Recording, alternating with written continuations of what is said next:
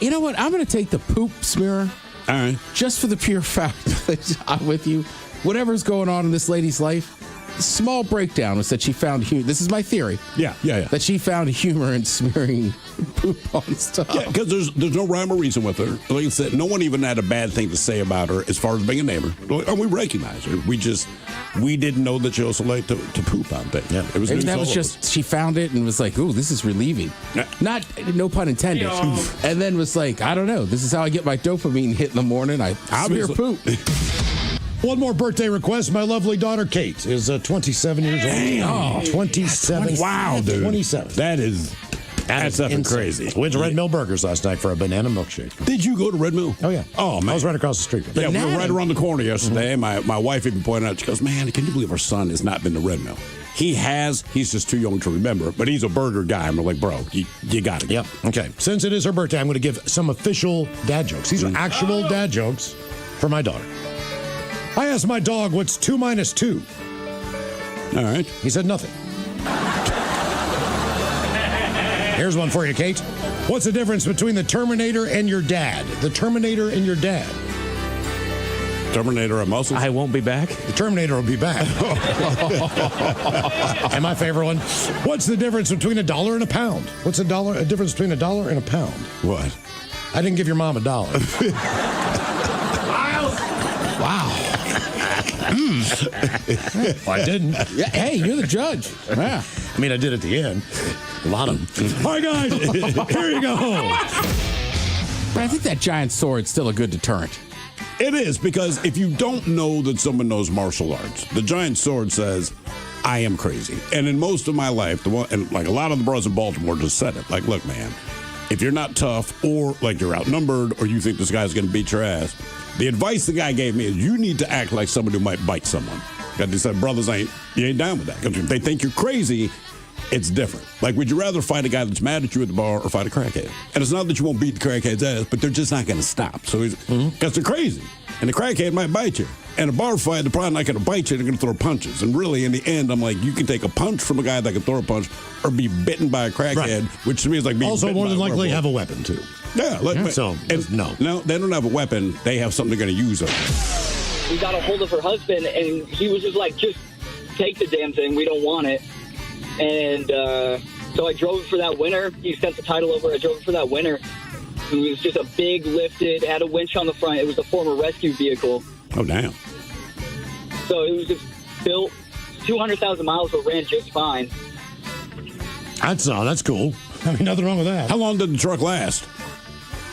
It lasted until I sold it. So it was just impractical for me to keep at the house. I had a little tiny Honda at the time, and it got really icy that winter of 23. Okay. And they don't salt the roads near my house, so I just decided to have a truck for the 4x4, and then I just sold it that spring. How much did you sell it for? $4,000, but the title was in my mother's name, so she only gave me $500. Oh, always the salesperson. Put your thinking caps on, gents. Time for the Merriam-Webster word of the day. I give you guys a 99% chance of success on this one. It is a verb brought to you by the letter R, okay? You ready, Ted? I mean, I'm ready, but... It's a formal word meaning to correct something that's wrong, to correct it. An R word. To correct something that is wrong. It's not repurpose. Retract? We were given the wrong room key, but the hotel management quickly blanked. Remedied. Replaced. Nope. You guys are so close. You're dancing all around it. Remediated. A little bit fancier. Rectified? Rectified. Let's say. I thought that's what the proctologist did. Time to get rectified, brother. Get in here, girl. I'm rectified. Guys, I'm wondering if you get a birthday wish from you guys. It's my 25th birthday. I would want nothing more than to get a happy birthday wish from you. If possible, some dad jokes from Miles and Dirty Germans. Much love and love listening to the show. Been listening since I was 11 years old. 25 now. Wow. Okay. And from Louie. All right, let's see what I got for you, Louie. Okay. Here's a good one. Man calls his wife to say that he was taken to the hospital after getting his finger cut off at work. Oh, yeah? Wife says, that's terrible. Was it the whole finger? He said, no. It was the one next to it.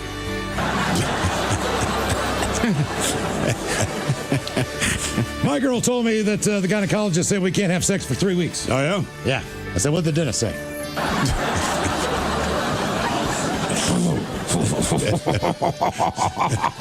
I'm going to use that one. And so I went up to him and I was like, hey, man, would you sponsor my kickball team? And by kickball team, I meant like me and my friends that would gather on Sunday and play for, at the park. And he was like, yeah. And I was like halfway kidding, halfway serious. But he was like, yeah, well, I could do that. No problem. So he would come to our kickball games on Sunday and just drop off like a couple 18 packs and then give us shirts and frisbees and all kinds of different stuff. Damn. All right. So you weren't even in a league? This is just you and your buddies playing It kickball? was just me and my friends. Like, we would gather every Sunday. It was like our church.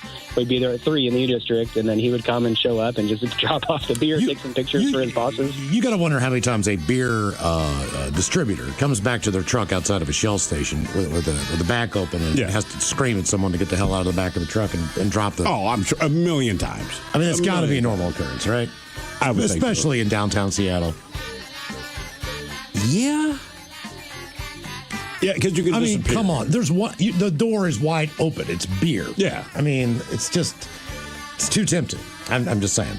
I told you, when I lived in Capitol Hill, there was a group of dudes I was walking by the store I used to go to, and they have a case of Bodie's Offer. All right. Right? Good IPA, right? Sure. But obviously, that is not the cheapest beer in the world. Correct. They clearly have stolen it, and I remember the guy was like, hey, man, we're selling Bodie's. Now, first of all, I know you just stole them from that store. Yeah. Second of all, I go, all right, yeah, sure. And he's like, they're only $1. And I was like, well, I'll take 6. You should be charging more, though. Yeah. For those cans. You're just charging $1 a can? Yeah, I'm buying from you. But charge more, man. Right? Like, goddamn. I was at a bar, and I was actually the designated driver.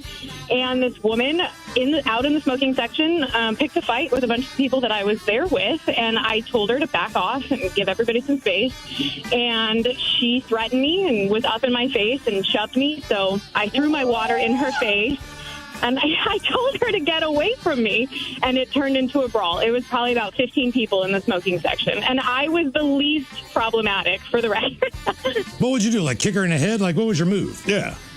Well, looking in retrospect, I always have said, like, I would go back and do that. But because I trained for 13 years, I was afraid of hurting her and then getting arrested. So we just ended up in a fist fight. And then she was probably 60 pounds heavier than I was. I'm only 5 foot tall. And I ended up underneath her, and we were wrestling around. So it turned into a jiu-jitsu battle. Not that she knew what she was doing, but, Are you a black belt? I am. Does that make you a weapon? In other words, back to being super. Like, would you be arrested? Yeah, like, are you the same as the sword, the gun, the knife, anything else? Even though someone else picked the fight, if you end up breaking out what you know and just dropping their ass and doing damage to them, like, are you in trouble?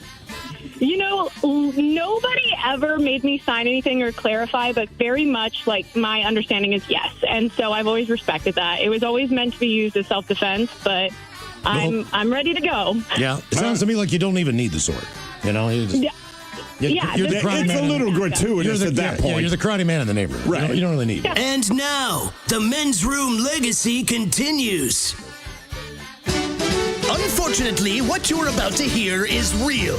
The members of this radio program are simply not that bright, or what some people would call educated. They are merely stupid. They're not trying to offend anyone on purpose. And all have played doctors on TV. You have been warned and are cordially invited to join the party. This is the men's room. Forget it, man, and get with the countdown. Get with the countdown. Shake this square world and blast off for Kicksville. The trippers, the grasshoppers, the hip ones, all gathered in secrecy and flying high as a kite. This is the men's room with Miles and Thrill. You know what they say, shake your radio more than 3 times, and you're playing with it. You're listening to the men's room. And away we go. Welcome to the 21st Amendment season, episode number 4529.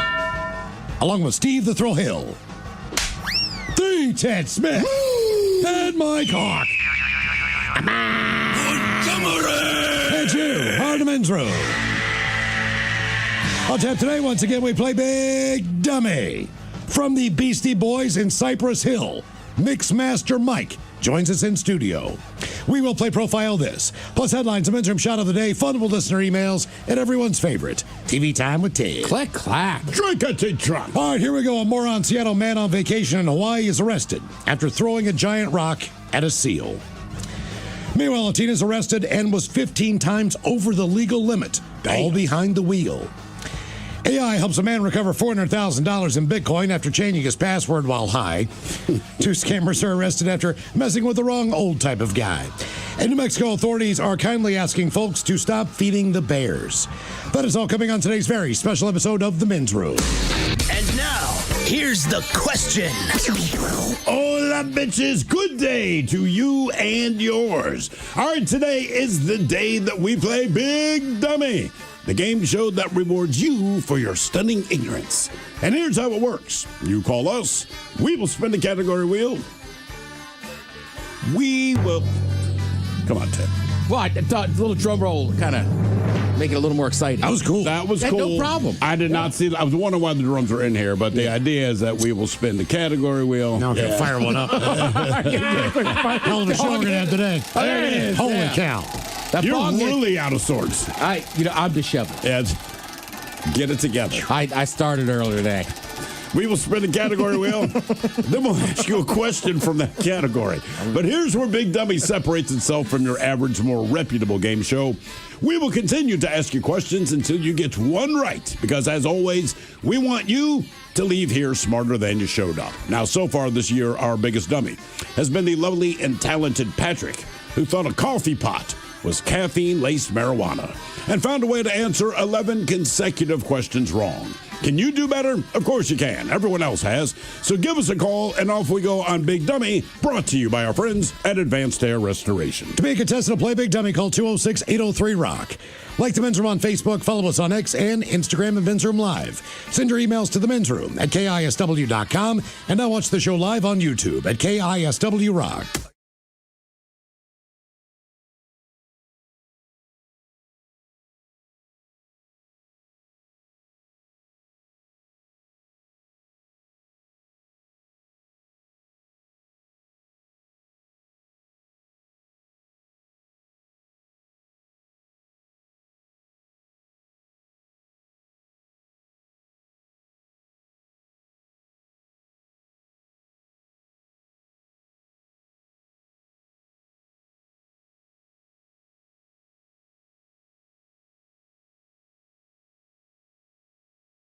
Required him to move. Anyway, he called his bank to change the phone number and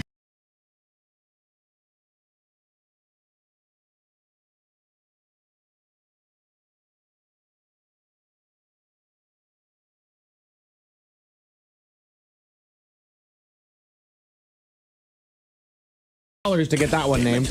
man. Still by anonymous right there, just sitting. Okay. I saw Ryan bid it on it earlier. So There was a lot of infighting on the burger. There is. There is. Because everybody wants their name on the burger. Animosity there. You got a recording session at Studio Litho. It's currently sitting at an opening bid of $200. There's the Dude, if you are a musician and it's only $200 for that, bid on that, man. Right. Seriously, like that. But just back in my day when we were recording, and this is before, computers now, you can record at home and all that. There's nothing wrong with that. Inevitably, it kind of sounds like you recorded at home. We couldn't even do that. So when we wanted to record something with the band, it was about getting studio time, and studio time is money. And like a lot of bands, we were broke. But man, those few times that we got the money together to go into a studio, one, it feels cool. If you're a musician, you walk into a professional recording studio, man, and you see all the buttons and you realize, I have no idea what this guy's doing on the board. But the difference it makes in the music you record is unbelievable. There's a reason why people don't release albums that they recorded at home. Yeah, that's a fact. That's it. You also got the KISW concert package sitting at $350. Apparently, that's valued at over $500. Yeah, this day and age, man, that is a ticket. One ticket. And the Wolfie autographed guitar is now over $1,000. Holy smokes, yeah. But I think the guitar value itself is already over $1,000. Right. The guitar itself, it's a nice Over guitar. 1,000. Right. So he signed it. There's an Ice Nine Kills signed guitar that's over there sitting at $680. Okay. Wizard value. Do it. Run it. Donate now. We want to hit $20,000 at least, hopefully by the 5 o'clock hour. That would be awesome. We want to shoot higher than that, but $20,000. Please give what you can at KISW.com. Coming up on the program, she is one of the dentists that works with Smash. Her name is Dr. Nicole O'Brien. Yeah. And so as far as some of the dental things that Smash works with, she is one of those dentists. For $50, that covers 2 dental exams and standard cleanings. Just $50. Look, it might not sound exciting. I got some questions for her. Yeah, I just do. So the doctor on the way, but first time for a couple of emails from the men's room at KISW.com. You've got mail. You've got mail. And we'll jump right into the birthdays brought to you by Men's Room Roasted Red Salsa from San Juan Salsa Company. Oh, doggone it.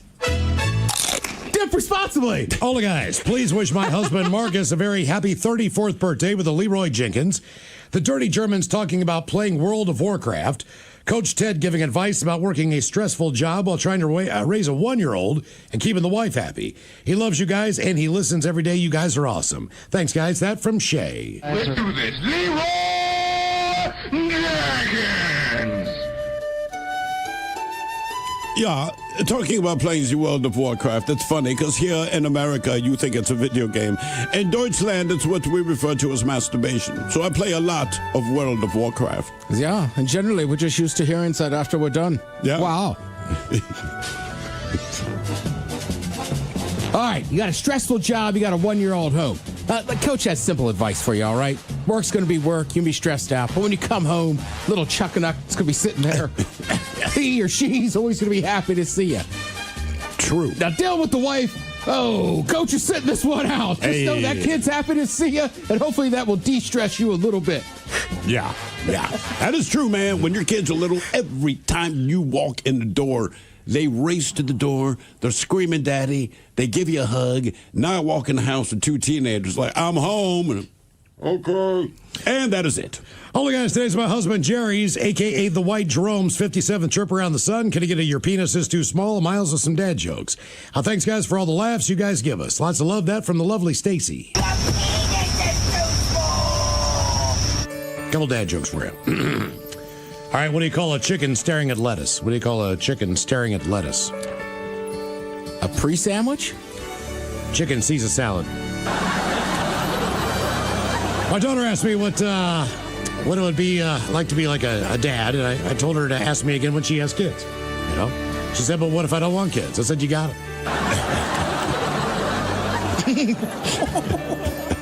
How do you make an idiot say how? How do you make an idiot say how?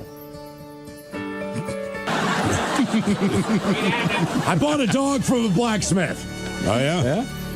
When we got home, he made a bolt for the door.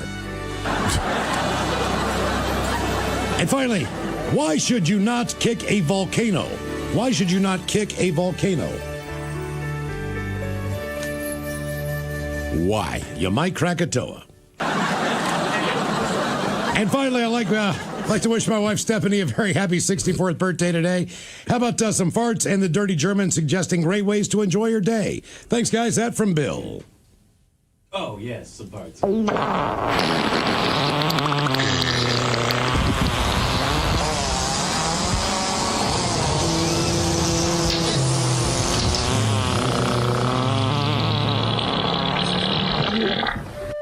Yeah, the best way for you to enjoy the day is buy a video camera, you give it to your husband Bill, and then he videotaped you having sex with the Dirty Germans. Yeah, it's the old game of hide the Venus Schnitzel until you find a spot. Yeah, we learned that by the age of 16. Hide the Venus Schnitzel. All right, guys, here you go. Happy, happy, happy birthday. Happy, happy, happy birthday. Happy, happy, happy birthday to you, to you, to you.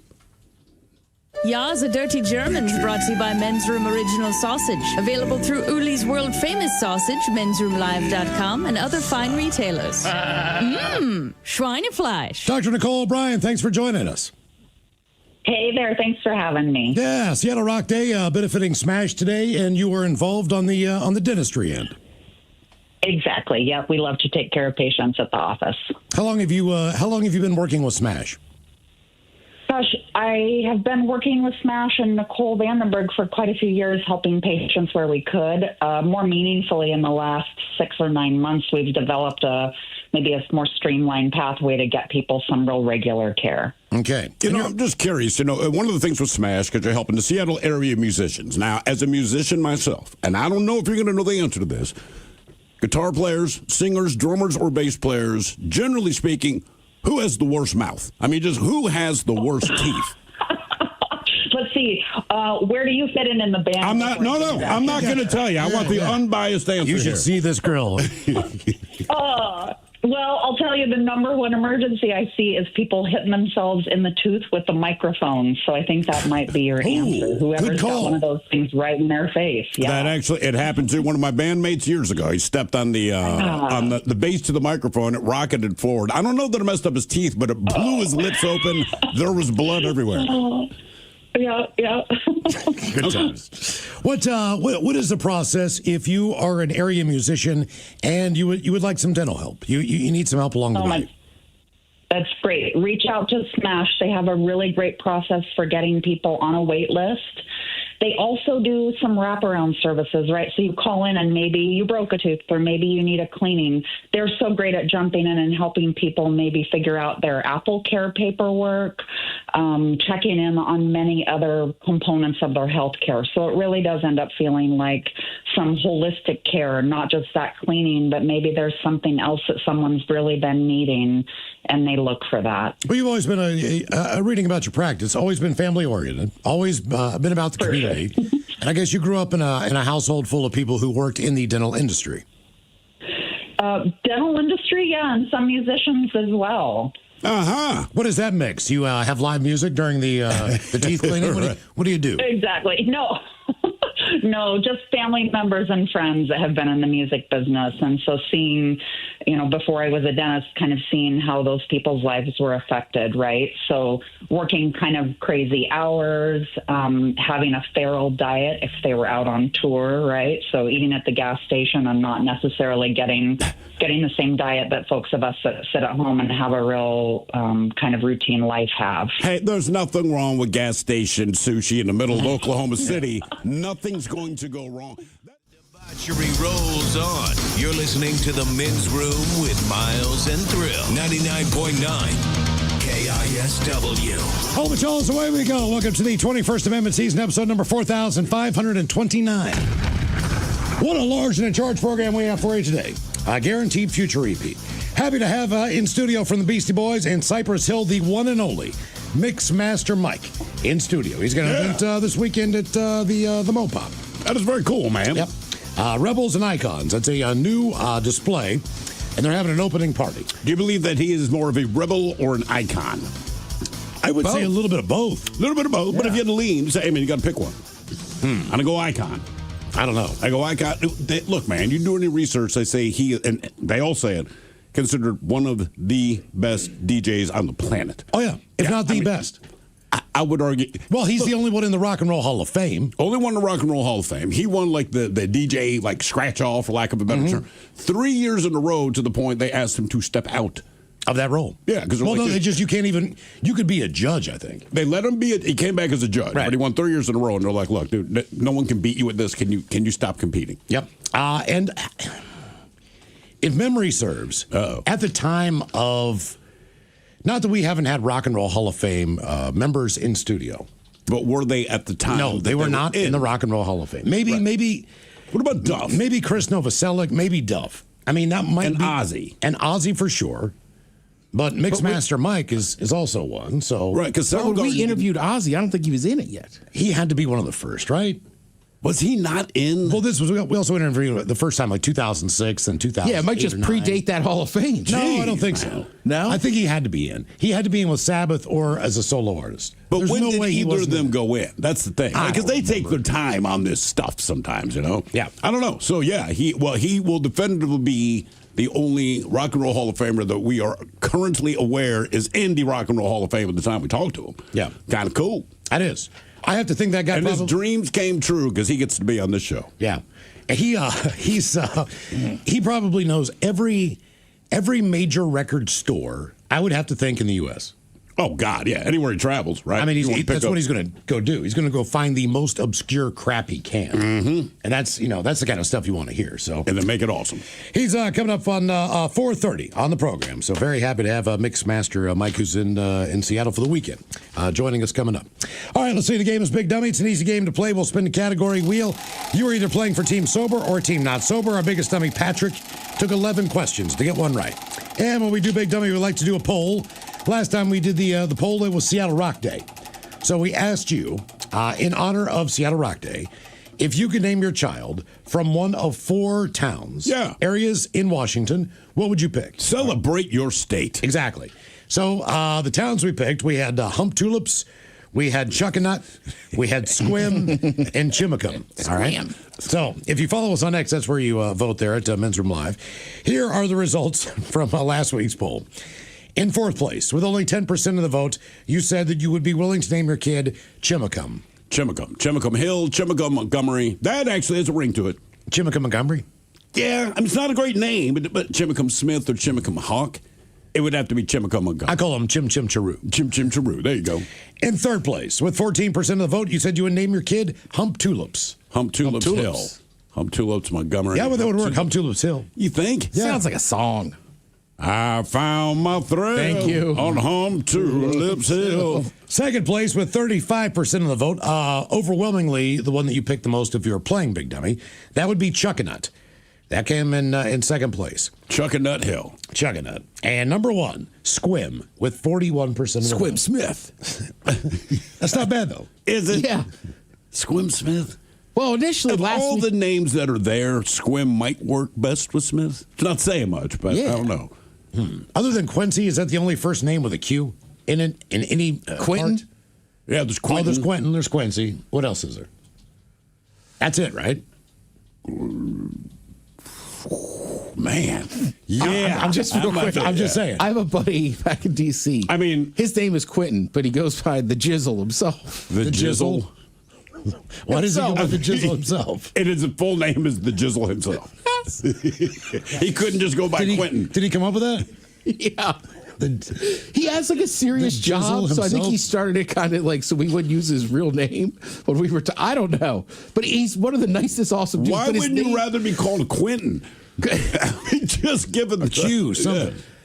Honestly, I mean, the guy grew up in D.C. There's probably a lot of Q's.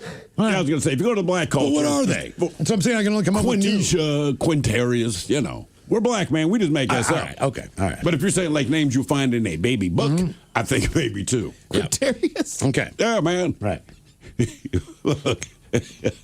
Look, you know it's true, brother. Wasn't there a guy who played for Oregon State named Quizell or something? Could be. I'm not kidding. Why does nobody say, hey, don't name a kid that, man? Yeah. Right? It's just Quizell. Jesus Christ. I could not be a teacher because I would start dying of laughter. Like, seriously, man, your name Quizell. All right. Yep. Now, today on the poll, we are inspired by a bathroom experience I had about a month ago. Yeah. And I really started to think about it because the last thing you want to do when you are in a public place is have to go number two. And especially when it's just like, you know, it's going to be bad and you know it's coming on, right? Yeah. So at the place that I was at, it's called Vindictive, and it's down in Belltown. Oh, great wings. And if you're an East Coaster and you like man. crunchy, just delicious chicken wings. You did it there. You couldn't walk to like a neighboring business? No, I didn't even. I basically just sat. I walked there from work. Okay. Which is about a mile. I have a pretty fast pace, all right? By the time I got there, man, I'm like, oh, man, I've stirred up some stuff, all right? So I haven't even ordered food yet. Just real quick, I'm a fan of that place. Their wings are good. I do not like blue cheese. Their blue cheese is delicious. It's real blue cheese. Yeah, it's like kind of like the stuff you would get the actual like Anchor Bar in Buffalo. I can't believe you actually tried it. They're from Buffalo. Yeah. They don't have ranch. They'll shoot you if you bring it in. right. Or you can go upstairs. I think there's a claw machine. Try to get some. They have a claw machine. They have for ranch. I'm almost positive. If you want ranch, you have to use a claw machine to try to get it. If you brought it in, they'd Damn. take that bottle and break it over your head. Oh, yeah. I mean, that's how much they hate ranch. Yeah, but their blue cheese is awesome. Okay, so what happens is I walk in, I find a place to sit down, I put my coat down, and I'm like, I got to go to the bathroom. Now, if you've ever been to Vindictive, you know that the bathroom is Christmas themed. What? It's all year round Christmas decorations. Okay. And they are piping Christmas music. Okay. What was playing when you were Holly Jolly Christmas? Have a holly jolly. And I'm just letting it loose, man. And I just thought to myself, there are very few establishments that are, in my mind, smart enough to have music in the bathroom or just a cool bathroom gimmick. Sure. There are a couple. There's a place in Wallingford. What the hell is that Italian restaurant? Bizarro. Mm-hmm. It's right there in the name. They've got, when you walk in there, they've got either positive affirmations playing or jokes or whatever the deal is, and bad pictures up of people from the 70s and 80s just in the worst, most horrible outfits you've ever seen in your life. But there's only a few places that you go to that had music in the bathrooms. I was really just sitting there thinking about that because for whatever reason, it kind of distracted my mind a little bit. Listening to Holly Jolly. Yeah, I can see that. Because I'm kind of bopping up and down. It's the best time of the year. My head's doing this. I'm just like, I'm taking a dump.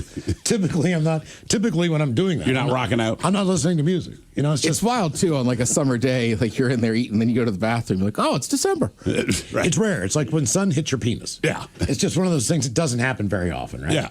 So I was in there, and I enjoyed the experience thoroughly. I think when I left there playing You're a Mean One or something like that. That would be the song to play. Exactly when I'm letting one rip. So today on the poll, we have picked some songs that will play every time that you go number 2. All right, that's the idea. So, public place, multiple stalls, wherever you are. Doesn't matter. You're in a hotel room. Meeting your girlfriend's parents for the first time. Whatever it is. This is what's playing. They're going to hear it through the door because every time you use the bathroom, you're going to hear our first choice, Mike. Oh, black water, keep on rolling. Mississippi moon, won't you keep on shining on? Oh, black water. Oh, no. Yeah, I mean, Doobie Brothers and Blackwater. Depending on the consistency of what you're doing in there, this might be appropriate for more so people than not. But yesterday morning, it would have been this for me. Yes, for sure. Like, Blackwater. Yeah. I mean, it's a good song. It's soothing. You just don't want to let everyone know you're pooping, but you're going to. But it's more of a relaxing experience with the song, I think. You can kind of just take your time and lean back. About to say, if I'm in a public bathroom at the bar or a game or something like that, I feel like it eases the tension. Okay. It does. My issue is that when it's not a public bathroom, and it's just like somebody's house, or like here at work. It's not a super public bathroom, but you walk by and hear that song. It's like, oh, Ted's pooping. Yeah. I think it's worse if you're like at a sporting event. There's 27 stalls and yours is the only one playing music. Or it's even worse if it's one stall, one urinal. Right. For a guy. Or 2 stalls for a woman. Oh, what about those unisex bathrooms they have at the airport now? Right, so it's men and when you're in there. Well, but you're in there by yourself. No. These are they? Anybody can walk in? And I did not realize this. So I had to pee. I cannot figure out what the bathroom is. There's a bathroom sign, but I saw a woman walk out. So I'm just like, oh my God. Then I see 2 dudes walk in. So I'm like, okay, maybe both are down there. It's one bathroom. All of them are stalls. Okay, so you might be peeing or pooping. No one knows. But it's all stalls, and it's men and women in there. So the only time you see each other is when you wash your hands. Fair enough. All right, so Blackwater from the Doobie Brothers. That is your first option that will play every time you go poo. Option number 2, if we could. Number 2, I get it. Push it good. Push it real good. Double flusher. Salt and pepper. Yeah? And push it. And this might be for somebody who has a going problem, but you're pushing it real good. I tried to convince my kids when they were younger that this song was written for this exact purpose. And I kind of look at it, is that true, Mom? She was like, no, don't listen to your father. Okay. I'd rather have kids believe that than what it's about. Yeah, that's what I said to my wife later. I'm like, this is better. Push it a strong contender. Every time you go to the bathroom for the rest of your life, that song will play. Push it real good. Song number 3 goes down south.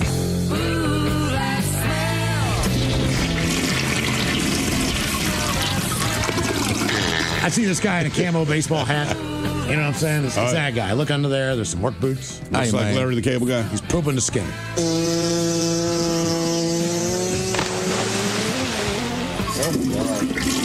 Oh, my God. Leonard Skinner is the band, and That Smell is the tune. Finally, on the list, we have option number 4. Let it go. Let it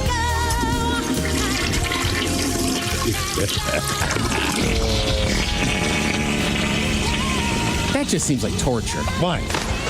You're letting it go. Yeah, let it go, man. You're never going to see it again. I just song. It just sounds like a circle of hell. Yeah. This is too much. Yeah. It's like when your dad leaves when you're younger. You're never going to see him again. Right. You got to let it go. Caesar whiz. I just can't imagine a Sunday morning after a long night. I got to poop at 4 a.m. and that's the song. Hit it, Mike.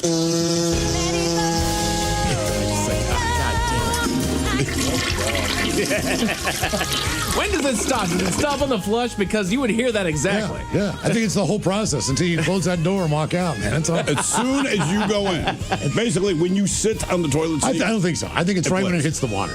I mean, I think it's got to be like a curtain opening up, you know? Oh, no. Like a concert. Also, like, what if You you're know when the pooping- band's coming out. What if You you're get the pooping at feeling. somebody's house? Yeah. And they have a smaller child. Now the child's just outside the door singing the Sing it to song. Look, I can't go. All right. What tune you taking, Mike? Oh, I'm for sure.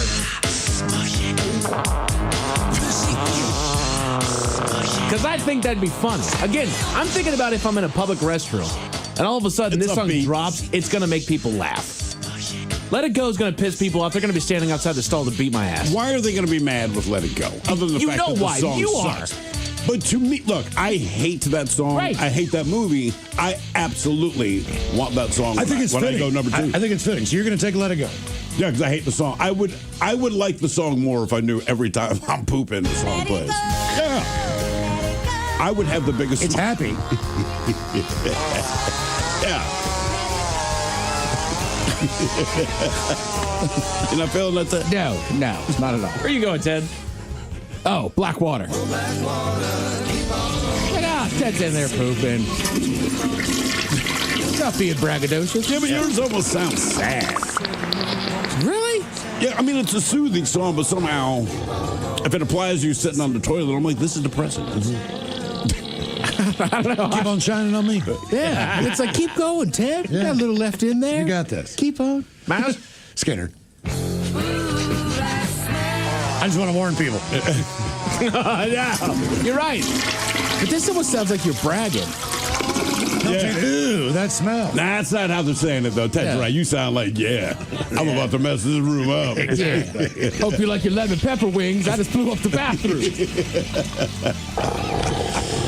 People, by the way, on X are upset that you pooped in the Christmas bathroom at the wing place. Why What, are they vindictive? upset? Why?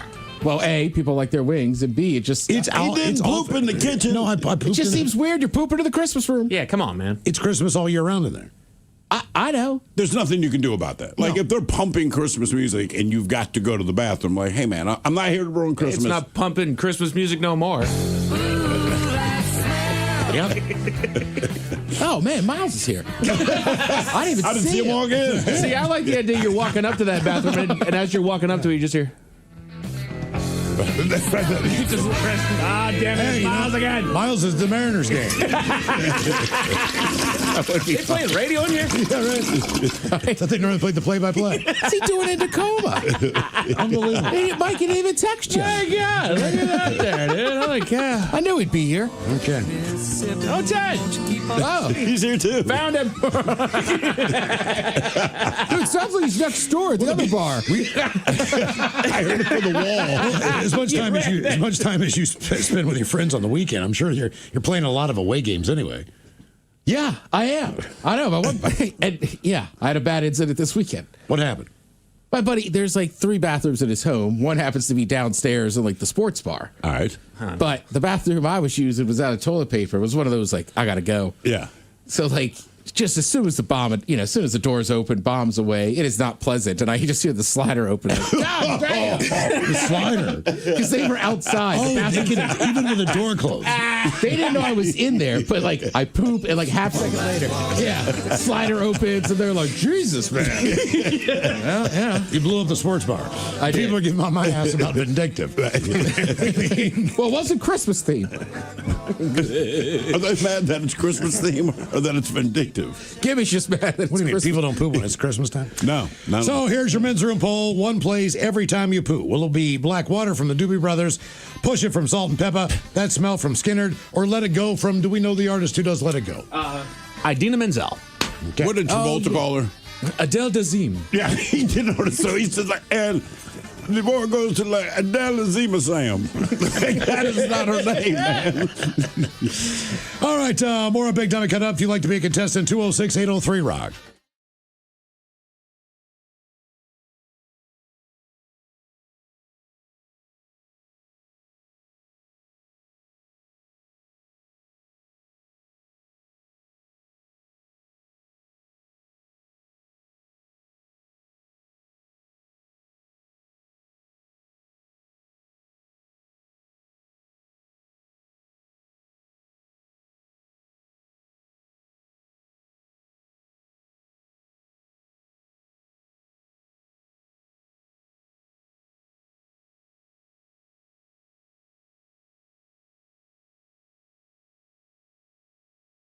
Required him to move. Anyway, he called his bank to change the phone number and address that the bank had on file, and he dutifully answered the security questions.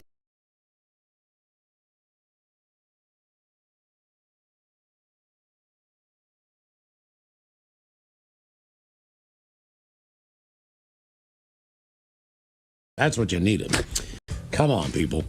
Now for all TV news all the time, it's time for TV Time with T. And now, because your pathetic life is confined to countless hours in front of a talking box, the Men's Room presents TV Time with Ted. All right, your choices today. You got the Jimmys, Fallon and Kimmel, Colbert, Steven, Seth Meyers, or Ted Smith. Is it Ted or is it late night? And it's right through the title. These guys have teams and talents, writers, help them come up with their monologues each and every night. It is up to you to determine, is this an actual late night joke and from whom, or could it be a The Ted Smith original? Mother's Day is this Sunday. It's the day we celebrate all moms, grandmas, and yes, even stepmoms. She's nice.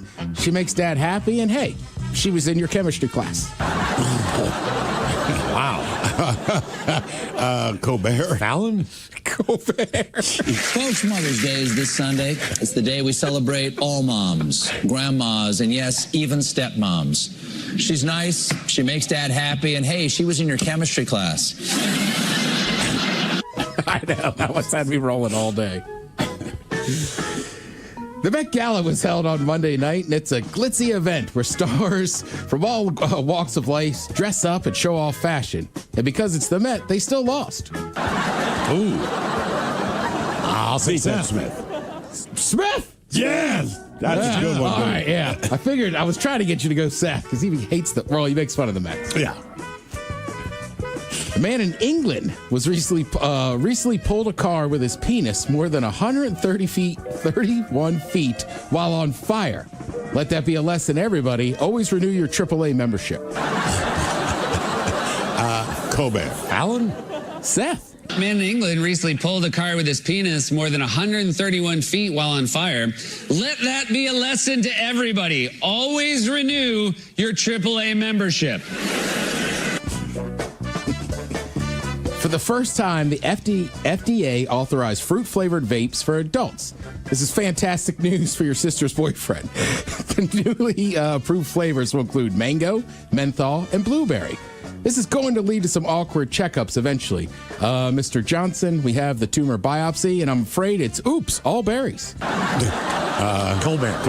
It's Colbert. For the first time, the FDA authorized fruit-flavored vapes for adults. This is fantastic news for your sister's boyfriend. The newly approved flavors include menthol, mango, and blueberry. That's going to lead to some awkward checkups eventually. Mr. Johnson, we had the tumor biopsied. I'm afraid it's all berries. Obviously, today we're trying to raise money for Smash. Yes. Right, supporting local musicians. And also with local musicians, keep in mind that Seattle is a massively recognized music city across the world. Yeah, without a doubt. Also, still plenty of time to donate. Anything helps, right? I think the auction might be closed by now, but you could still go donate some money. So going with musicians all over, and we know, right? We interview some of them, and they're always like, man, I've been dying to go to Seattle. So I have a list of some videos that have been filmed in Seattle. All right. Obviously, I shouldn't say obviously. Most people would know Hunger Strike was filmed Discovery Park and the West Point Lighthouse. Yeah. All right. We talked about. But we only know that because we live here. I think if I lived in Oklahoma City, no idea, dude. Yeah. You would assume everything's an LA production, right? I hope Oklahoma City doesn't know that knowledge. I hope they do. You got our team. How about that, bitch? We were talking about Eddie Vedder jumping around on stuff. Kind of famous for the Alive video. My bad. For the Even Flow video that was filmed at the Moore Theater in Seattle. By the way, have you noticed that everyone that seems comfortable with Eddie Vedder, right? He's known as Eddie Vedder, but we talked to the late Kathy Faulkner a little bit earlier. She calls him Ed. Almost everyone that we have spoken to that knows him, as a human being, it's not Eddie. Yeah. Everyone calls him Ed. At that old bar where he was sitting near me and I didn't realize who he was. Same thing. They were like, I was like, oh, Ed. I never put it together. Mm-hmm. Said it once to my friends from back east, and they were like, "Oh, the big radio guy from Seattle, call him Ed." I was like, "That's just what everybody calls him, right?" Let's see, but this one kind of caught me off guard. Ed Sheeran. Huh. What video? What for? What song? "The Shape of You." That's massive a big song. one. Yeah, yeah. It was shot in Georgetown and South Seattle neighborhoods. I would not have known that. Right? By the way, did you know that Eddie Vedder has a brother named Darth? Oh, doggone it. Sorry. Darth Vedder? Yeah. Oh, yeah. Thank you, Ted. Damn, man. He's not a Star Wars guy. Come on, it was just Monday, man. Oh, still. Come on. Do we got an update? Yeah? Nay? All right. No, maybe. maybe Okay, let's see. Obviously, you would know, President's United States, Lump was filmed on Elliott Bay. Okay. But that makes sense, right? I don't know if they count, but they definitely. Well, that's where she is. That's where she is at Elliott Bay. That in the song? The girl who's Lump. She's Lump. She's Lump. Oh, she's Lump. from Elliott Bay. She's Lump. Mm-hmm. Yeah. Huh? All right. Yeah. That was awesome. Yeah. I'm a massive fan, as you could tell. Stone Temple Pilots, Plush was filmed at the Little Red Hen. Really? Yeah. Do you think Scott Weiland knew that? What's that? No. Nope. He didn't know what time. When did we do that video, man? I've actually been to Little Red Hen a couple of times. Who do we have in there? Was he a fiddle player or something like that? Yes, and I believe he is still the fiddle player for the Tampa Bay Lightning. Is that what it was? Because we interviewed this guy. He was awesome. I didn't know much about him, but he's like, dude, I'm going to be at the Little Red Hen in Green Lake. You should come by. Went out there and had an awesome time with that dude. Yeah, Little Red Hen's a great bar. Yeah. And I want to say... Is it still there? Because they were maybe going to close down based on some stuff with the landlord or whatever it was. I think it is still there, okay. But they're still in litigation. Okay, but it's still there. All right. Correct. That's one of those things I don't know either. I just know once it gets to court, it's like, well, this and that. Right. Yeah. But great local bar. It really is. And you can go in there almost any day of the week. There's line dancing. I know a girl that's in there all the time. I'm like, one day I'm going to learn the country line dance too. When you could bring that ukulele up. Yeah, I know. Well, I'll learn Rocky Top. I'm going to have to dance a little bit and sing while I'm doing it. Let us know when you do. Problem is, I need to make sure I can play it confidently before I let anybody know I can actually play it. You just need to know you can. Confidence happens when you're done. Macklemore has shot some videos here. We know we played earlier Posse on Broadway, Sir Mix-a-Lot. So those are all pretty famous. Had to be on Broadway. Yeah. But he tried to get to film at Dick's. Oh, did he? Oh, what they said no? They would not let him. But then later on in life, Dick's realized the error of their ways and let Macklemore do it. Correct. I want to say the one on Capitol Hills. I think I was still living up there. And they was like, what is going on up on Broadway? But it's got to be tough. If you're running Dick's, I don't know who this guy is. Yeah, he's got a camera. I'm not shutting down my restaurant for you to do this. And then 6 months later, oh, this is a really big time dude. If you knew then what you know now, you absolutely would have done it. Yeah, and I mean, look, we're talking about a lot of local stuff today. Yeah. So my brother and I, years ago, we just said we don't need to send each other Christmas and birthday gifts. Of course. And then one year, Dick's, you could mail frozen Dick's burgers to somebody. And I was like, I got you a gift. He's like, yeah. I said, trust me. Right. 2 days or whenever he opened it up, he's like, this is unbelievable. Because every time people come visit, right? You got to take them to Dick's Burgers. Yeah. Oh, yeah. Yeah. All that good stuff. Harvey Dangerfield video here. So, makes sense. Yeah. Different people, and just good to know that, besides the local scene, people love coming here, and it's a musical city. It definitely is. Yeah. Now, I would say, As a Seahawks fan, it's amazing. We won the Super Bowl last year, and we're still getting hated on. No kidding. Oh, we get too much grief out here, dude. Who's hating on them? They're down in San Francisco. Well, of course. And the national media. It's just like, well, that 2-point conversion, the Rams sort of won the division. But they didn't. Right? You can go through any game and say, if I'd done this differently, I would have won. What do you know? How are you in sports media and you don't understand the most basic part of sports? Yes, if things had played out differently, you would have a different outcome. That's not how it played out. Don't be stupid. No, man. The Seahawks are taking 4th in the division this year. Cardinals are taking the division this year. Yeah. And the Cowboys are going all the way, right? Yeah. We hear it every year. You guys are real good at your job. Stick with it. And also, it's hard to like rage bait people in Seattle once we get to summer. Yeah, no kidding. Like, yeah, we don't care. Got the best summer in the country. We'll have Seafair rolling. Like, yeah, whatever. Pick the Niners. Who gives a crap? Yeah. We'll prove you wrong every time. Happily. We were talking a little bit earlier about Grey's Anatomy. This is the mighty 99.9 KISW and KISW HD1 Seattle. Always live on the free Odyssey app. Text the guys at 206-803-ROCK from the Pinky's Plumbing Studio. You're in the men's room.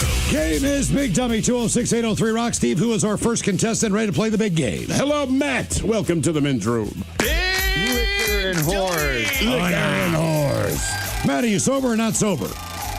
Sober. Sober, Matt. Welcome to Big Dummy. Thank you. All right, our men's room poll.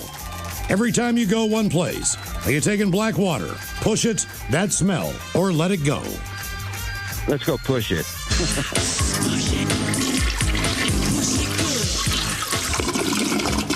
You gonna push it real good? Yeah, push it real good. Real good.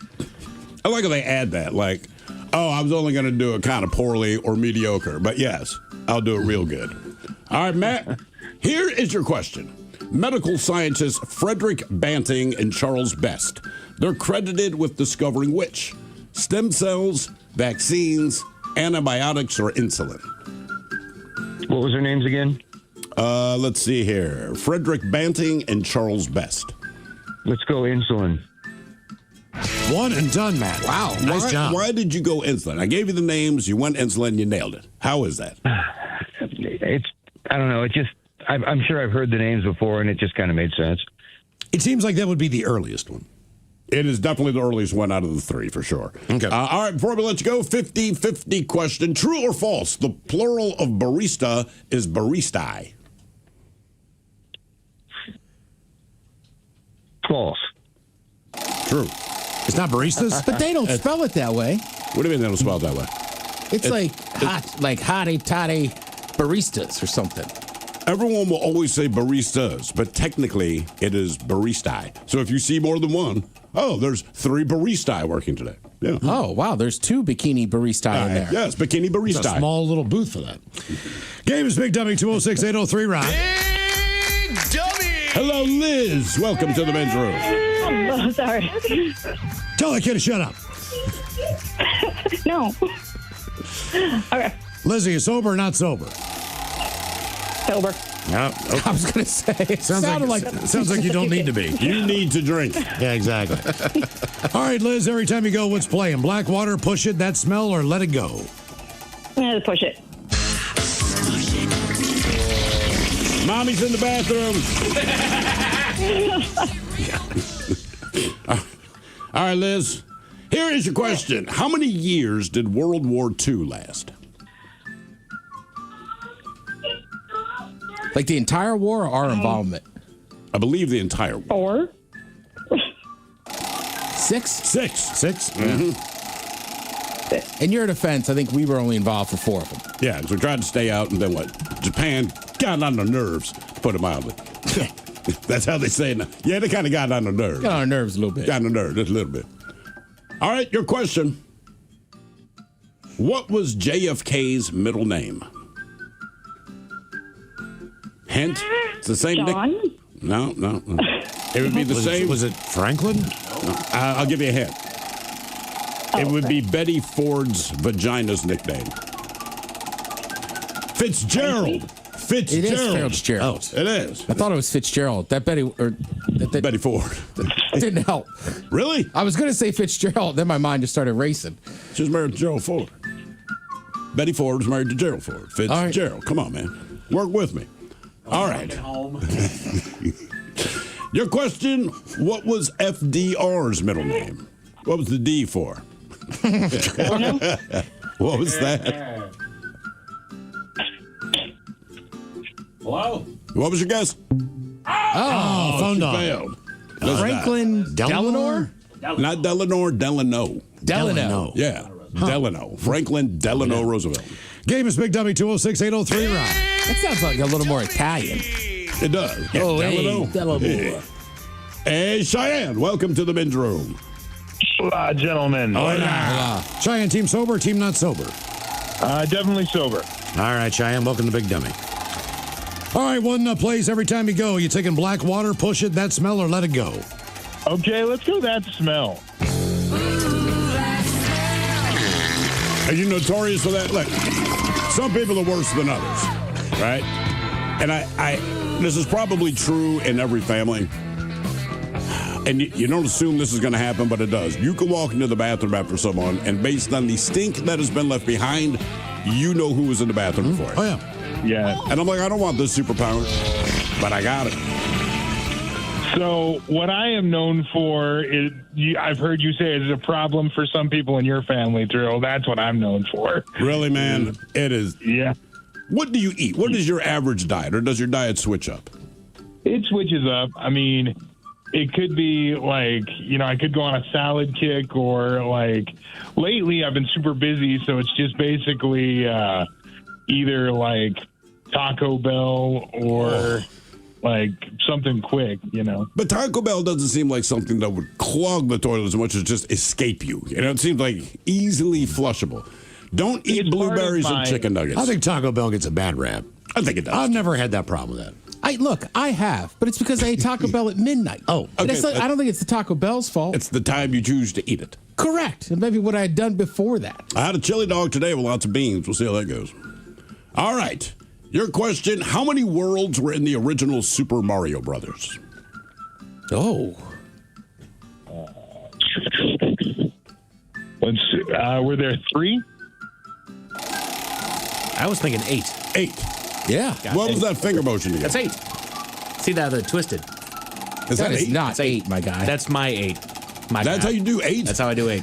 Huh. Is that sign? I thought you were saying 5, 2. 6, 7, 8, 9. No, it's our sign language.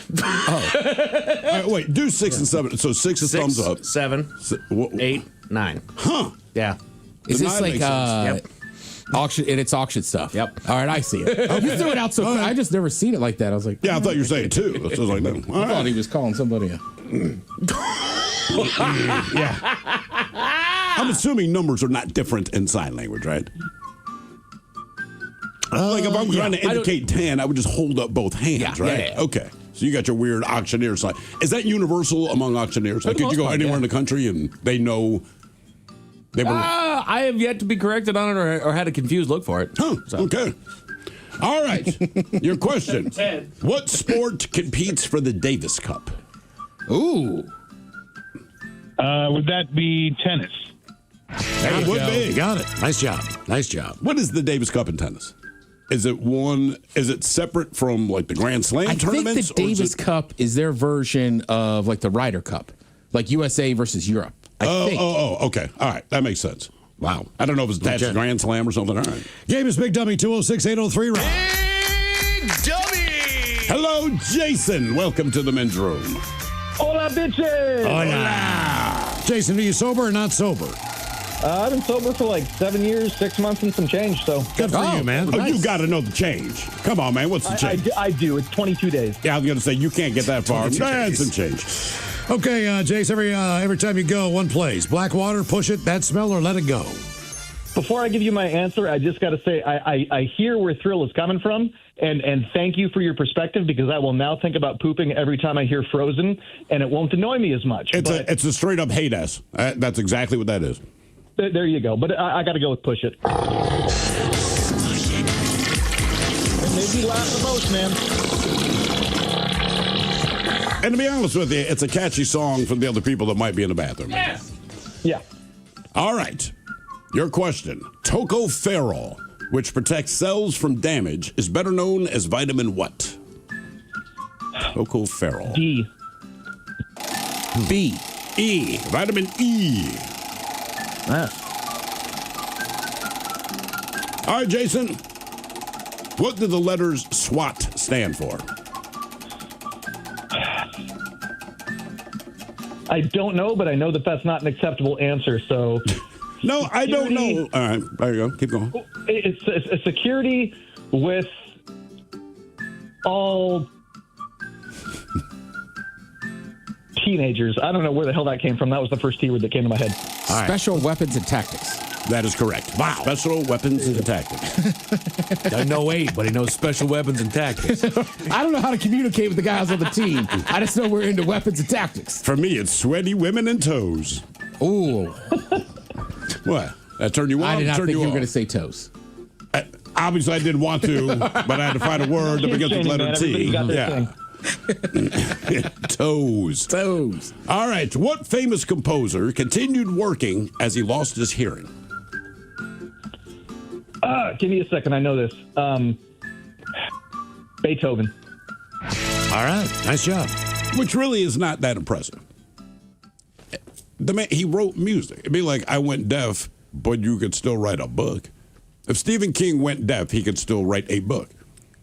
If you are deaf and you understand reading music, it's the same as any other written language, right? So in the end, he knows in his head exactly. He doesn't know. He also already knows what it's going to sound like because he's heard it before. That's what I mean. So when you write it down, like, you don't know if they're playing it correctly, but you know exactly what it's supposed to sound like. You really downplaying a deaf man writing symphonies?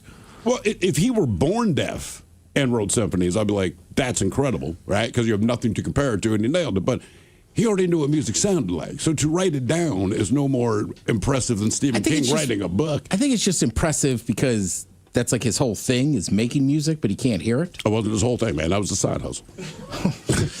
Game is Big Dummy, 206-803 Rock. Hey, on the taco shop. Hello, Richard. Welcome to the men's room. Hola, fellas. Hola. Beethoven's tacos? Richard, are you sober or not sober? Not sober. Not sober, Richard. Welcome to Big Dummy. Okay, Richard, every time you go one place, you're taking black water. Push it. That smell or let it go.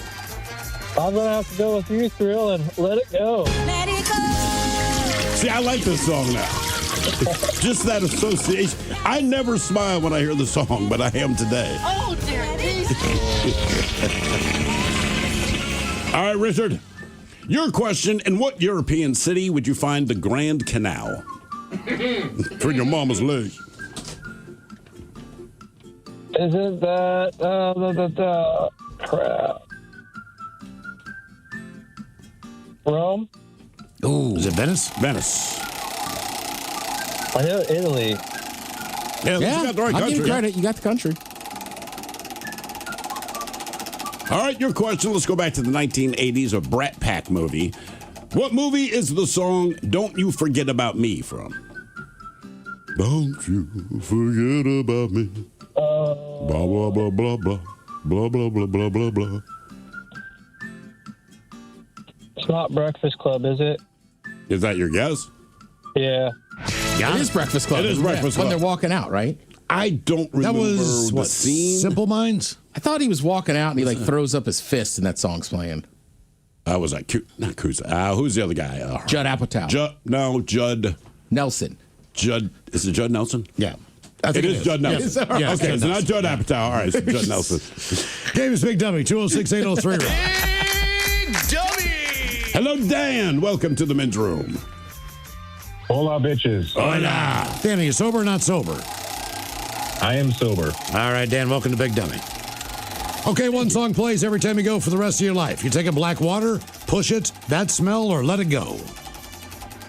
I have to go with Let It Go because I'm doing the song for everybody else. You got kids, Dan? I got 4 kids. How many times did you have to watch the movie Frozen? I cannot count. No, okay, I'm right there Well, with Steve you. says it sucks. Did you think it sucked that bad?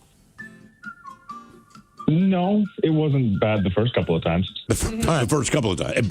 Look, let me explain my position on this. It is done very well, but it is designed for young girls, and it is a Disney movie, not Pixar. It's Disney, so it's just so sappy and sweet. Like, they nailed it. Obviously, they hit their audience. It meant a lot. But as a grown-ass man, sitting through that movie is tantamount to torture. I mean, it is just, it's god-awful. Yes. He agrees. All right, here's your question. What was Ozzy Osbourne's real first name? I have no idea. Oswald. Is it very European? It's Luigi. It is not. That just looked at me like, you're full of S. I am full of S. It was John. Just John Osborne. Yeah. Okay. It wasn't Quentin. Yeah. Quentin. La Quintarius. Wonder how he picked Ozzy. I bet you people gave it to him. His last name's Osborne. Oh, okay. I bet you just through school. Oh, like Smitty. Exactly. Smitty Smith. That's my assumption. Well, right. You play any sport and your last name's Smith. Like, they just call you Smitty. You become Smitty. Yep. All right, your question. What tough guy actor won an Oscar for Best Picture as the director for the 2005 movie $1 Million Baby?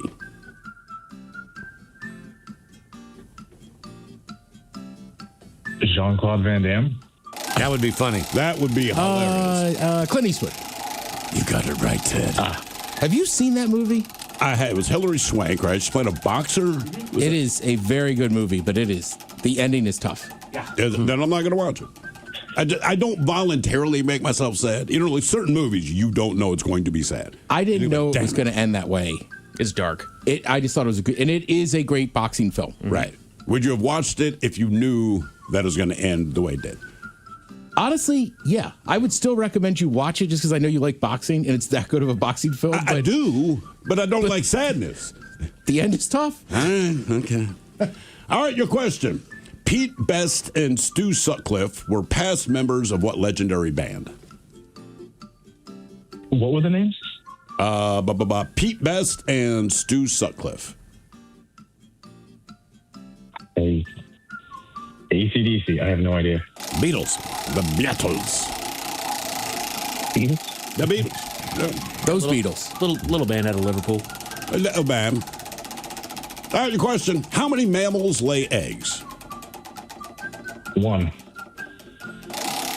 3. Oh, damn. So we know about platypus? The duck-billed platypus, right? For whatever reason, that's the one that gets all the credit. There's also the short-beaked echidna and the western long-beaked echidna. All 3 lay eggs. I just feel like in school growing up, you only heard about the platypus. But they even said it's the only mammal. That's how they tell you. And then you find out they're lying to you. They're wrong. Echidna's a rodent. Well, it's an egg-laying rodent. All right, your question. Carbonade flamande is a dish made with what beverage? What do they add? Carbonade flamande. I would be willing water? to try it. That's what I thought. Beer. Oh. Yeah. So when you have beer cheese, tell them, oh, this is a queso carbonade flamande. Then you can charge more at your restaurant. Queso carbonade. Question 5, Dan. Question number 5. In the movie I Know What You Did Last Summer, what did the teens do last summer? They killed somebody in a car accident. Jeez whiz. I didn't see the movie. Yeah, that's what they did. That's what they did last summer. And then they released, I still know what you did last summer, but when they released it, I'm like, technically it should be I Know What You Did 2 summers ago. Right. I've never seen the movie. Do they accidentally hit him and then just run away from the scene and just pretend like it didn't happen? Or I saw it a million years ago. Okay. I think it was an accident. I don't believe it was intentional, but they rolled out. And then who was the person that knew what they did last summer? The killer. Oh, do you know, who's the person antagonizing? I really don't know. I gotta watch that movie. I gotta watch it again. I don't know if I remember, but what's her name? Jason's mom was awesome in it. Game is Big W 206-803 Rock. She was a big actress back in the day. Hello, Tom. Welcome to the men's room. Hello, gentlemen. Hola. Tom, team sober? Oh, yes, as always. All right, Tom. What's going to play every time you go? Black water, push it, that smell, or let it go? I think push it.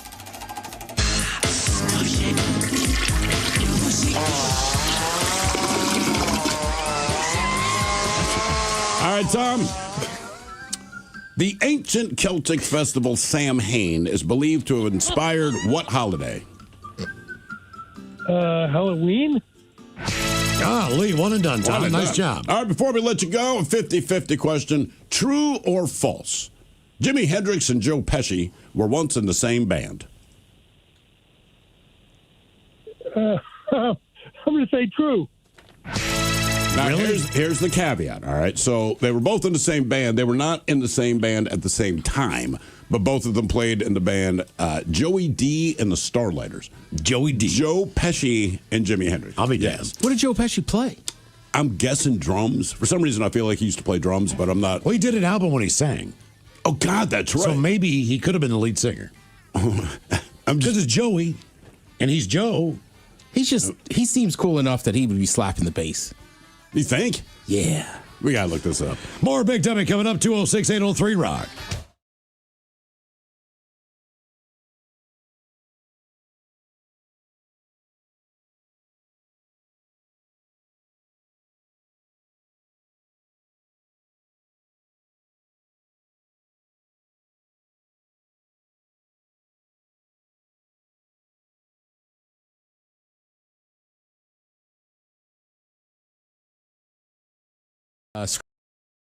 Scripted shows, not including soap operas, not Grey's Anatomy, but not including soap operas. So it was like General Hospital's on here.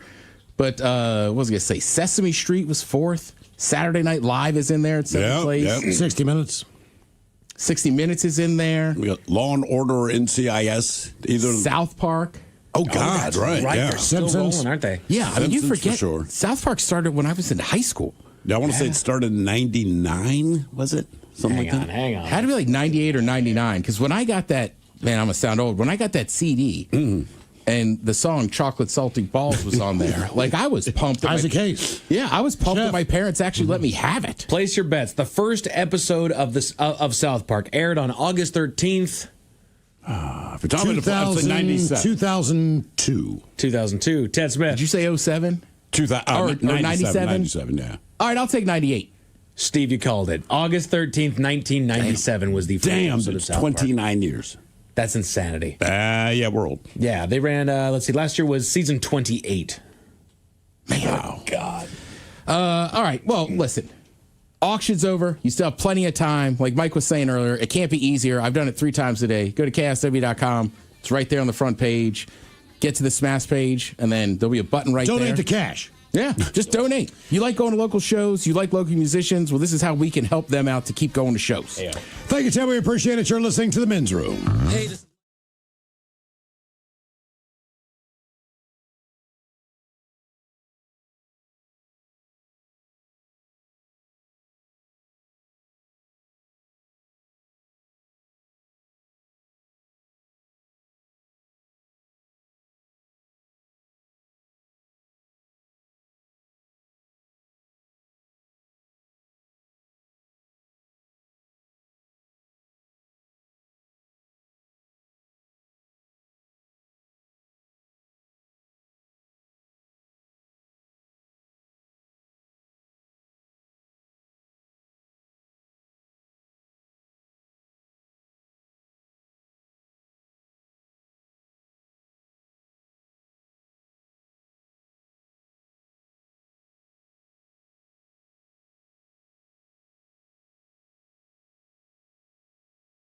Because of that, or are you like, F it, I'm going to do this anyway?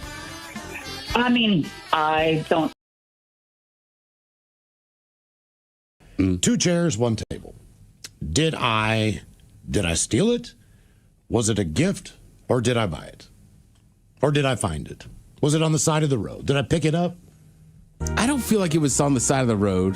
Could be in the neighborhood. They dump crap all the I time. don't think you Fremont. bought it. I feel like maybe you know somebody that was owned. Because of that, or are you like, F it, I'm going to do this anyway? I mean, I. You have mic flags on your microphones. Picture a press conference, everyone shoves their mic in somebody's face, and you can see whether it's ABC, ESPN, all that kind of thing. That's your mic flag. So we had KISW mic flags. It was not attached to a microphone. It was just sitting around. So I took it home because I'm proud to be here. It makes me feel good. Anyway, I want to say it's my 50th birthday or something like that. hair club, my boss, he's looking around the house, and he looks at this shelf, and he's like, God damn it, man, I never gave you that. I'm like, okay, to be fair, I stole it. He's like, I know you stole it. I'm like, well, he just let it go. And I'm like, look, man, I wanted this because this is important. Yeah. And then he pointed at the other mic flag from Ravens Radio. It's like, did you steal that one too? I'm like, straight up, bro. And the problem with that was they did press conferences that ended up on TV. And our friend Gary Stein, I remember him freaking out because he couldn't find the mic flag when he's going to interview like coaches and all this. Like, it's really important, man. I was like, I don't know what it's saying, Gary. Can't help it, man. So here's what we're doing. You tell us what you acquired for free. We're going to guess whether it was a gift, you found it, or you stole it. 206-803-ROCK.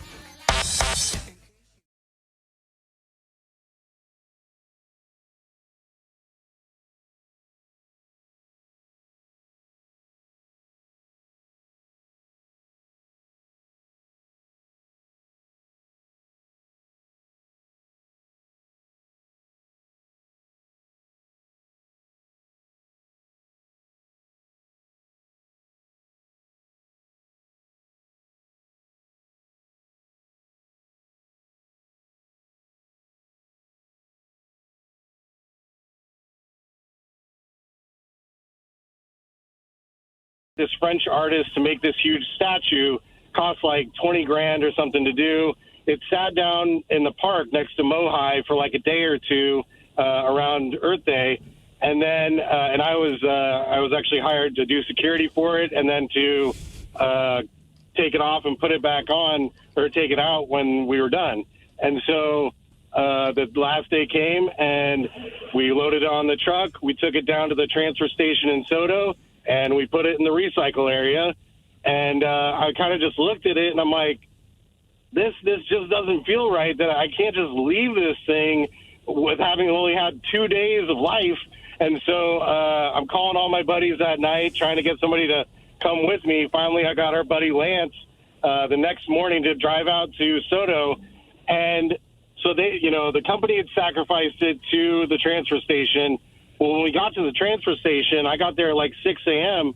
All the guys are showing up to work, and I'm like telling them this story. I'm just spinning a tale like, oh my gosh, like this school built this, and like they weren't supposed to throw it away, and like, is there any way you guys can help me? Because this thing weighed like 100 pounds, and so the guys at the transfer station are like, all right, whatever.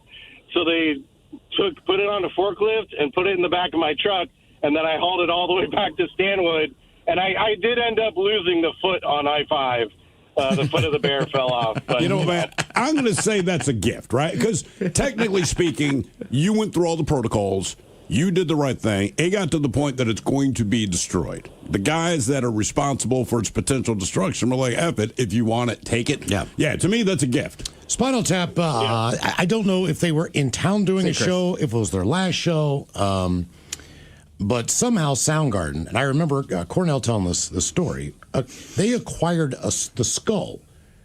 Yeah. It was hanging from the back of the show. And I don't know if it was part of the movie prop. I don't know if they were on tour and using this thing. I don't know what the deal is. But somehow Soundgarden got a hold of this thing. So I don't know if it's been lost in storage. Somebody has that damn thing. Somewhere, yeah. But they've never, either someone has it and knows it and it's hanging like in, I don't know, Jeff Ament's house or something like that, because I think he was the one who restored it. Really? Yeah. Huh. And gave it to Soundgarden so they could use on stage. But somebody has got that thing. But it was a gift, right? From Spinal Tap to Soundgarden. But I'm not sure if since that point it has been stolen. Right. Or somebody has it. But it's definitely hanging in somebody's house or in someone's storage. Oh, God, I'd hang it up in a heartbeat. Tell us what you acquired for free. We'll guess whether it was a gift, you found it, or you stole it. 206-803-ROCK.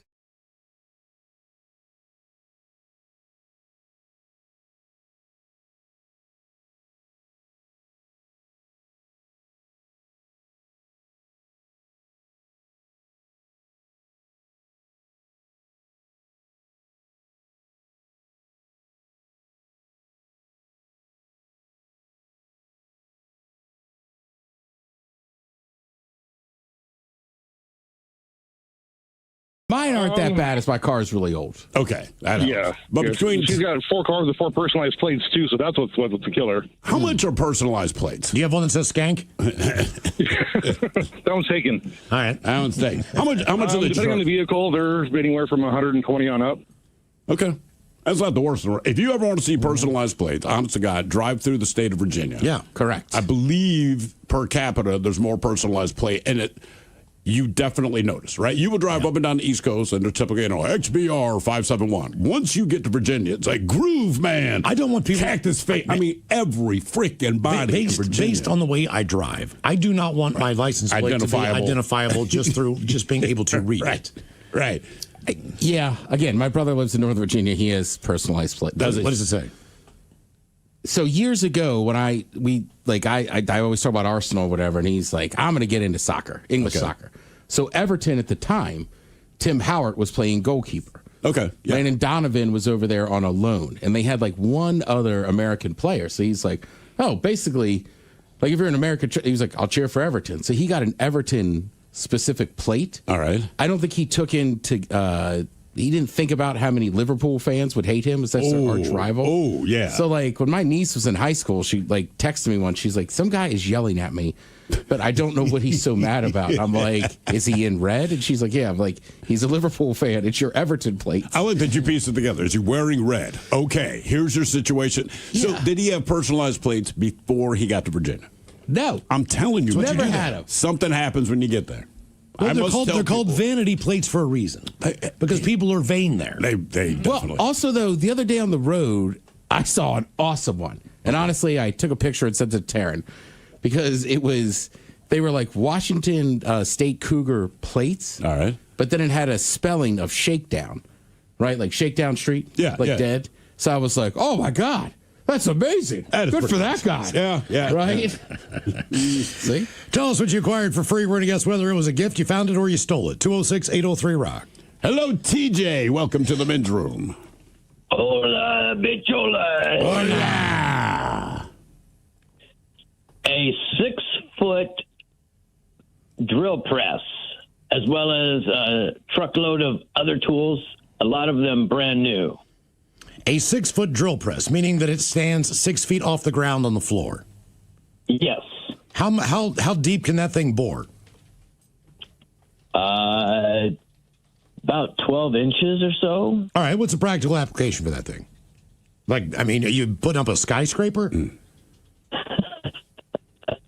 Well, 99.9 KISW. The shenanigans continue. This is the men's room with Miles and Thrill. Game is Big Dummy 206-803-ROCK. Who is our next contestant ready to play the big game? Before we get to our next contestant, Miles, we have both confirmed through separate texts from different people, Joe Pesci, in fact, played guitar. Played guitar. Yeah. Apparently everyone knew except us. So Jimmy probably just stepped back and played a different instrument. Oh, no, you got it, Joe. You're much better than me, man.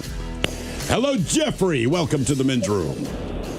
Liquor and whores. Liquor and whores. Jeffrey, are you sober or not sober? Unfortunately, sober. That's all right, Jeffrey. Is it? Yeah. Well, you're driving. Yeah. All right, Jeffrey, 1 place every time you go to the bathroom. You're taking black water. Push it, that smell, or let it go. Let's go black water.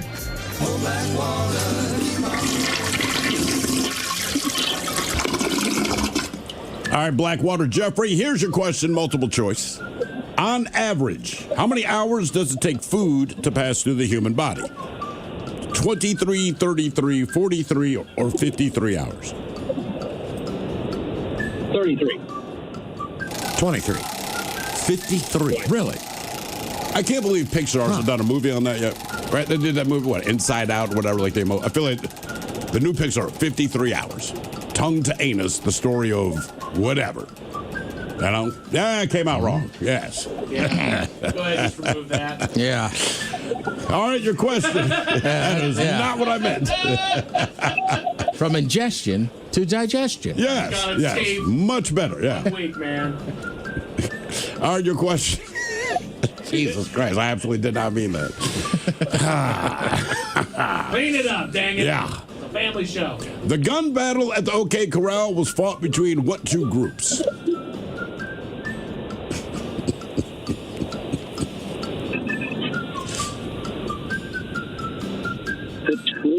Cowboys and the Earps. What was that again? Cowboys and Earps. The I believe is what Cowboys you said. and the Earps. What was the first? Cowboys and the Earps.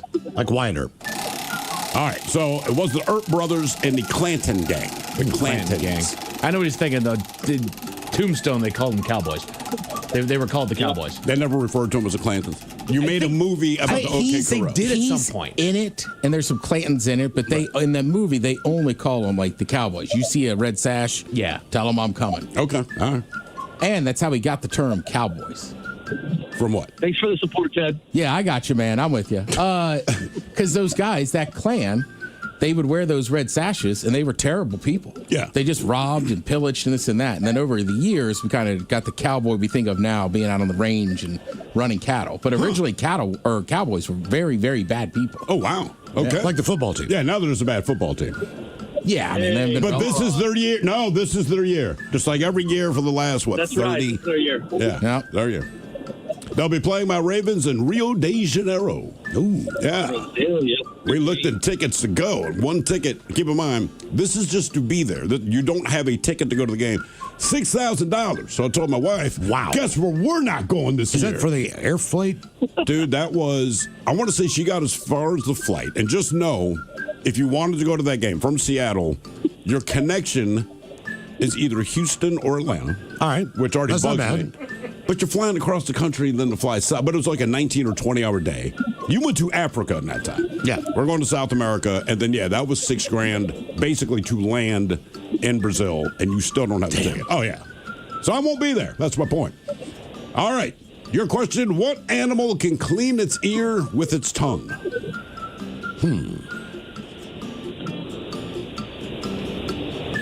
This animal's what? How in the hell? What did you say, Jeffrey? A giraffe. How did you know that? I was going to say a frog. That's not a bad. Do they have ears? Yeah, but no, their tongue sticks out to catch insects. They just got to clean it real quick. Right. How did you know a giraffe? I just know they have long tongues. Okay, well. And how do you know that? It's time at the zoo. Game is Big Dummy, 206-803 Rock. Dummy! Hello, Stone. Welcome to the men's room. Hola. Hola. Stone, are you sober or not sober? I'm sober driving a truck. All right, Stone, welcome to the program. Okay, Stone, every time you go one place, you taking black water, push it, that smell, or let it go? It's got to be that smell. I grew up on Skinnerd, and I just hope when I flush, it goes the smell that surrounds you. All right. I think Skinner would be very honored.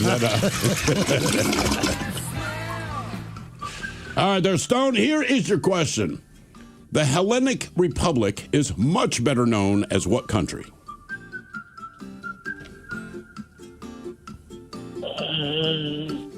The Czech Republic?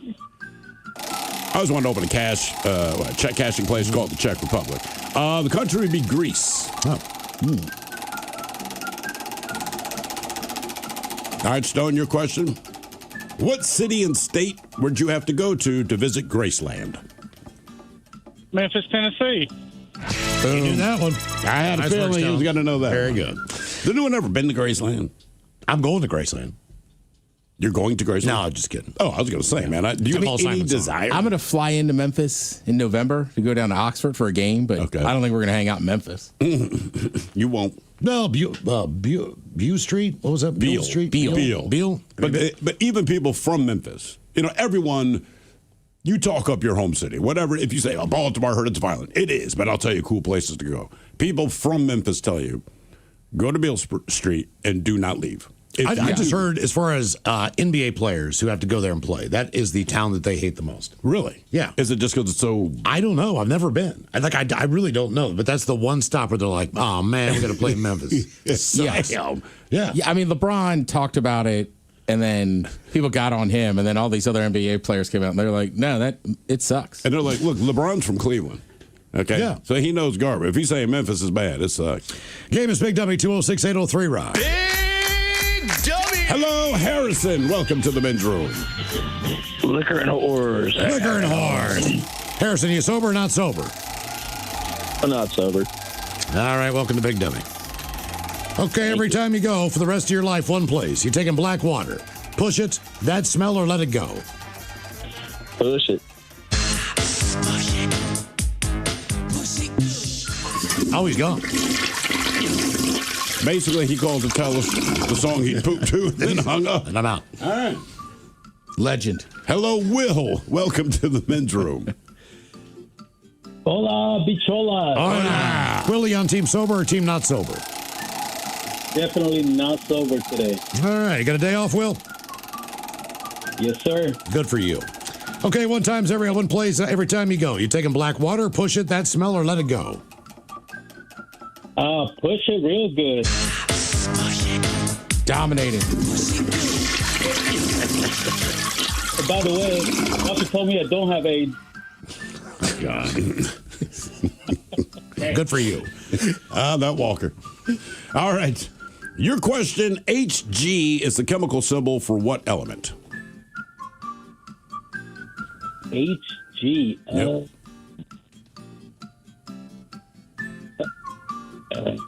Is it relate in any way to the actual element? Not as we know it, but the old Latin name, Okay. yes.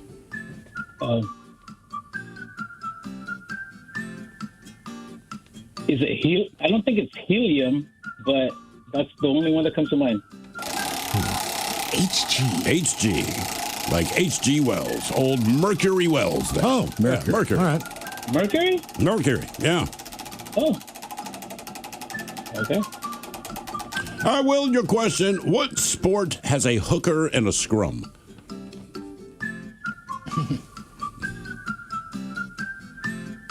A hooker and a scrum? Mm-hmm. Sounds like it's played on Aurora Avenue. I have no idea, but cricket? Is it rugby? Rugby. Yeah. I met a bunch of the Seawolves last week. How big are they? Big guys, nice guys. So most rugby players I've ever met, definitely built, always nice, and in search of beer. Yeah. I mean, think like they that's- had practice, so they weren't really boozing. Oh, really? Yeah. Oh, okay. I know. I kind of want to slam beers with them, too. I'm just saying, for some reason, rugby more than any other sport, like I wanted to drink with you guys. Yeah. Talked to one of the guys who works in the front office. They were very complimentary of our old friend. They used to be Rucky. Oh, yeah? Yeah. Okay. What, did he move? Yes. Okay. All right, here's your question. Which planet in the solar system has moons named after characters from Shakespeare plays?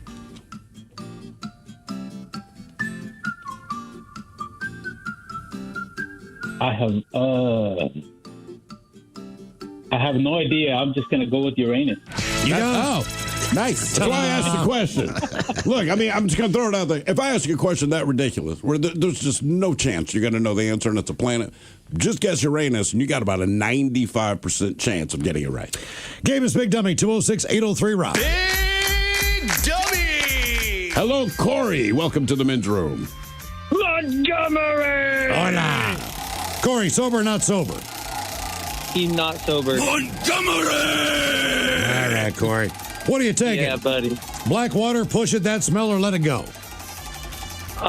Push it made me laugh the most, but I'm going with the Doobie Brothers. There you go. Keeping it classy. Just relax it in here, man. All right there, Blackwater Corey. Here's your question. Bruce Willis played the character David Dunn in what movie? What's that movie everyone always watches at Christmas? Die Hard?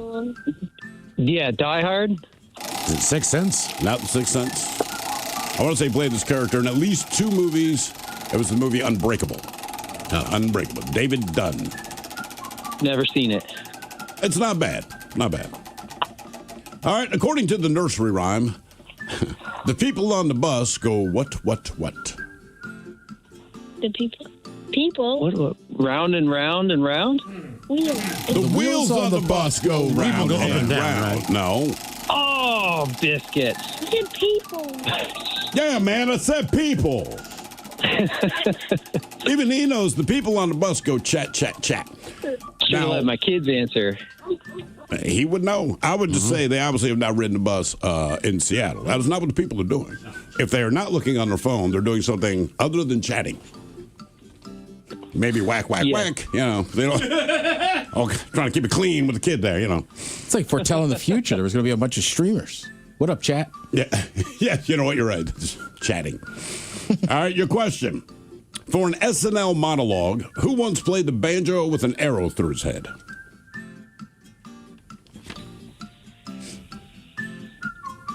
I have no idea. I'll go Will Ferrell.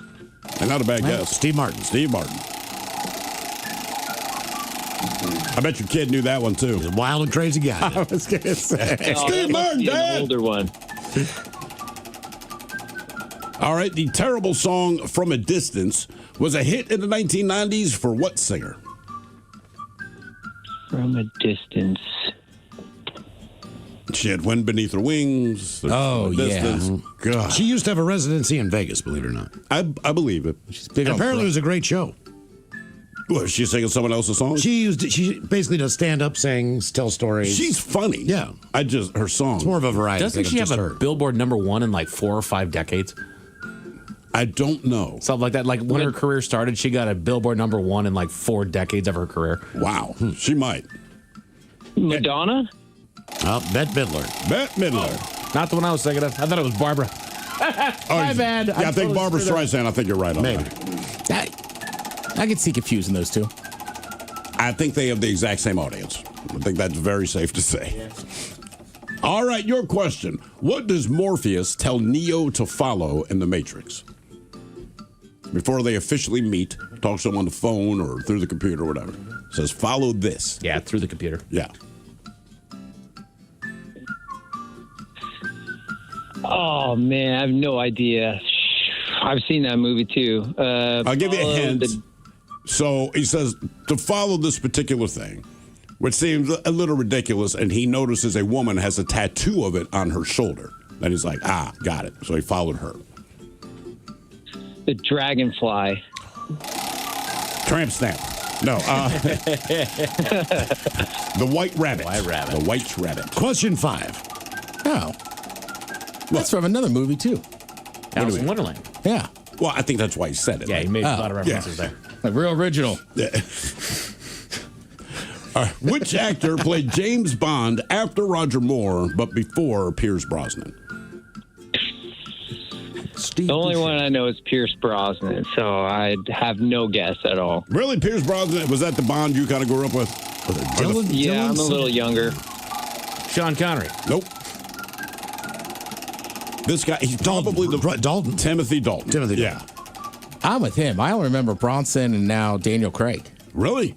Because Yeah, when I just Miles and I haven't were watched growing up, it. it was Roger Moore. And I feel like they put those movies out every 15 seconds. Right? So he was constantly there. I didn't realize other people had played James Bond. So when he left, and they're like, they're going to hire another actor, I'm like, that doesn't make sense. And then my mother explained, like, listen, dude, there's somebody new all the time. And it was Timothy Dalton, and nobody liked him. Yeah, I knew the lore of James Bond before I went in there, so I watched the Sean Connery movies, but I don't know that I can name a single Roger Moore movie. I didn't watch anyone. Moonraker, that's the one I liked. Yep, that was a good one. Octopussy. That is the name of the movie. Can you name another one for him? Because he had like 4 or 5. I thought they were great when he was. They were campy. They were. Because like Jaws was in him and all that crap. Jaws was cool. They were in line with like the Batman TV show almost. They weren't that campy, but they were very, very silly. All right, your question. What newspaper was founded by Charles Dow and Edward Jones of Dow Jones fame?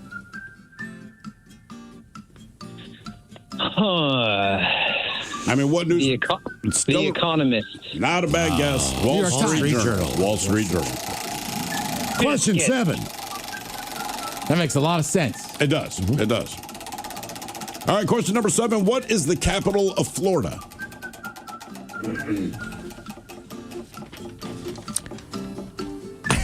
I mean, ask me in 5th grade, and I know the answer. Oh, of course.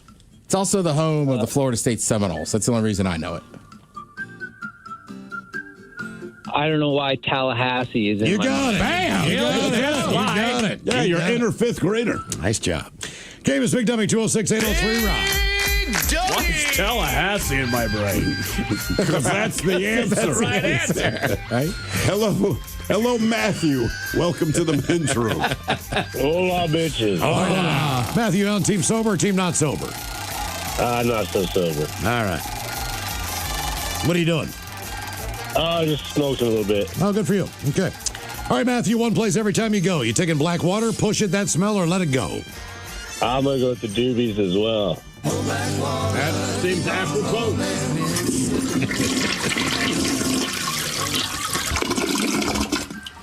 All right, your question. What 1999 TV show used Joan Jett's Bad Reputation as their theme song? Featured James Franco, had Jason Segel in it, and a bunch of people I don't. 99, I did. Oh, James, I don't know that James Franco did television, so I wouldn't know it.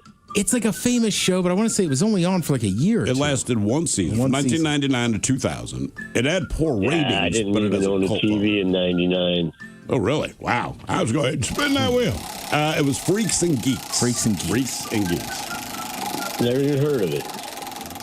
If you watch any of those films that they're all kind of in, like that show basically was like kind of a lot of them together. Right. It's almost like they're SCTV, right? Right, because it's all the same kind of writers and actors. All right, multiple choice question for you. A waltz length dress stops at what part of the body? Knee, calf, or ankle? Waltz? Waltz, yes. I'm going to say the ankle.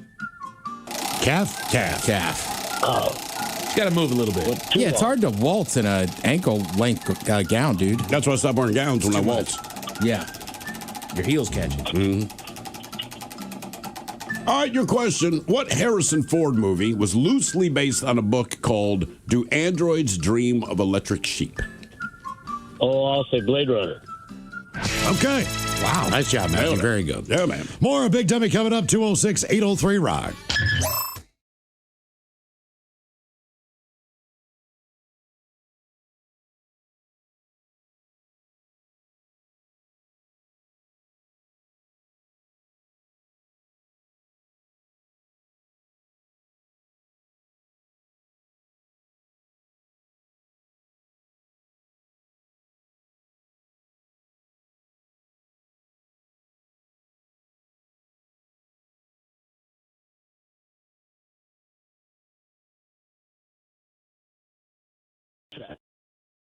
Sure. You know what? I'm going to guess. I want to say gift, but I'm going to guess you stole it only because you hear so many guys in the industry losing a truckload of new tools. I'm guessing you stole it. Okay, good. Actually, what happened is the neighbor a couple of doors down from my friend's house was having her son, a contractor, store his tools there, and she was tired of having it stored there and didn't want them. So I got a whole truckload of tools free, and it filled the whole bed of my truck. And what about the son? Does he know his tools are gone? Oh, yeah. Okay. And he still lives down the street, too. And he never said anything about it? Nope. Okay. I mean, that's so it's a straight up gift, man. Yeah, that's All good. right. That qualifies as a gift. That worked. Damn. Good for you, man. I mean, if you work with tools and get that is a sweet deal. Yeah. Tell us what you acquired for free. We're going to try to guess if it was a gift, you found it, or you stole it. Hello, Brian. Welcome to the men's room. Hola, Bacholas. Hola. So, long-time listener, first-time caller. Thanks for having me. Oh, yeah, sure. Yeah. So, about 10, 12 years ago, I acquired a pre-built gaming PC from Best Buy. Okay. All right. There's the possibility that he worked there, and it says, I don't know. Well, they went out of business, didn't they? Oh, yeah. Good. No, Best Buy, they're still around. Best Buy still around? They are still around. All right. Still around. I'm thinking of Circuit City. Yeah, that one's gone. Best Buy's still around. And what was it again? A pre-built gaming PC. Pre-built. I think it's a gift. A gift. I think you stole it. Yeah, I'm with Thrill. It's some kind of promotion. You worked there, you got it. It was free. So technically, you could say maybe I stole it. The case, the case on it has like a screen on the side glass, right? It's like a monitor, and so I ordered it. It's like over $2,000, and it arrived, and it was cracked. So then I called in. I'm like, hey, this arrived cracked. They're like, all right, tell you what, we'll refund you. You bring it in and just buy another one on the shelf. It's in stock. I said, all right. So they refunded me. I go in and go, hey, this is cracked. I'm here to turn this in. They're like, oh, you're exchanging it? I'm like, yeah. And they go, okay. And they exchanged it, gave me a new one, said, good to go. And they never charged my car again. Oh, okay. All right. Okay. So I wonder, like, legally speaking, and I really don't know the answer to this, is that considered theft, right? So you go to the store, you pay for something with the $10 bill, they give you change for $20. You figure this out, I don't know, an hour later. You don't go back to the store to return the money. I mean, is that theft? Are you doing something illegal, right? Because technically it's on their end to make sure that they recharge you, but they didn't. And yes, you could have brought it up, but still, I mean, is that considered theft? There's no it seems to me rules. like an accounting error. Yeah. I mean, you assume that maybe you assume maybe your credit card will be charged at a later date. So your intent when you walk out is not to steal it. Your intent, they just messed up. They messed up, but think about it like this, right? People go to the ATM, and for whatever reason, this thing spits out, $100 bills. Well, it makes the news, and they always make the point like, hey, you came in to withdraw $200. We know you got $10,000 because of an error. Yeah. It is on us. But they still come after your ass for the money. I just didn't know if it's the same thing with something like that. So they got the camera and everything else. Yeah. So tell us what you acquired for free. We're going to guess whether it was a gift, you found it, or you stole it. 206-803-ROCK. There's a guy in Russia going through that now. So it's from his employer. Somehow their wires got crossed on their end. He is not running a scam on them, and they basically paid him $80,000 in overtime pay on a single check. He wasn't working overtime, none of that. This is on their end. They're asking, and Russia obviously has different laws. They're asking for the money back, obviously, and he's refusing to say that I didn't do anything. I did nothing wrong here. And the way I interpret this, and he's lying, but it says the way I interpret this, you were giving me an $80,000 bonus because I didn't ask for this. It showed up on my check. It is signed by you guys. It is from here, and I cashed it. The bank did not put a stay on it or anything, so it's in my account. I'm not giving it back. Like, are you stealing? Nah, he's going to fall out window. Yeah, he will fall out the window. Tell us what you acquired for free. We're going to guess whether it was a gift, you found it, or you stole it. 206-803-ROCK. Hello, Johnny. Welcome to the men's room. Good evening, fellas. Hola. How are you? Doing good. Great, man. Hey, it was a 55-inch Hitachi big screen TV, 1987. Those were pretty expensive back then. Price of TV's gone down. I'm saying you stole it because Miles is right. That costs an ass ton of money back in the day. No one's gifting you that. Yeah. Nope and nope. Okay. Cat Rock 100 in Oklahoma City. I wanted off the radio station. What? Yeah! They were sitting on the service road right outside of Edmond, Oklahoma, right outside Oklahoma City. I rolled up and I sit down on the couch with all the guys that were the morning crew. And they're like, well, hey, listen at 7 o'clock tomorrow morning, and we might be calling your name. I said, all right, well, lo and behold, they called my name. I called my best friend. Hey, get your truck. Let's go to the station.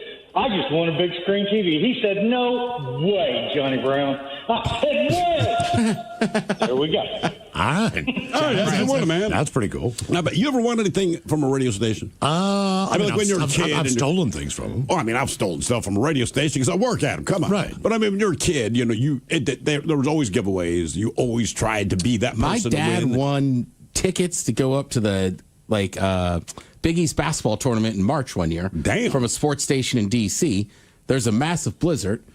He is deathly afraid of snow. I think he was in an accident.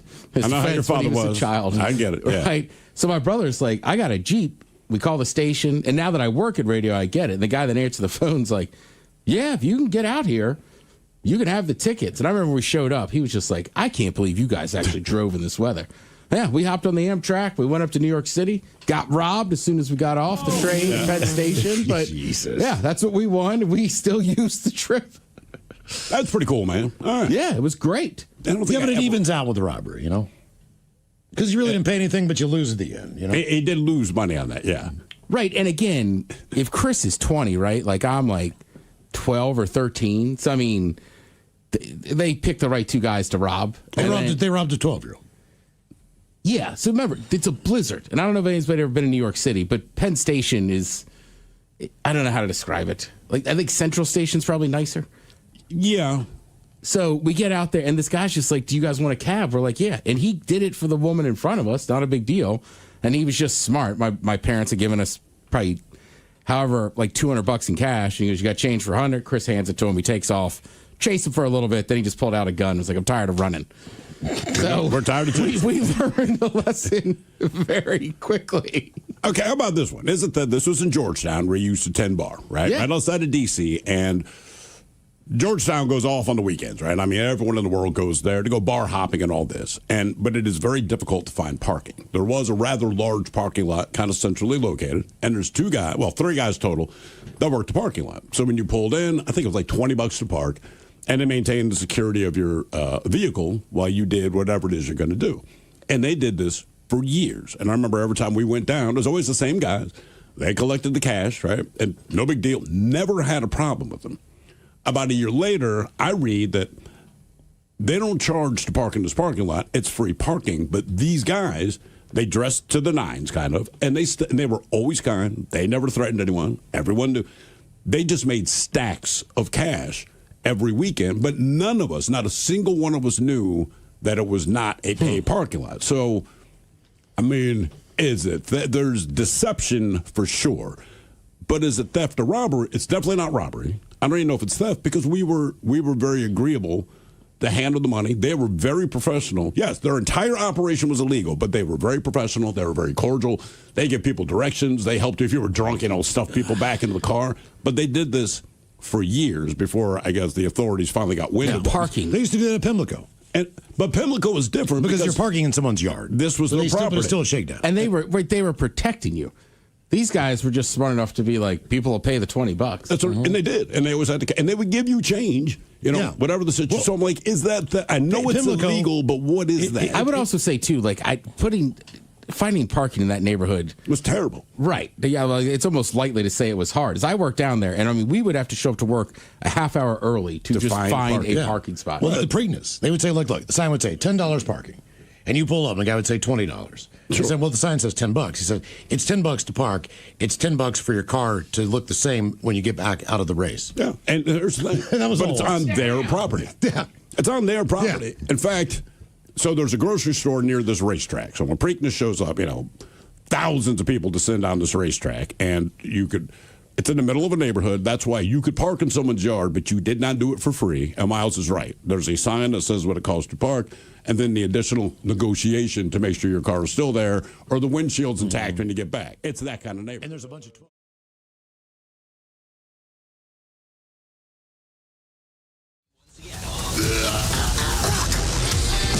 Always live on the free Odyssey app. From the Pinky's Plumbing Studio, you're in the men's room. Text the guys at 206-803-ROCK. From the Beastie Boys and Cypress Hill, Mix Master Mike joining us at 4:30 right after the game known as Big Dummy. 206-803-ROCK. Hello, Kyle. Welcome to the men's room. Big Dummy. Hola. Hola. Kyle, sober or not sober? Sober. Okay. All right, Kyle.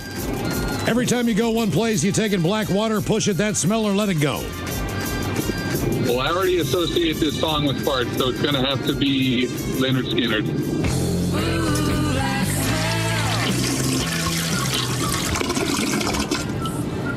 All right, there, Stinky Kyle. Here is your question. I've asked this question before. What was the name of Bob Ross's TV show? Oh, man. Is it called Happy Trees? See, everybody thinks it's Happy Trees. Is it the art of painting? No. So close. The joy of painting. The joy of painting. I'd have called it Check Out My Fro. All right, your question. What is the name of the one-eyed minion from Despicable Me? The one-eyed minion. Yeah, it's a new nickname now.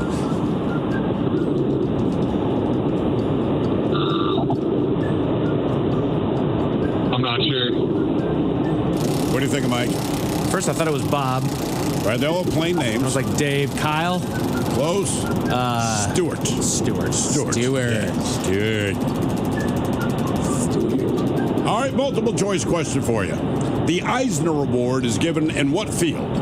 Science fiction, fantasy, romance, or comics? What award? The Eisner Award. EISNER. Science fiction, Fantasy, romance, or comics?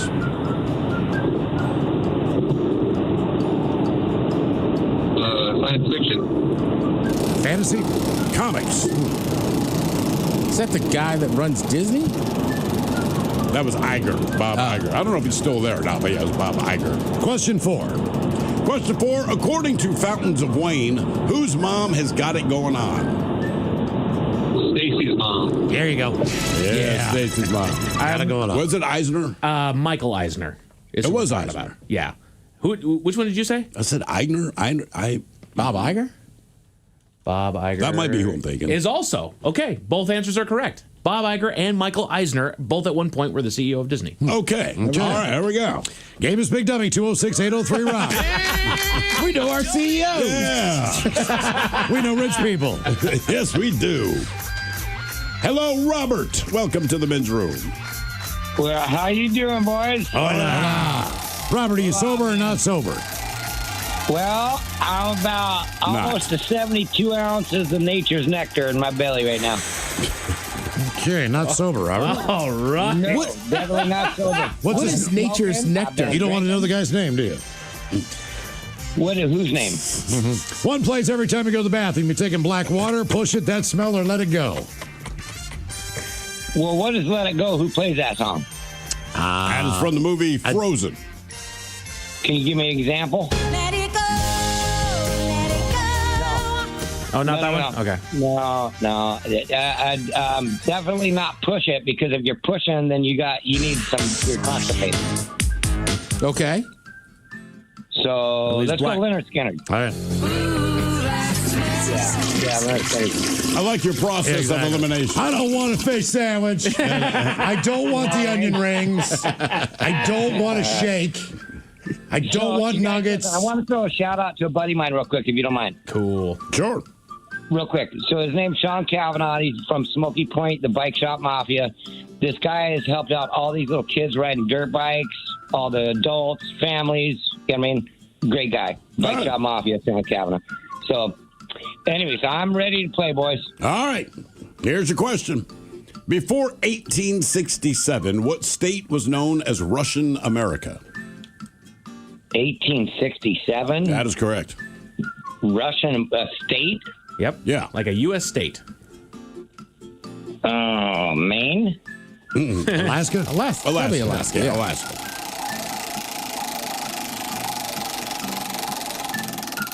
I'm working on that 72 ounces of freedom, man. What are you drinking? I'm almost there. What are you drinking? Nature's nectar, man. Bush, full flavor. Nature's nectar. Copy. All right. All right. 16 ounces a can. 16 ounces of freedom every time you pop one of the babies. Freedom. 16 ounces of freedom. I like that. Yep. I've seen their ads. They're wild. All right. Your question. What is the Indianapolis Speedway also known as?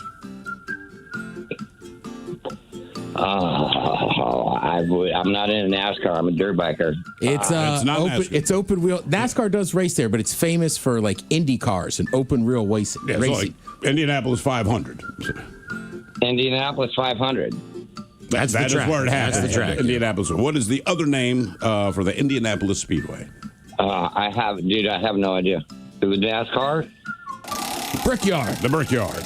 Oh, where they kiss the brick. Oh, yeah. Yeah. Sometimes that's what I call an unflushed Sorry, toilet. my bad. I'm a dirt biker, dude. I'm not a open wheel racer. No, I don't ride a quad, dude. Only sissies ride quads. Oh, okay. Yeah, thrill. Yeah. I know. I just learn something new every time. You ride a quad? No, I do not ride quads. Does he look like a sissy? Yeah. If you're gonna ride a quad, why not just drive a Jeep? You know. I've been telling him that for years. For real. Ted has been saying. We had the conversation earlier in the year. For sure. All right, your question. How many diagonals does a triangle have? How many diagonals? Correct. Kind of a misleading answer. Are you talking about the 3 points on it, or are you talking about the bar on it? I'm just Line on asking it, a question, or the man. point of it? How many diagonals does a triangle have? 3. Oddly enough, the answer is none. None? None. Yeah. Because square equals whatever. Totally. Square equals whatever. Freedom. Yeah. Yeah, right. It equals freedom. What is X? If X squared equals whatever, then, X can be whatever it wants to be. Well, it makes no sense. Yeah. I agree. I agree with that. All right. Yeah, Your it's question. 2026. Let X be whatever it wants. Change its pronouns. I just don't get it, yeah. What is the largest rodent in the United States? Oh, it's got to be a rat. Question 5. Is it a groundhog? Nope. Beaver? Beaver. There you go.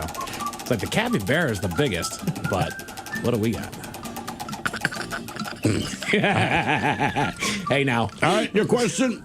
Who originally played Mad Max in the Mad Max movies? Max? The guy who played Mad Max. That's the character. Who was the actor that played Mad Max?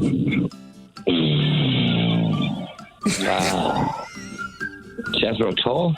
Jethro Tull. Jethro Tull. That would be Mel Gibson. Yes. Question 6. Jethro Tull. Give me a hard one and I'll get it. Okay. How many colors are there in the spectrum / the rainbow? Oh, I would say 6. 7. Speaking of, question 7. I was close. They're close. You were close. No one's going to deny that, man. You were close. I'm working on them 72 ounces of freedom. Yeah. That's why X can be whatever it wants now. Damn right. Free to be what it wants. Mm-hmm. All right. Okay. Your question. What is the longest river in the world? The Mississippi. Amazon or Nile? Nile? The Nile. Nile. What's so funny, man? Question 8. Mississippi's a long river. It is a long river. It is. Now, we just saw some sissy out the window on a quad. Yeah, we did. He was just riding right up by 5. I just like the confidence you said it with, sir. That's specific. Well, that's what I thought it was. Yeah, fair enough. Your question, in what state is Arlington National Cemetery located? It's not in Washington, Arlington, Washington. That is correct. I'm going to say Oklahoma? Virginia. Virginia. Question 9. I'm in Texas. 9? Question number 9. 9. No. 9. He speaks German. Freedom. Got that. Question, how many U.S. states are named after a president? Oh, Lord. I'm just going to go on a wild guess. I'm going to say 4. 1. Washington. Question 10. Well, there's Washington, D.C., though. Well, that's not a state. Not a state. I bet you a bunch of listeners don't even know what D.C. stands for. District of Columbia. But I bet you a lot of the listeners knew a lot of the answers to the other questions we asked. But you're probably right. All right, if you don't get this one right, Robert, you will tie your biggest dummy. That would be Patrick. Are you kidding me? And I haven't cussed the whole time. Thank you. Keep that up. I appreciate it. Man. All right, your question. On which Hawaiian island is Honolulu located? Oh, I know this one. Baby. I'm not going to cuss, but who's got the button? If I cuss, who's got the button? Just answer the goddamn question, man. Okay, it's Honolulu. No, what what island? Which Hawaiian island is Honolulu? It's the Big Island. I was just there. It's the Big Island. Yeah, what's it called? Waikiki. That's a city. Oahu. Question 11, you just tied Patrick as our biggest dummy.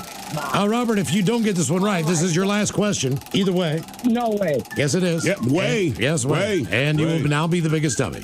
Rightfully so. Well deserved. Oh, no. Oh, brother, you've earned this, believe me. All right, now Miles has talked about this many times. Who did? Miles. Miles. He's one of those quad riding sissies. I'm a scooter riding sissy. Never had the taste of freedom, nothing. No. I just did 18 holes with my putter, dude, over at Clockham Ridge. Impressive. All right. Yeah. Cincinnati chili is served over what? Cincinnati chili would be over a hot dog? Spaghetti.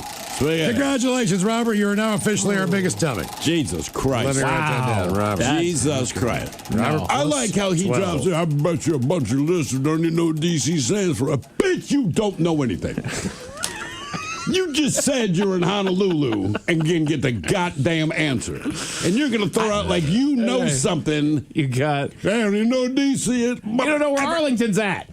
Full disclosure, though, I would like to sit there and just pound some of those those tall boys. Just like, Robert, you go off, man. He's got 100 stories for you. Yeah, every once in a while, I'll be like, you're right. Game is Big Dummy, 206-803-ROCK. Dummy! Hello, Sean. Welcome to the men's room. What's so funny? Hello, gentlemen. Hola. Sean, are you sober or not sober? Well, after Mr. 72 ounces of freedom, I'm happy to say I'm sober. Okay. All right, Sean, good for you. Compared. He's imprisoned by sobriety. Sean, our men's room poll, one place every time you go. You taking black water, push it, that smell, or let it go? I'm going Skinnerd. Like somebody here says, that dude had an opinion on everything but knows nothing. Generally how that works. All right. Your question, which James Bond film was made into an N64 game? Mm-hmm. Ooh. Oh. One of the greatest of all time. Yeah. One and done. I never played that game in my life. It's fantastic, dude. It is classic. Look, everyone's told me, like, dude, it is awesome. Never played it. All right, you're one and done. Thank you, by the way, for not being an idiot. But before we let you go, we're going to give you a 50-50 question. The first known use of the OMG was in a letter to Winston Churchill or a letter to John F. Kennedy. First use of OMG. I'm going to go with JFK. I would have too, believe it or not. Churchill. Winston in 1917. I wonder if he understood what that meant. See, that's what I wonder, right? And You could use it in a letter, but when you get it, do you understand what it means? But the problem is, or do you just go, when you send a letter back then, it's not like someone texts you back. Right. It might be 3 months before, hey, my dearest. Gee, Hitler is kicking our ass right now. What does that mean? You think maybe it's because it's like a telegraph or something? So they were already using like code? I feel like they would have said telegraph, though. This was specifically a letter. Game is Big Dummy, 206-803-ROCK. Yes, Winston. Dummy! OMG. OMG. We will help. The gentleman's at it again, eh? Hello, Chris. Welcome to the men's room. Hey, what's up, fellas? Hola. Chris, you sober or not sober? No, not sober anymore. All right. Freedom. I've been waiting a minute. But Freedom. That one dude, god dang. Yeah. I heard Ted ask that diagonal question, though. All right, there. Chris, one place every time you go. You taking black water, push it, that smell, or let it go? Whenever I take my dog out, I always sing Lay It Down in my head. I think that's a rap song. Yeah, it is. But I'm going with Doobie Brothers. There we go.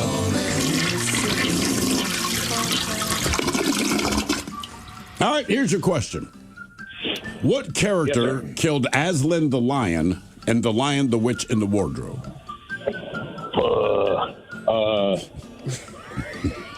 I know the Goat Boy. Goat Boy. Not sure. It was not the singer, no. There was it the witch? Specifically, it was the White Witch. Yeah. The Black Witch just said, I wish a lion would.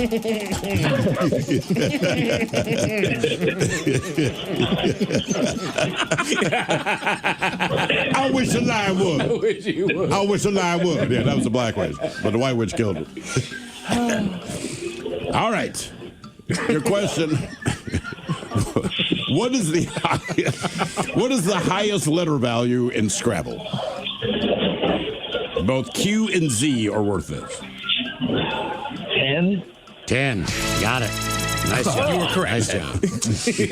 I thought I had to guess the letter. I'm looking at Mike like, Z.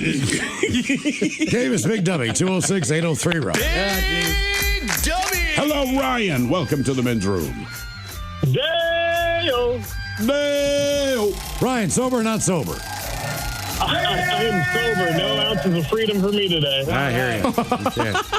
Is that going to be our new measurement of beer? Oh, you know it is. You know, when he said pod riders are sissies, and then Mike said, this girl looked like a sissy, immediately in my head I thought, what does Marcellus Wallace look like to you? Jesus. Ryan, one place every time you poo. You're taking black water. Push it, that smell, or let it go? Oh, man. Let's do some salt and pepper. All right, here we go. They wish the lion would. All right, there, Ryan. Here is your question. Clancy Wiggins is a character on what TV show? Clancy Wiggins. Clancy Wiggins. Clancy Wiggins. Oh man, I'm thinking Cannonball Run or no? Yeah, Cannonball Run. Simpsons. The Simpsons. That's Chief Wiggins. Chief Wiggins. Oh, is that Chief Wiggins? Yeah, that's his real name. Clancy. Dang it. I didn't know that. And that's why I asked it that way. Just like, all right. I wasn't positive. I just started thinking, like, the only person I know is Chief. Yeah. What was Yeah. Magnum PI? What was it? Higgins. That was Higgins, not Correct. Wiggins. Okay. But he was, I think, the other guy, too. Like the Robin owner. Masters or Yeah, something like Robin that. Masters. Yeah. All right, your question. Aruba and Curacao are off the coast of what country? Soon to be the 51st state. Oh, Puerto Rico? Nah, Venezuela. Canada? Nice. Greenland? There's so many to pick from. Yeah, nowadays. All right, your question. How many states begin with the letter I? Ooh. Oh, man. We got Illinois, Iowa. Oh, crap. Yeah, Iowa. 2? Wait a minute, hold on. Give me a second. 3. I got 3. 4. I got 4. 4. Yeah. What do you guys got? Idaho, Iowa, Indiana, and Illinois. Correct. I forgot about Idaho. It's the one next door. You forgot Idaho? Yeah. To me, I figured everyone would forget Iowa because it's Iowa. All right, your question. What annual event is held in Gobbler's Knob, New York? Do you know that? Oh, yeah. Okay. Oh, that's my birthday. Groundhog's Day. Boom. There you go. Very good. Yeah, buddy. Coming up on the program from the Beastie Boys and Cypress Hill Mix Master Mike joins us in studio, and we've got your emails on the way next from the men's room at KISW.com.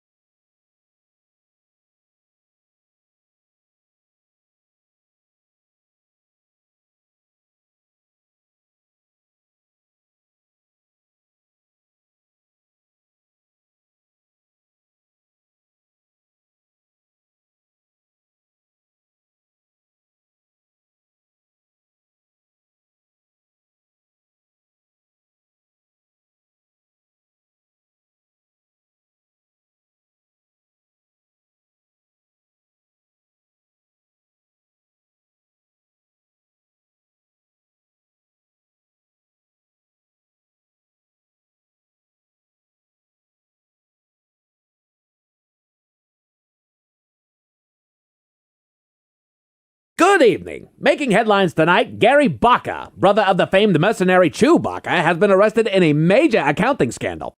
Baca, a senior accountant for a mid-sized financial firm, is accused of falsifying financial records, inflating revenue, and attempting to hide millions in losses through what officials are calling extremely creative bookkeeping.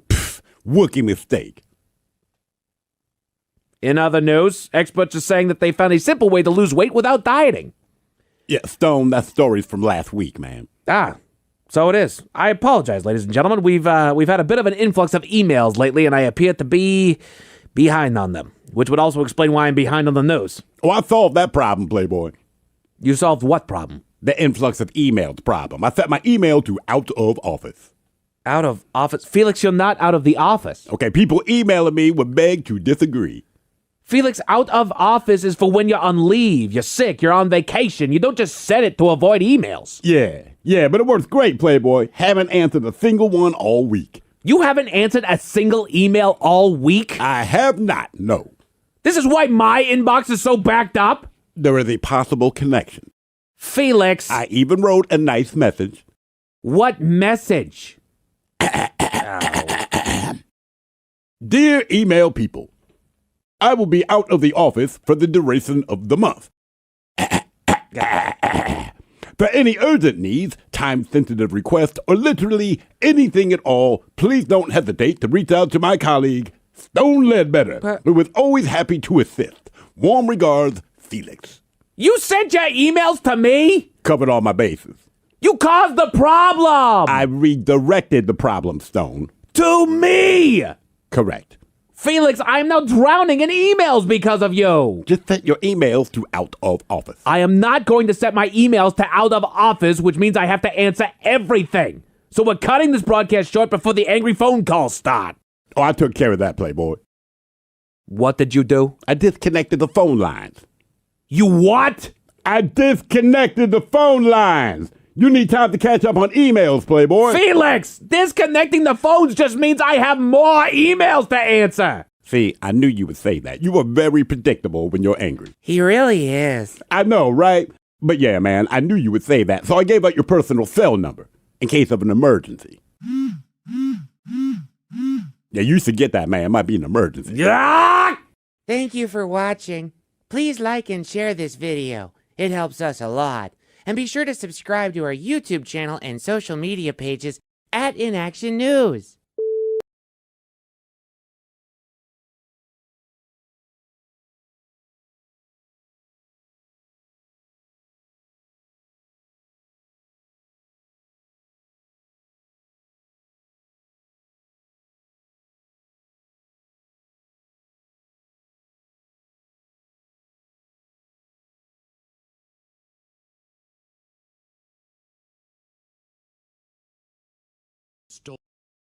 Stolen buggies from the grocery store who are willing to wheel all that crap in for you. You don't even need a ticket to get in if you're a kid with a cart because they'll just let you in. Because you could bring a case, you could bring a keg, you could bring what you want. So the kids, they would line up and they have all the shopping carts, right? Everyone would dump their booze in, and these kids would walk you in, and you give them like $5, $8. They weren't trying to shake you down. They're just like, look, if you don't want to carry it, we will wheel it in for you. And everyone took advantage. And you knew goddamn well they stole the shopping carts. At the end of the race, those same kids, kind of like cabs at the airport, they're waiting for you to come out because sometimes you had an empty keg or more times than not, someone in your party was real hammered, and they would physically dump your ass into the shopping cart. And wheel you back they'd wheel you back to your car. So this went on for years. So finally, the grocery store, and I thought this was cool of them, they said, look, we know you sons of bitches are going to steal our shopping carts because Preakness is coming up. This happens every year. And as a result, they would have to replace the shopping cart. So the deal they made with the kids, and God bless the kids because they honored it, they said, look, just steal the shopping cart, make your money. At the end of it, bring the goddamn shopping cart back to the grocery store. So this one day, essentially the grocery store almost closed down because they're like, look, we don't have shopping carts for you because all the kids have them. And these kids, once the deal was kind of struck through media, like bring them back when you're done and no questions asked. The kids would bring the shopping carts back. And I'm like, you know what? That's kind of cool. Is that Saturday? Preakness? Is it this Saturday?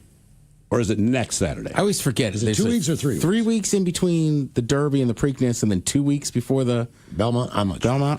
Preakness is this weekend. Oh, This weekend. Okay. All right. Guaranteed to pour rain. Just know that. It'll dump rain. When they do helicopter coverage of Preakness, just look at the outskirts, and I bet you will see a ton of kids with shopping carts. And if you're wondering what that is, that's exactly what we just told you. Real quick, in Michigan, because you get more for the can. Yeah. When you're tailgating, like you got to bird dog your beer because kids will come by and just dump it out. You can for the money. Way. Yeah, but also it was funny sitting there with our buddy Bernie, and we had a trash can, but he just tossed it over his shoulder. I said, "What are you doing?" He goes, "Hang on, man.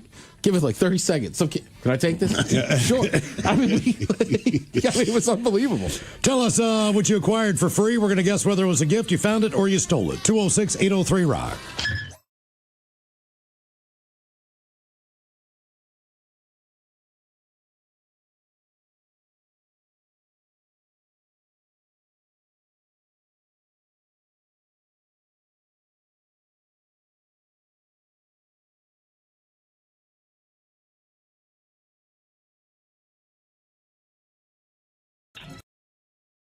Harrison, are you sober or not sober? Not sober, senor. Oh, good for you. We already got one right. All right. All right, Harrison. Our men's room poll. You're going to name your kid after one of these Washington locations. Are you taking Hum Tulips, Chuckanut, Chimacum, or Squim? Chuckanut. Chuckanut. Chuckanut's doing well. Chuckanut's doing better than I thought it would. I think as everyone say, well, I just call them Chuck, but that's not their name. You're going to call them Nut. Yeah. I'm calling them Canut. Well, we used to work with a lovely lady named Peanut. I used to call her Nut all the time. Yeah, you know what? That's a good call. So it's not like it doesn't seem like an odd name to me. But the difference is her actual name was not Peanut. Her parents did not actually name her Peanut, so you don't feel bad kind of shortening that. Well, people might think you're just a big fan of the hockey team. Canucks? Yeah, the Canucks. Yep. We used to work with another Nut later on. Oh, Wingnut? Oh, yeah. But again, I don't believe his parents named him Wingnut. But after you made him, maybe they did. They might have. They may have actually named their child Wingnut. All right. Harrison, here is your question. Miles, good point. I forgot we worked with two different nuts. Sometimes you don't. Your question? In a sack? Not together. You know Sadly, what? they work two different stations. Two different people. Very different people. All right, your question. What Seattle band was originally named the Army? Which is rather ironic. That would be a hint for you, Miles. We were talking about this the other day. You brought up a member of this band, and they used to be called the Army. Queen.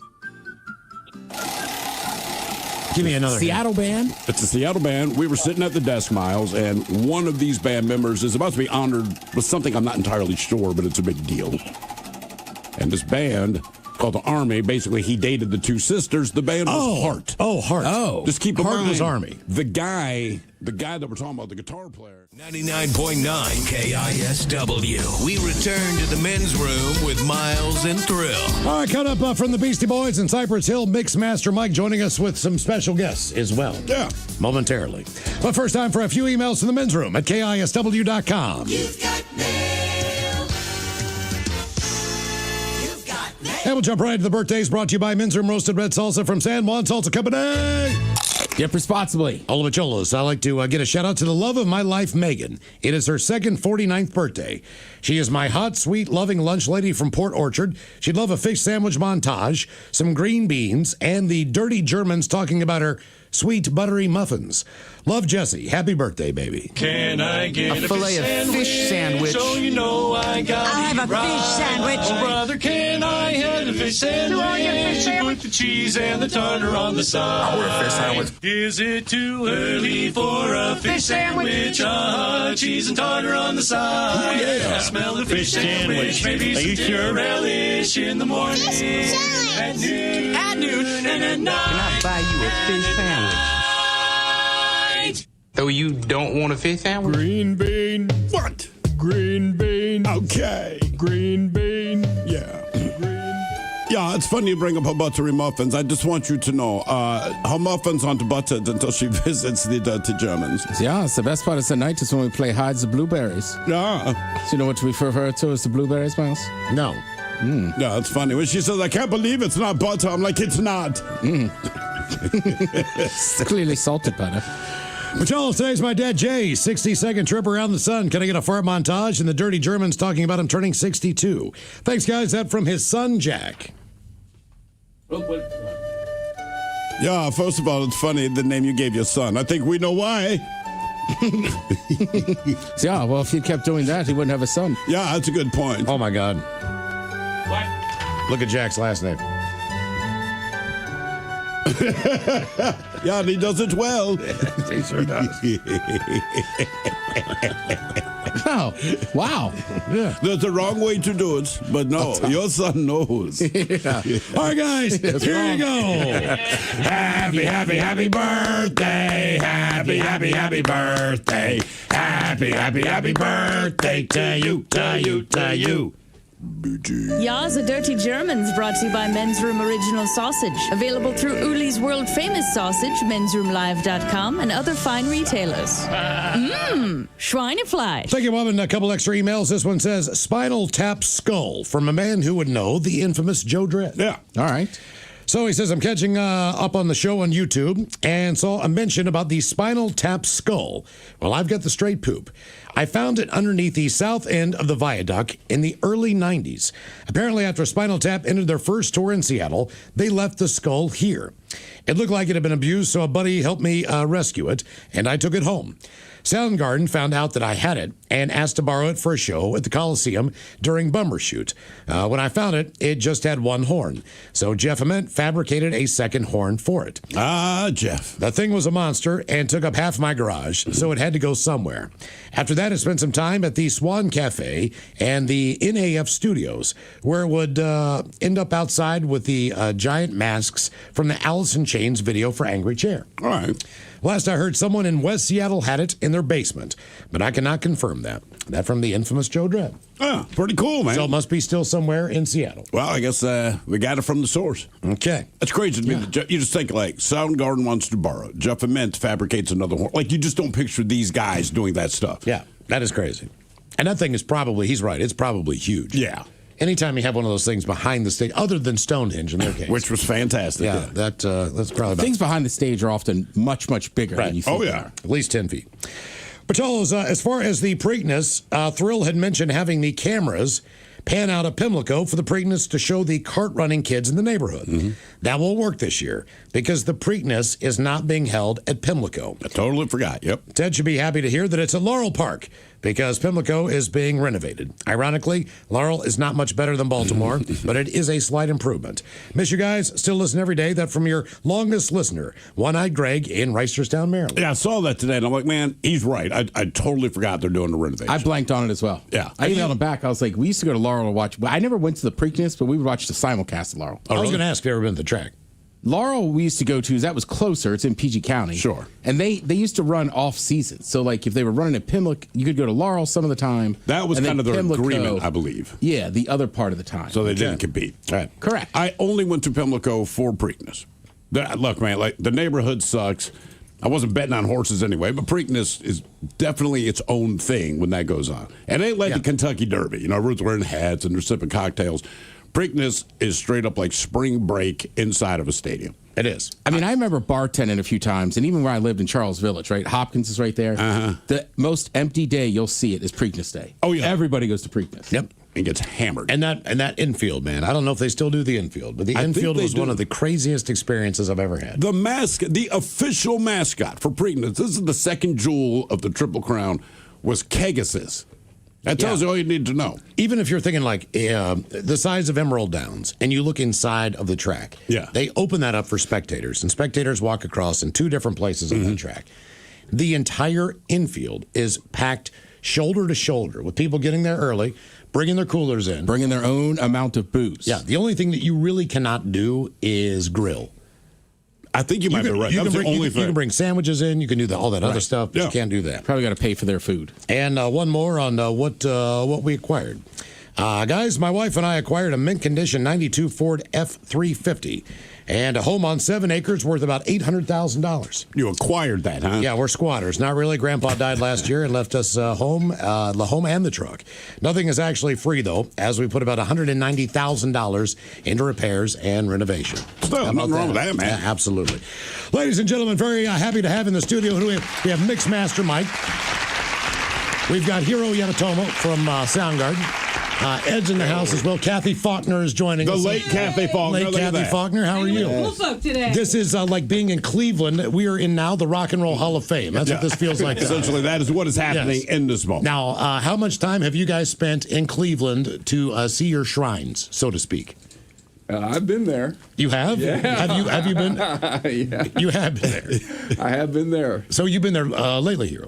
About a month ago. Okay. You did go. Okay. I will say tour. this. They gave me a tour and let me see our exhibit, the Soundgarden exhibit, and got to see my signature on the wall. That was pretty amazing. I'm glad that I have all them other people. There's a lot of us, including some Beastie Boys. I'm glad I have this opportunity to meet you. Just as a quick aside, all right. So. Big Soundgarden fan, all right? But by the time I ever saw them live, Ben Shepherd's playing bass. Oh, yeah. Knew who you were. Back in the day, I lived on the East Coast. Sub Pop Records at that time was doing like a mail order thing.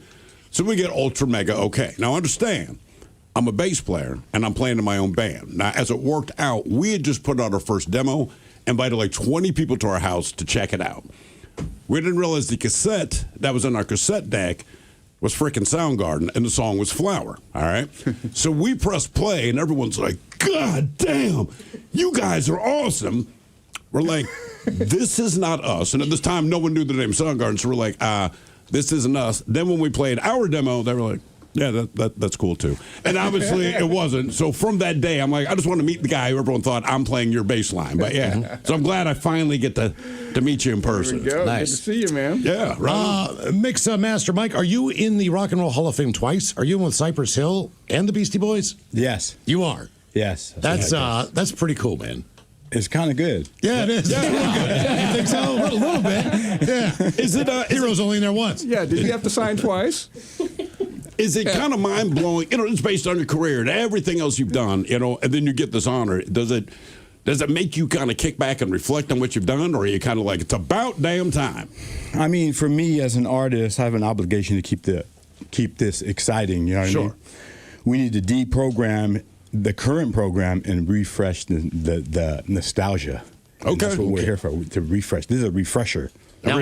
Now, when you were a kid and you wanted to start doing this, you know, typically you don't get the most expensive, instruments or anything like that. What kind of turntables? Like, when you're a kid, what do you go out and buy to even start trying to create your art? No. For me, I mean, big up to DJ Kool Herc, Grandmaster Flash, Grandmaster Theodore.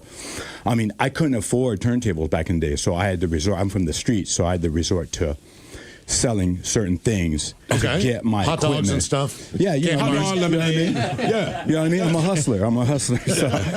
So I had to hustle and manifest some turntables, and so that's what I did. And I was just like, being a fan of Jimi Hendrix and Eddie Van Halen, I'm just like, I want to be like these guys. You know what I mean? I was infatuated of being the next Bonham or Hendrix, but I didn't know how to play the drums. I didn't know how to play the guitar. But I knew how to play the turntable when I got the turntable, so I play the turntable. And now you've become basically those guys you just named in the turntable world, man. Like, you are the guy. Your mouth to God's ears. Hey, absolutely. Now, is it true? I thought I read at some point in time you were watching like SNL, or maybe it was a late night show, and Herbie Hancock was on. They were doing Rocket. Yes. And when you saw that, was that the moment you said, like, you know what? That was the spark. That's what I want to do. That was that was the moment where it was just like, okay, that's the instrument that I want to play. I don't know how to play. Again, I don't know how to play the guitar or drums. I was like, that's what I want to play, but I want to reinvent the turn happen. And I was placed as an instrument of Christ himself, and I'm just his instrument, bro. You know what I mean? Oh, he's doing well. I'm just his instrument. That's it. That's all it is. In the DJ world, like, that seems like a small community. Mike, do you know like, are you buddies with like Alchemist or like back in the day, like Premier? All of them. They're all squad. They're all gang to me. All right. I got the biggest gang in hip hop. It's me. I got Beastie Boys. I got Cypress Hill, Travis Barker, Steve Jordan, Lee Oscar. You know what I mean? Invisible Scratch Pickle. So I'm an extension. Like I have a fleet. Yeah. But you're not allowed to perform at the DMC thing anymore. Is that true? All that, right? You were the champion a couple of years, and then they were just like, no, this is not fair to the other people. Is that kind of what happened? They wanted to expand their brand, so I see. That's very diplomatic of you to say. Correct answer, yeah. Oddly enough, so I'm at the bar last night, which I am a lot of nights, but I'm talking to a buddy of mine, right? This cat named Tracy Wilkinson. He plays bass. Right. He plays with Joel Astley, right? Local band. Right. And I said, hey, man, we got Hero coming in tomorrow, man. We got Mixmaster Mike. And he's like, they're currently mixing their album now, but it's like, Mixmaster Mike dropped some beats on our album. They're actually mixing it down now. I think you're going to see him Saturday. I'm sure they'll remind you. I know you're a busy man, but I'm like, Lee Oscar put you guys together. Oh, nice. Yeah.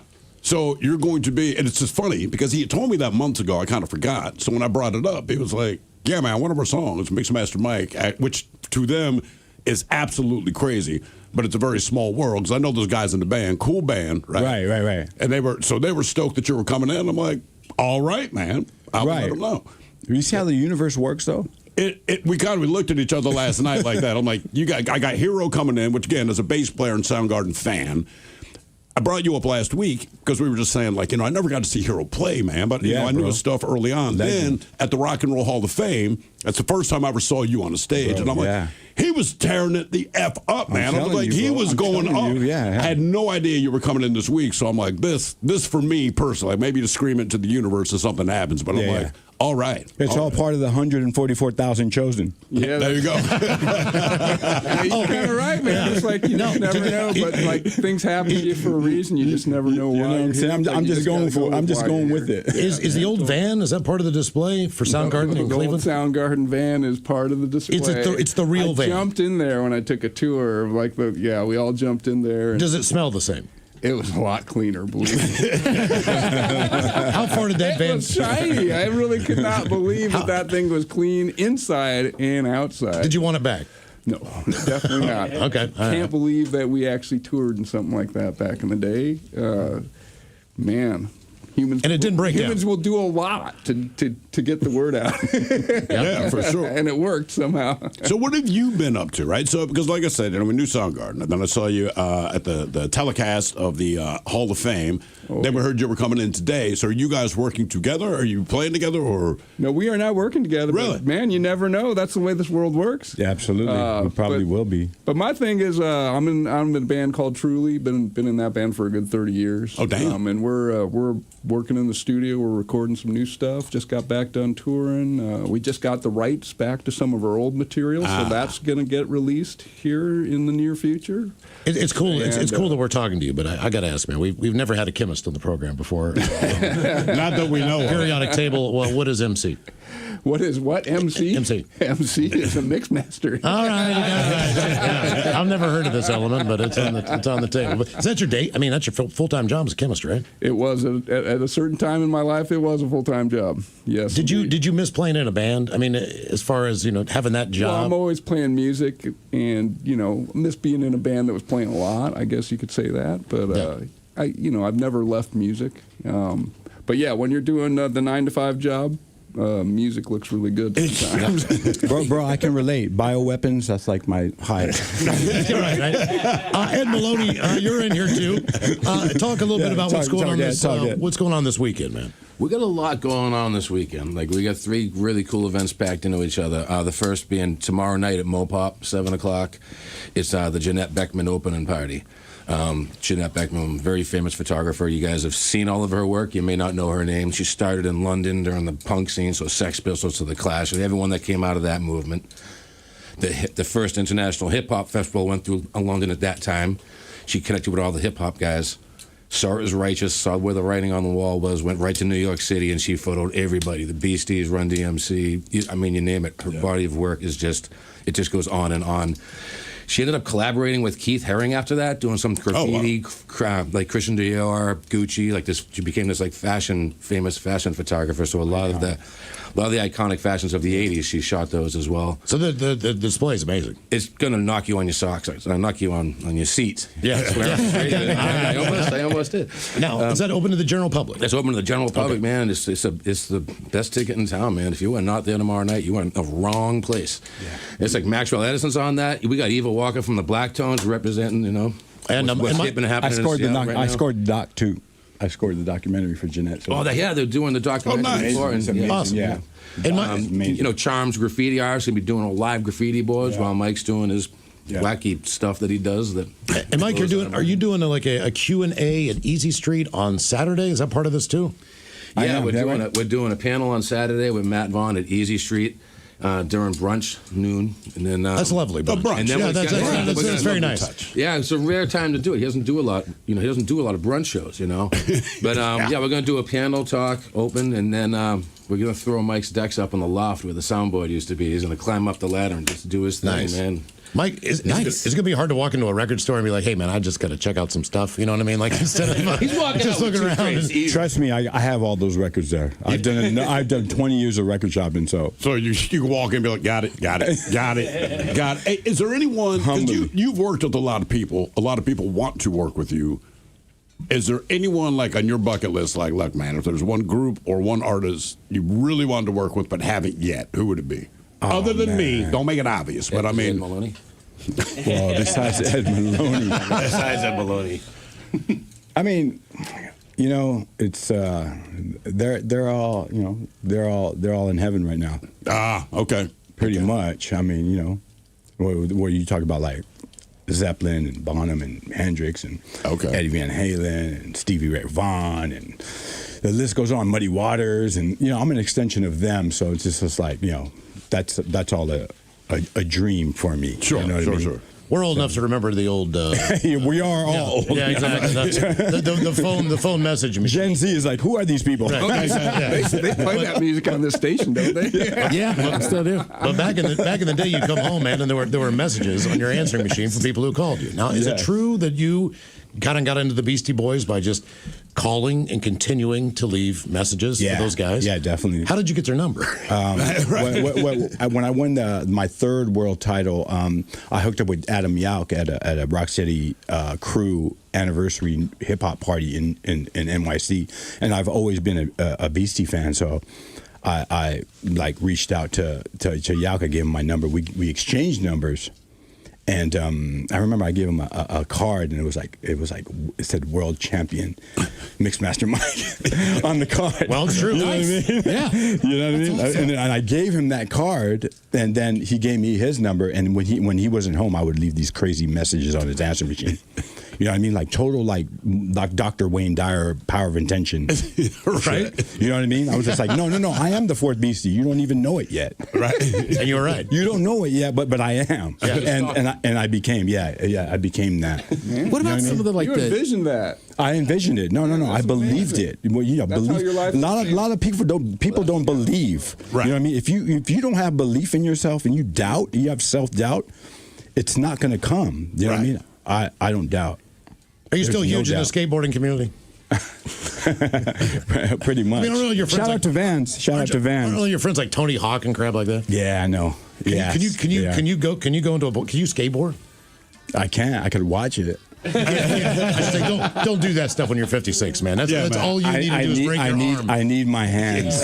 Yeah. You know what I mean?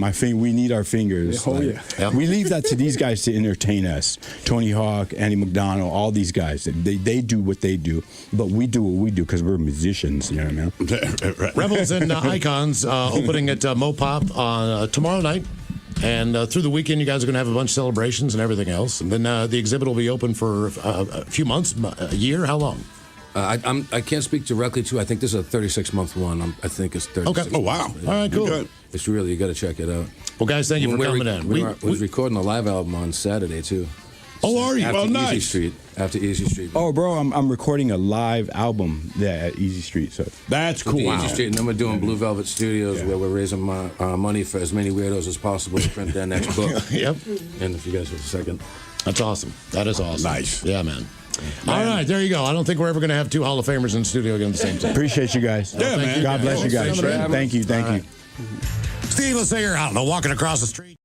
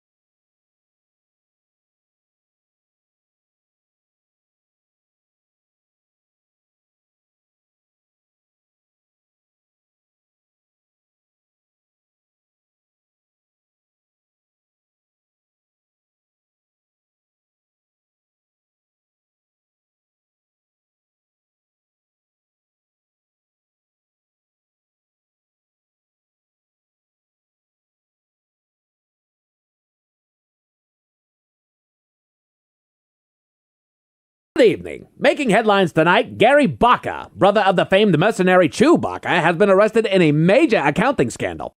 Baca, a senior accountant for a mid-sized financial firm, is accused of falsifying financial records, inflating revenue, and attempting to hide millions in losses through what officials are calling extremely creative bookkeeping. Rookie mistake. In other news, experts are saying that they found a simple way to lose weight without dieting. Yeah, Stone, that story's from last week, man. So it is. I apologize, ladies and gentlemen. We've had a bit of an influx of emails lately, and I appear to be behind on them, which would also explain why I'm behind on the news. Oh, I solved that problem, Playboy. You solved what problem? The influx of emails problem. I set my email to out of office. Out of office? Felix, you're not out of the office. Okay, people emailing me would beg to disagree. Felix, out of office is for when you're on leave, you're sick, you're on vacation. You don't just set it to avoid emails. Yeah, but it works great, Playboy. Haven't answered a single one all week. You haven't answered a single email all week? I have not, no. This is why my inbox is so backed up? There is a possible connection. Felix. I even wrote a nice message. What message?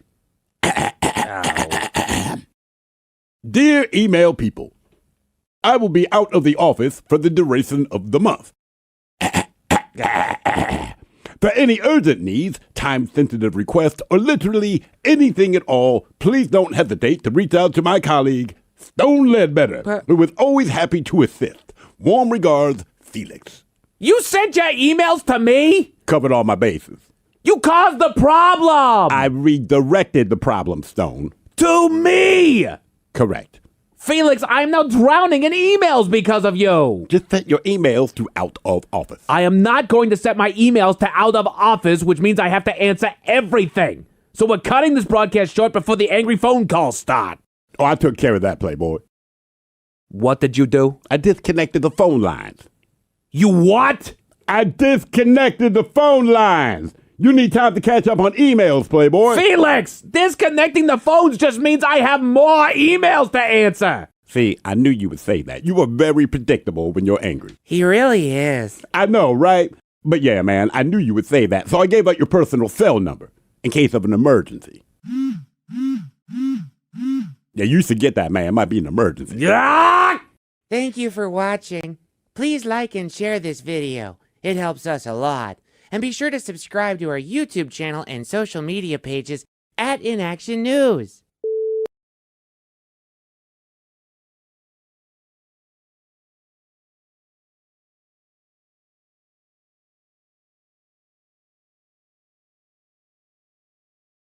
Draft.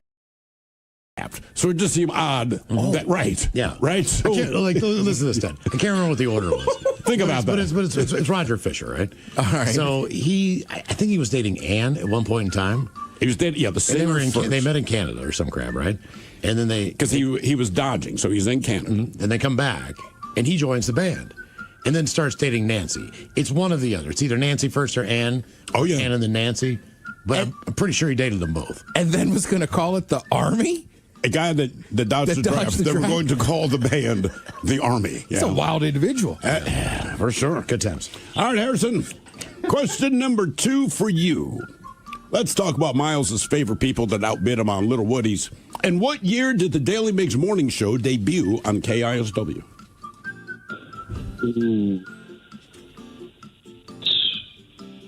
07? 2024. January 3rd, 2020. You're close. You're probably thinking of BJ, but in that case, the BJ Shea Morning Experience debuted officially in 2006. Oddly enough, on January 3rd. Oh, really? Yeah, so it was 18 years to the day. I'll be damned. All right, your question. Pike Place Market originally opened to offer a solution to the high demand and soaring prices of what vegetable? And this vegetable is connected to Washington, at least one specific place. A vegetable, not a fruit, correct? Correct. Yeah, otherwise it'd be apples, but this is the vegetable.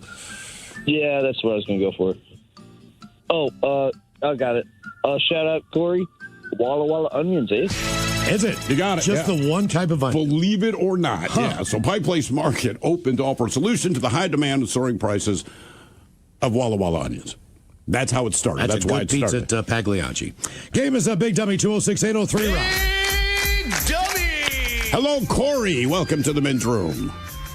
Montgomery! Hola. Corey, sober or not sober? Team not sober. All right, Corey, let's knock it out of the park. And then when you're done, man, go to KISW.com, throw a couple bucks at Smash for us, will you? Sounds good. All right, our men's room poll. What are you going to name your kid? Hum Tulips, Chug-a-Nut, Chimicum, or Squim? Hump Tulips and Humpy for short. Humpy. All right. Humpy.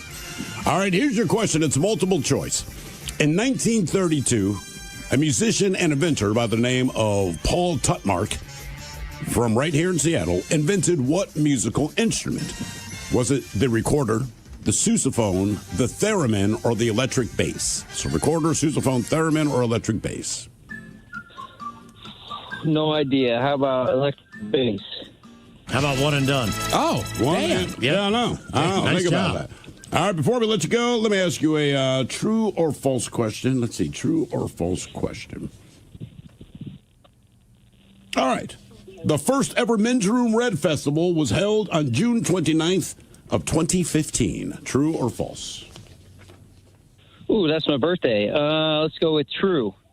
Well, happy birthday. 1 day off. No, it was 2013. That was our first year. 2013. It took me more research to figure that out than it should have. I'm like, I was there. Game is big. Well, in body, not in mind. Game is Big Dummy 206-803 Rock. There's a couple hot ones. Was that the super hot one? I think the first one may have been that one that Aaron Jones played was hot. I missed the one with Aaron. I can't remember if that was the first one, as I was in Chicago for like my mom's 70th or something. I think that was the first one, because we didn't know who Aaron was. And Kelsey goes, hey, man, there's this guy, Aaron Jones in the way. He wants to play. We said, all right, cool. No idea who this dude was. And then a brother walks up on stage. I'm like, that's different. And then he killed it. Absolutely killed it. Hello, Jason. Welcome to the men's room. Hola, fellas. How y'all doing? Hola. Doing well, man. Jason, you sober or not sober? Oh, I'm sober. I'm just listening to y'all all day long at work and at home, and I just actually called up to say thank y'all for what y'all do. I look forward to Rock Day all year long, and they put me on the air, so I'm here to play. Are you in a band? No, I had one band in my whole life, and funny enough, I'll give them a shout out if it's okay. Sure. I don't know. We don't. Yeah, so we were called Tricky Dick and the White House Love Machines. Smooth. I wish you were still around, man. Jason, what are you going to name your kid? telling you. Hum Tulips, Chuckanut, Chimicum, or Squim? Chuckanut. Chuckanut it is. He didn't even give it a thought. All right. All right, my man. Here is your question. Right. Although Seattle is a city with many nicknames, Emerald City, blah, blah, blah, the official municipal flag refers to Seattle as the city of what? I don't know, man. That's what's funny. This is the official nickname, and pretty much nobody knows. Yeah. The city of the great ones. The city of the great... No, it's the city of Tricky Dick and the White House Love Machine. But they... I love it. I love it. Believe it or not, Seattle, the city of goodwill. We do have a lot of goodwill. Man, we do. You know, my wife and I, we try to be decent people, man. We try to take our stuff to Goodwill. I don't care how early we get there. There's already a freaking line. It's a guarantee. I know that's right. Well, Seattle has goodwill, so y'all call up and donate. Donate. Thank you, man. All right, your question. The NBA's Supersonics played their last home game in Seattle in what year? Oh, let's see. 1996. Wow, man. 2009? 2008. Oh.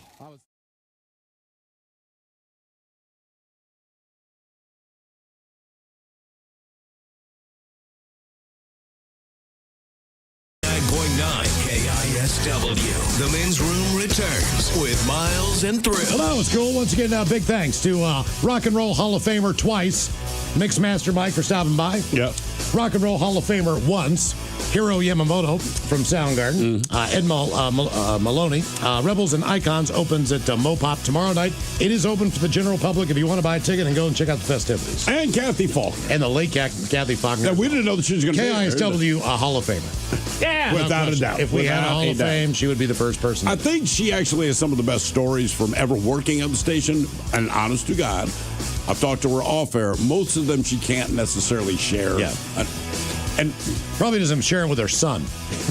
But she was always more like she was present, but more of an observer. But just all the bands that came in through the day, man, she has some crazy stories. That was very cool. All right, coming up at 5:08, we will drink and toast with a shot of the day. We do have your headlines on the way at 5:50. But first, quick check in with Mike Hawk and some of the stories and headlines he is not working on. Well, thank you, Miles. It's always odd to just follow that with the news. A stay-at-home mom is going viral for finally understanding that the heavy setting on her washing machine was not for heavy items inside of it. She would put like her blankets in there or her towels and just assume that those were heavy items, and she would wash them on heavy, not realizing that it she was for probably heavy should wash. if it's towels and sheets and all those. That's a good point. She's like, they're just sopping wet when they come out. It's like, well, you soaked the living hell out of them. Yeah, Of course they are. It means like heavy duty wash, right? Yeah. Yeah. But we're going to clean I'm the with living Miles. up. I feel like sheets and towels are the one time. Usually I go quick wash or regular. Yeah. The towels, the sheets, they get the heavy. But here's the thing. She only got it right by accident because that is not what she thought it was. Yeah, heavy. According to new science, you can reverse, quote, much of the damage alcohol has done to your body. How do you do that? I didn't read it, Miles. I'm not working on it. That would be something I would read. Yeah, right. I would have followed up on that. Yeah. Tell me more. My guess is stop drinking and drink a lot of water and then let things review themselves. There's got to be I something. just want like a else. pill or something. Yeah. I wish it was that easy, Miles. You can have a pill to lose weight. You can have a pill to fight disease. Why can't we reverse all of our bad decisions? Well, and part of the problem was take beef liver. What does beef liver do? Just adding more liver to your liver helps it. Oh, okay. I got what you're saying. So it stays in your liver, the beef liver. I don't know the science behind it. I just know it kind of works. Okay. There's a few things. Do you take beef liver? I do. Yeah. Look, man, I mean, we know us. It seems like a good idea. Do you have one of those little pill things now for the days of the week? Yeah, I've had one. Yeah. Yeah. Golly, that's when you know. Now I know why I didn't read through it, because the site that it was on is paywalled. I'm not paying $3 to figure out how to undo doggone So that's alcohol. how they do it. Hey, man, all the damage you've done. Yeah. I'm taking If you'd like to know $3 more. and buying a beer. Yeah. The money I would have spent there. What a waste. Well, some of the what's it like milk this? There's a bunch of like actual herbs you can use, but Yeah. then I had a buddy that started using one of those GPL ones, and his liver, I guess his enzymes were up, and they're just not anymore. Well, really? And I don't think he changed a thing about his diet. Like I know so, like, I think there's a few side effects of those peptides that are helping people a ton. Yes, sir. A new study suggests that bathroom vents may have spread COVID between apartments. Look, man, Your they're bathroom vent necessary. is going into someone else's? That's Right. terrifying to think about. Well, in an apartment building. Yeah, but I don't want my stink to go next door. Yeah, in theory, it should, like... In theory. should But have now its own- we know. Like, if my neighbor does his laundry, like, it doesn't come down... Like, it goes out the exhaust. I wonder if you're stinking out his place, you don't even know it. Oh. You're in there taking a dump, and he's just like, God damn it, he's in the bathroom again, I can tell. I know it. I can smell the COVID. You know what? I use a little incense match even for myself in my bathroom. There have been days Yeah. where I'm like, I need a match. This is not okay. That usually happens when I have to go back to the bathroom for whatever reason. I'll get up and leave, then all of a sudden it's like I gotta go grab something from in there. I'll walk by like, oh. It tells you the power of sulfur. As Crack far the as how window. potent it is. It is super potent. Crack the That's window. why it used to be called brimstone. I feel like that really carried over. And I feel like now, one of the things I have to yell down the hall having children is like, guys, you know there's an exhaust fan in the bathroom, right? No kidding. Good God. Can we get those in doggone hotel rooms now? I don't There was believe a so. reason why they said they wouldn't do it. And Is that power or something like that? I think one of it was cost. And Yeah. then the other thing is just because you're at a hotel, people get very lazy with their habits. So Yes. they don't want you leaving it on all the time, all that kind of thing. Yeah. So you just got to deal with the Because the old ones, they're in there. old ones. Yeah, absolutely. Yeah. Sleeping too little or too much were both linked to faster aging, with the sweet spot being right at 7 hours. So it was 8 our entire life. And I was like, oh, check that. Right, they were like 6.4 to 7.6, I think, something like that. Can you average it out? I think Like so. in the course of the week, right? Well, I look at, like, right, the CPAP gives you a little score. Okay. It's like yesterday I got a little over 8 hours. Last night I got just about 6. So I'm averaging 7. There you go. Right, Right there. Yeah. I just like one day a week to just try to sleep in. Never happens. No. But I try. And then, I mean, I'm sleeping in tomorrow. I'll wake up at 5:36. Well, the easiest time to sleep in is when you have something to do. That is very Correct. true. You know what, Miles? Put something on the calendar, and then I will cancel it in the morning. All right. That's how that's going to go. A post is going viral of a bunch of teen slang words from a newspaper clipping from the Northwest News back in 1954. Oh. So let's have some fun. The Men's Room Top 10. The Men's Room Top 10. So I went and found all these trendy teen slang words from 1954. I will give you guys the word. You tell me what you believe that it means. Are any of these still in use? Yes. Okay. Well, you're a nerd if you're going to use these. Okay. All right. Is all I'm going to say there. A cool Jonah. Has anybody ever heard of a cool Jonah? No, I guess just a cool person. A cool person. Okay, Miles. But cool was used then. Cool was used then, back in 1954. A cool Jonah. That's a well-dressed kid is what that is. Okay. Oh, it's cool Jonah, That kid man. right there's a cool Jonah. All right. Look at him over there, that cool Jonah. Snappy. Anybody know what George was back in the day? George. George, like the name George. It was an object. It was something that you did want to obtain. Everybody. cigarette. Money. Not a cigarette. Money. Oh, George Washington. George Washington. Oh, there you go. Because now it's all about the Benjamins. And a dollar was a We've big deal. definitely expanded. We need the George. You can have the George. I'm looking for the Benjamin. Yeah, right. The George ain't going near as far as it Take a used to. grant. That's right. Spooning your scarf. Anybody know what spooning your scarf meant? Could you use it in a sentence, please? We're all sitting around the table there spooning our scarf. Wow. Man, I have no idea. It's literally just eating your food. Oh. Spooning your scarf. Spooning your scarf. I guess scarf you is scarf food. stuff down. Right. You're scarfing your food, which I also don't know why that's a thing. No. The spooning your scarf kind of feels like slang that's gotten thrown into more slang. Yeah. You know what I Spooning mean? Your scarf. Was that the guy from? No, he was Snarf. Thundercats. Snarf, yeah. Snarf. Snarf. Snarf. Whiny ass bitch. Had a long night. I might snarf. Oh, no. Hey, baby, want to snarf? Okay, so scarfing is actually slang derived from the 19th century British term scoff, which means to eat voraciously, which evolved Okay, into scarf because it sounds like scoff. Because that's what we do, yeah.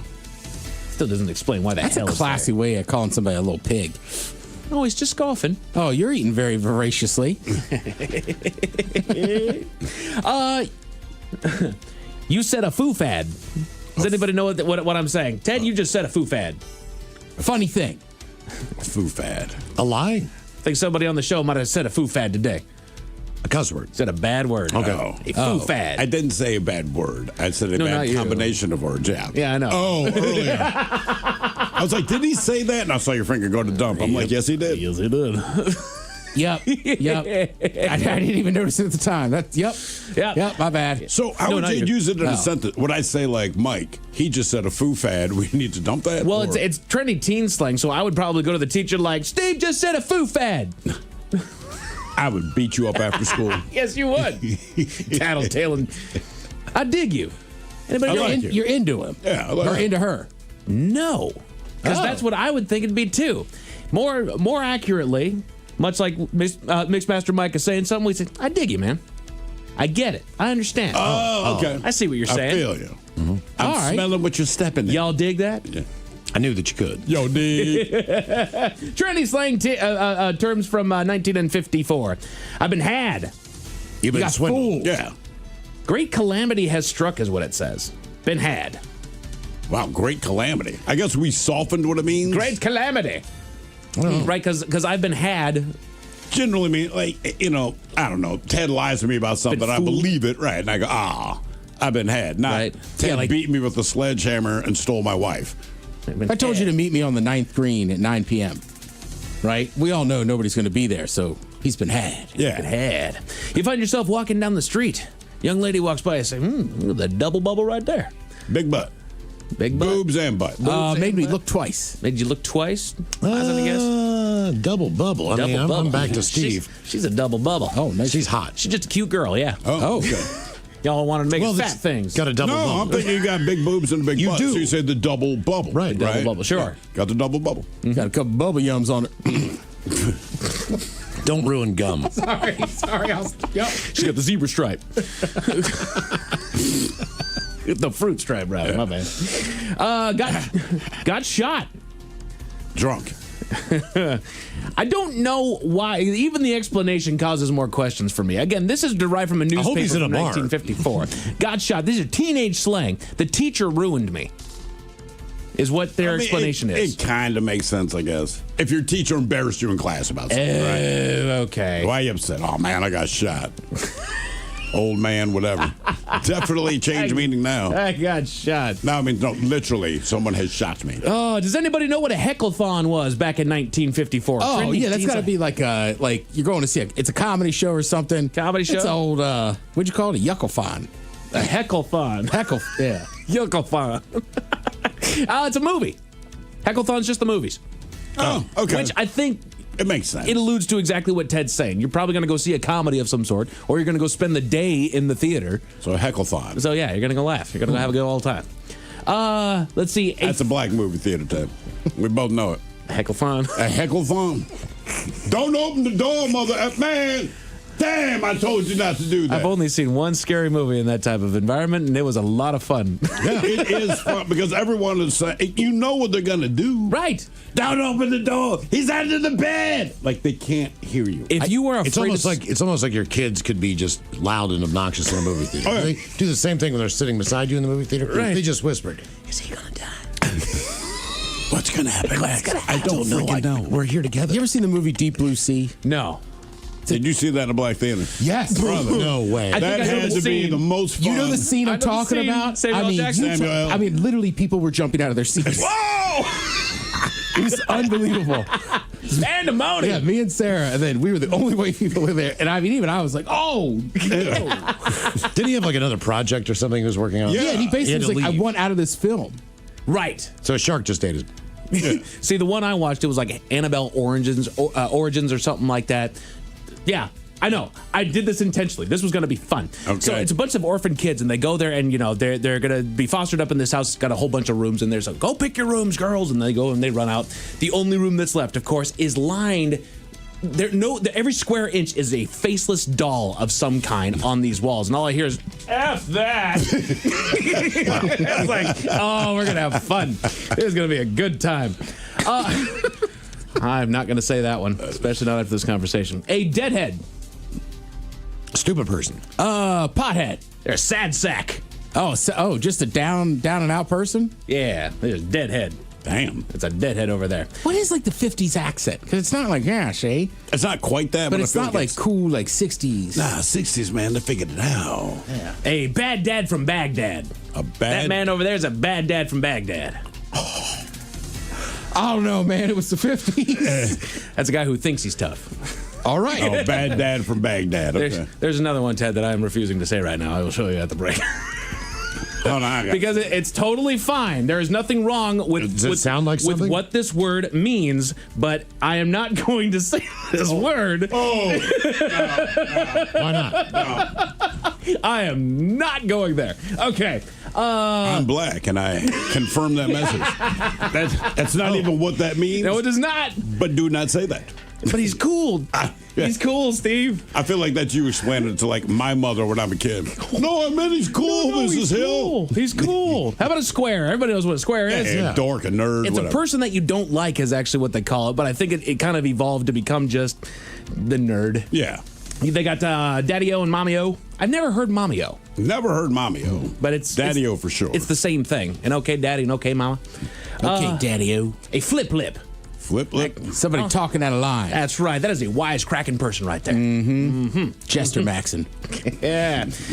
Smooth Sam. Just a cool dude. You're a real Cool. smooth Sam there, Steve. Smooth Sam with the ladies. Let's see. Does anybody know what to spike means? To spike. You're again. This is teenage slang. So there was a lot of stuff going on in the school, man. Hey, man, can I spike your project right there? Can I? So not like a Bill Cosby. Can I see your paper there? I need to spike it. Copy? Copy your homework. Okay. To copy the homework. And then I'll leave you with this last and final bit of teen slang from 1954. A hot, let's flee to the flicks. Go to the movies? You're going to the movies. Yeah. Flee to the flicks. Flee to the flicks. I wonder why that didn't stick around. Well, it's hot outside today. Let's flee to the flicks. Flee to the flicks. How can a driver in Kansas survive when they're driving the wrong way on the road at 15 times the legal alcohol limit? How do they survive that? I'll tell you all about it at 5:50. Thank you, sir. Headlines are coming up at 5:50. In the meantime, have we made it to drinking time? Somebody out there deserves to be recognized. And the men's room knows just who it is. So to you, we say, bottoms up, sailor. You're the toast of our shot of the day. Drink time it is, and as usual, we head to the drink desk and Steve at Thrill Hill to find out who we're toasting. Yes, indeed. Originally, I had a different shot lined up, but in light of what happened today, at least for us here on the show, we got to give a toast to Mix Master Mike, Hiro Yamamoto, Ed Maloney, and of course, the late Kathy Faulkner, who somehow lucks her way into all this. Well, she knows everybody. I know. It's just great. Like, we knew they were coming in, and they were like, Kathy, what are you doing there, man? It's like, basically, in a nutshell, I am me. I am important. I am always here with these kinds of things. I don't know what she did, but, man, she is pretty much friends with everyone. But all that said, for us, that was very, very cool. Like I said, as a longtime Soundgarden fan, it was cool to actually meet and chat with Hiro Yamamoto. He was the first bass player I heard in the band and might be the nicest guy. Oh, yeah. Right? I mean, he is just a genuinely nice guy. Probably one of the best speeches ever at the Rock and Roll Hall of Fame. Yeah. Without question, from an inductee. Without a doubt. Mixmaster Mike is as cool as he seemed. Actually, he's actually cooler. I can't even explain it. He's just a guy who I believe was born cool, has stayed cool, and can't help but be. He's contaminated with coolness. That's just the vibe. Super cool. That he gives off. Then Ed Maloney, look, if you know who he is, man, he's had his fingers on some different things here in Seattle, and all of them have been cool. So the fact that he's doing this thing with Mopop, and really the exhibition they're doing there, that sounds tremendous. I'm not the kind of guy that likes to go to museums and all that. That is something I plan to go to. Yeah. Without a doubt. And then Kathy, you know, we'll just toast you because you were here, of course. So to those guys, man, thank you guys for coming in, man. All of you guys. That was very cool. I know my wife's jealous. She really, really, really wanted to meet Mixmaster Mike. I haven't told her last night. I said, look, man, I don't do this much. If you can make it to the studio, you can meet the guy. But her being like the best mom in the world, she's like, I got things to do. I can't do it. But I know that it kills her inside. So I'll take this moment to glow, baby. It was so cool. God, you should have been there. You really missed out. Oh. But anyway, man, thank you guys for coming in. So we pour this booze and we drink this booze because we think it's yummy. Yummy. So over the tongue and down the throat to party in our tummies. Down the hola bichola. All right, let's get a contestant on the line now for Profile This, 206-803-ROCK. Profile This is next.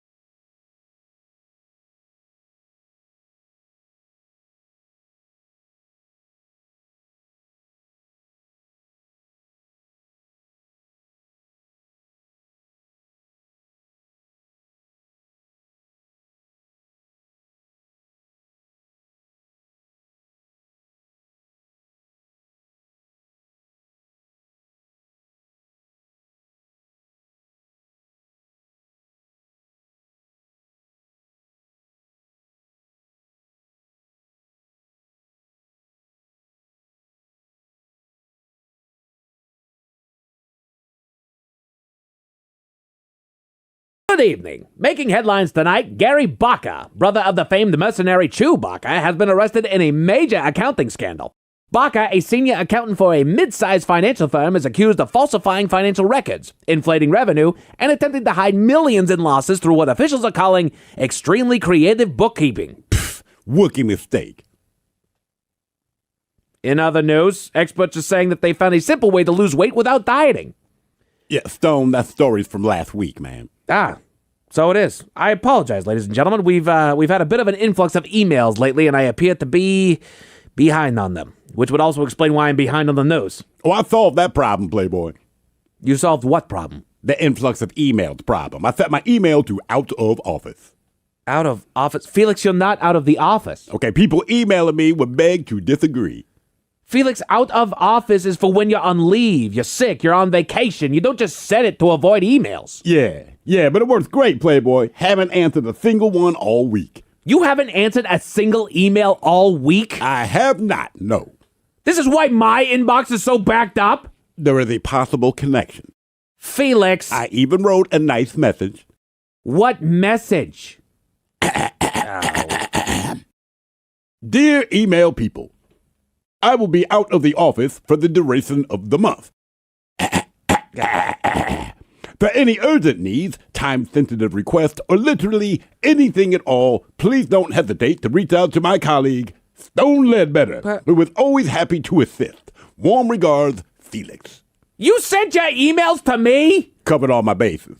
You caused the problem! I redirected the problem, Stone. To me! Correct. Felix, I'm now drowning in emails because of you. Just set your emails to out of office. I am not going to set my emails to out of office, which means I have to answer everything. So we're cutting this broadcast short before the angry phone calls start. Oh, I took care of that, Playboy. What did you do? I disconnected the phone lines. You what? I disconnected the phone lines. You need time to catch up on emails, Playboy. Felix, disconnecting the phones just means I have more emails to answer. See, I knew you would say that. You are very predictable when you're angry. He really is. I know, right? But yeah, man, I knew you would say that. So I gave out your personal cell number in case of an emergency. Yeah, you should get that, man. It might be an emergency. Yeah! Thank you for watching. Please like and share this video. It helps us a lot. And be sure to subscribe to our YouTube channel and social media pages at InAction News.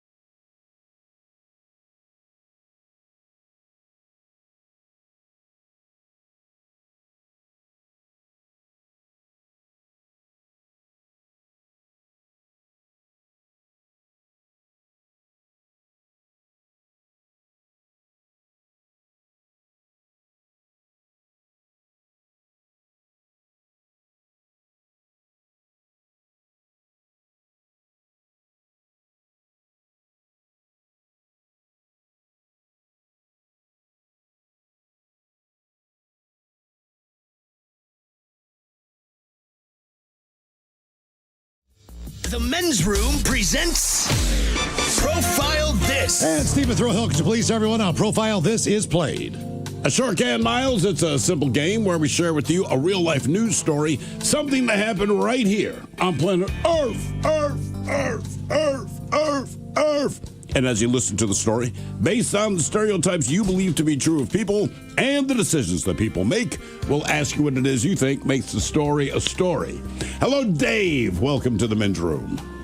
Liquor and whores. Liquor and whores. All right, Dave, you understand how this here game is played? Yes, I do. Fantastic. You have a choice today of one of three categories. Today we have the wonderful world of drugs. We have Bite Me. In other words, what did someone find in their food? And finally today, we offer you the fine category of Animalize This, where you guess the animal responsible for causing the problem. Let's do some drugs. All right, we go to the metro Atlanta area where a man's been arrested and charged with setting his own home on fire over the weekend. 31-year-old William Underwood. He was arrested for driving under the influence of drugs early Saturday morning. Now, deputies were called to a house fire at Underwood's home just before 2 a.m. Investigators learned that Underwood, who was high on drugs, backed his 2017 Hyundai Accent into the basement wall twice. The crash caused significant damage but did not cause any injuries. Firefighters say that when they arrived, they found a bedroom with a heavy fire. Now, after the crashes, Underwood drove to a nearby fire station with non-life-threatening injury and said that he suffered these escaping a burning bedroom, which he had lit on fire. Anyway, he was released from the hospital on Saturday morning and then arrested immediately for DUI. He posted his bond and was released from jail the following afternoon. Now, the Hull County Fire's Marshal Office determined that Underwood was responsible for the fire and charged him with arson as well as a DUI the following day. The question is, what drug was he high on when he set his house on fire, hopped in the truck, and drove to a fire station? Was it crack? Was it PCP? Was it Ambien? Or was it meth? So crack, PCP, Ambien, or meth? What are you thinking, Ted? You said the Atlanta area. Atlanta area. Right, but we didn't say what. It doesn't say suburb. specifically where. Yeah, it's Metro Atlanta. I don't know if, Hull County means anything to it. Right, so he accidentally lights his house on fire. Oh, he purposely did. Or he purposely. They believe he purposely lit his house on fire. Then slammed his truck into the side of the house.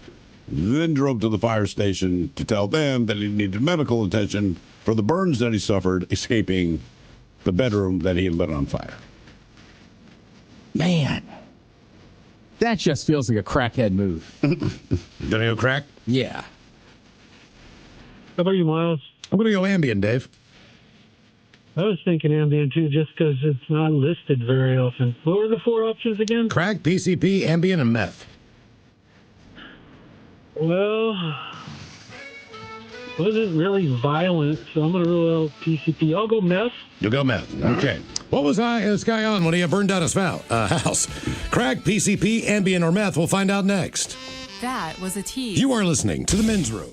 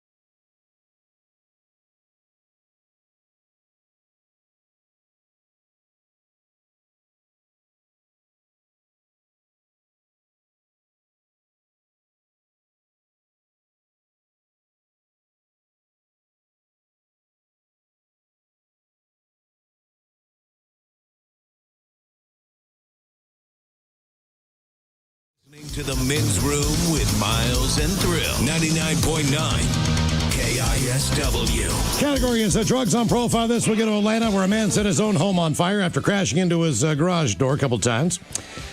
He drove himself to the fire department to get aid because he had burned himself. He was high on drugs. Question is, was he on crack, PCP, Ambien, or meth? And Dave, that is a question that we posed to you. Let us start with the Ted Smith. You're not wrong. It does sound like a crackhead thing to do. However, in this case, it was not crack that made him do what he done did. And it sounded like an old car. Miles, you went Ambien. I threw that in there because people that take Ambien do weird things. However, it was not Ambien. Dave, that leaves you. You said it wasn't violent because you're going back and forth between PCP and meth. You said, I'm going to go ahead and go meth. And you are correct, sir. Very good. Yeah. Brag to your friends that you know your drugs. Yeah, just meth. Now for all TV news all the time, it is time for TV Time with Ted. And now, because your pathetic life is confined to countless hours in front of a talking box, the Men's Room presents TV Time with Ted. All right, your choices today got the Jimmys, Fallon and Kimmel, Colbert, Steven, Seth Meyers, or Ted Smith. Is it Ted or is it late night? It is right there. The title. These guys have teams of talents and writers help them come up with their monologues each and every night.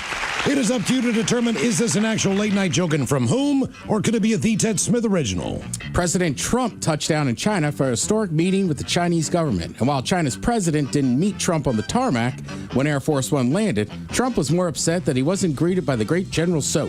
I hope that's you. Colbert. Smith! Yes. Thought I'd fool you both on that one. Where's my chicken at?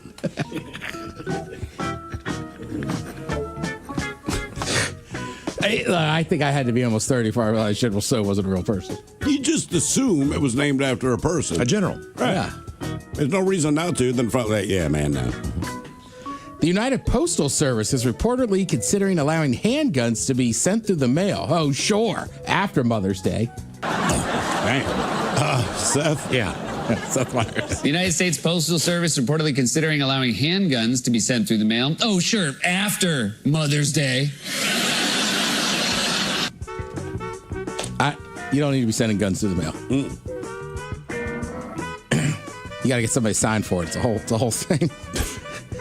There's a new trend called ball maxing, an actual procedure where men actually inject saline to maximize their scrotum size. Nope. No more hobbies for men. Fellas, if you got enough time to fill your balls, you got enough time to fill your dishwasher. Colbert. There's a new trend called ball maxing. An actual procedure where men actually inject saline to maximize their scrotum size. Nope. No more hobbies for men. Fellas, you got time to fill your balls. You got time to fill the dishwasher, okay? That's my next slang term that I just wanted to die in a fire. With the maxing? Maxing. I like maxing. to use it in jest, right? Because I think it's funny that ironically, clavicular guy has the looks maxing, but it will die out very soon. I hope. Yeah. I'm ready for it to go. Yeah. Even he said himself, in like one of the latest interviews I saw, he was like, you don't have to call everything maxing. It's like, dude, you started it. The New York Times published a profile on Gen Z high school students who have revived the trend of playing hacky sack. That story again, weeds back. Seth. Yes, Seth Meyers. That's Seth Meyers. The New York Times published a profile on Gen Z high school students who have revived the trend of playing with hacky sacks. That story again, weeds back.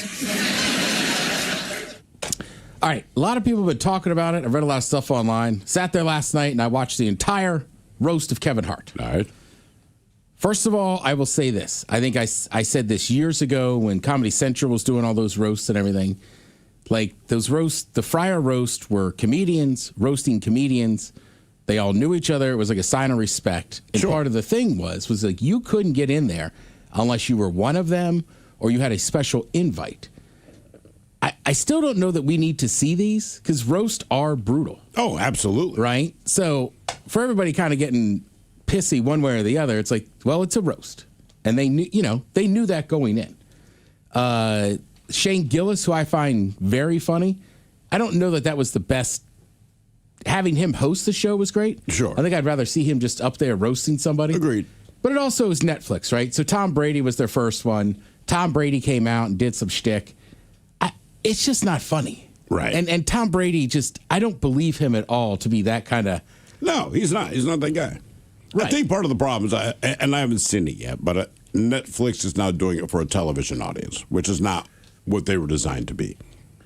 Correct. Right? So when they televise some of the roasts that we were otherwise unaware of, you're like, this is hilarious, but it is brutal. Well, I also think But you didn't parade a bunch of, like, nothing against Tom Brady. Why were you there? Well, regardless of how they air it or what's going on, if the first one they did is Tom Brady, I think Correct. the person who was roasted the last time needs to have it. He won't be there for the next one, but needs to have a shot just to be able to come back and give a couple good one-liners based on the fact that he sat there and caught hell for an hour. Okay. Look, I agree with you on that. I get why Tom Brady was there because he was the first one, and you got to kind of, do like a passing of the torch or whatever, right? So I'm with Miles. Like, I get why he was there. Again, I respect Tom Brady as an athlete. I think Tom Brady has a lot of great stuff to add. It's a lot of Tom Brady. And frankly, he just doesn't have comic chops, which is fine. He's the greatest quarterback of all time. You don't need to, exactly. Right. So it almost felt a little forced. But that's my only thing is that once you make these things for TV, and we see it all the time in the corporate world, right? Let the creative people be creative, and you steal their money, right? And you've been doing it for years. Like, let it be what it's going to be, or just televise a roast. Don't design it for TV. It'd only be my only argument. Right. And also, frankly, you have a lot of people up there doing it who are not comedians. Yeah. Right? So, like Draymond Green, right, that plays for the Warriors. I thought he was actually kind of funny, but then he would kind of feel bad, and, like, he did it, Lizzo did it, and they kept stopping and being like, I didn't write this. I'm sorry. But right. No. But like I told Mike earlier, that's like the magician doesn't do the trick and then go, oh, here's the rabbit. Right. You know what I mean? Like, I don't want to know how he got in the hat, man. Pull him out. That's what I'm saying. Let a roast be a roast. If you're going to televise, I think part of the reason they apologize is because they're on TV. Yeah. Right. And you get all social media backlash, but it's like, it is a roast. If you can't handle it, don't do it. Don't volunteer yourself to something that might upset you if you don't have to. And it's out of their element. So they're just apologizing because they're not used to hammering someone. But like do you that think publicly. they would apologize if it wasn't on TV, right? If it's just kind of a more closed thing? I don't think they would. I don't think they would either. And like, look, even Shane Gillis, he said a couple times, like, I called her, like, I've been sitting on this joke. I asked her it's okay, as they were making fun of the one comedian, her husband had committed suicide. Yeah. Oh, Jesus. And they hammered her all night, right? Chelsea Handler, like, I get her point. She didn't seem like she was really taking it all in jest. And then she kind of came out and seemed like was really hammering Shane and Tony, which I kind of get. But her main thing was about going over to Saudi Arabia and playing that show. And I was like, whether or not you like those two guys, they made a point not to go and take that money. So it's like, oh, man, you fired a good bullet. It was just kind of at the wrong people. There's definitely really funny parts. Is it a little too long? Yeah. I also told Mike, if you ever want to see The Rock, I'm pretty sure hammered off tequila. Oh, really? Yeah. I mean, you guys can watch it and make your own decision. But, like, I was watching it last night, and I'm like, man, I know The Rock always kind of, like, talks about his tequila and, like, will sip some and everything. Sure. I was like, he seems legit kind of buzzed up there. Good. Yeah. I mean, it's okay for him to relax every once in a while. It was. He just was. He's been in the gym 4 hours before he was just a little long. Yeah. Right? And I was like, man, get him off there. Now, Kevin Hart, as opposed to Tom Brady, look, and everybody's kind of upset too. Like, Kevin Hart obviously had his hands all in this. Him and Netflix does this, and I get it. Whenever they do a Netflix thing, they're going to push all the Netflix people, right? So, like, opening day, because they had it, right? You had Bert Kreischer out there and this. Sure. So, like, for the Netflix thing, right? Like, Kreischer was there. He didn't even do any stand-up. And then, I was going to say, Kevin Hart has had shows with them. So he's an executive producer and this and that. So, like, some of it did seem a little almost too scripted. Right. But I thought his stuff at the end was pretty funny. Cat Williams came out. I could be wrong. I'm not positive. Like, it was supposed to be a surprise. I'm sure Kevin Hart had some idea. But most of the people in that audience seemed kind of legit, like, oh, man, I can't believe he's here. Cat Williams has been hammering Kevin Hart for years. Yeah. And how much they don't like each other and this and that. And then Kevin Hart did a great job of giving it back to him. But I'm like, that part I liked. Like I said, there's very good parts of it. It's probably too long. And again, I don't know that all these roasts need to be on TV. And frankly, for a lot of people, I don't know. To me, that's just one of those things. Like, I don't know how upset you can get about a roast. If the person getting roasted is not upset, do not get upset on their behalf. Right. And everybody on the dais has come out and said, like, hey, like, we talked. We knew what some of these jokes were going to be. But there's, part of the roast is not just making fun of the person and, kind of giving them props. Part of it is you got to be as terrible and bad as those jokes you would say. So that was Jeffrey Ross. Jeff Ross, by the way, I don't know how he does it. I never put him on a high list of comedians I love. Yeah. He was awesome. And then, well, he's pretty good at Rose. Right. That's his thing. But even for this one, like, in no way did he really fit into that crowd. Yeah. Like, Big J. Okerson was there, who I think had a great set, right? But he's more of like, you got to like comedy more to know him, right? Like, he's not starring in a bunch of movies. Jeffrey Ross came out there. I thought his set was good. And then he dressed like Eddie Murphy. So From Raw. He's wearing that red, leather suit. Weird, yeah. And then you kind of forget, like, he's got to sit there, right? And the whole joke was good. He was like, your hero would never be here. So that's why I'm dressed like him. Oh, wow.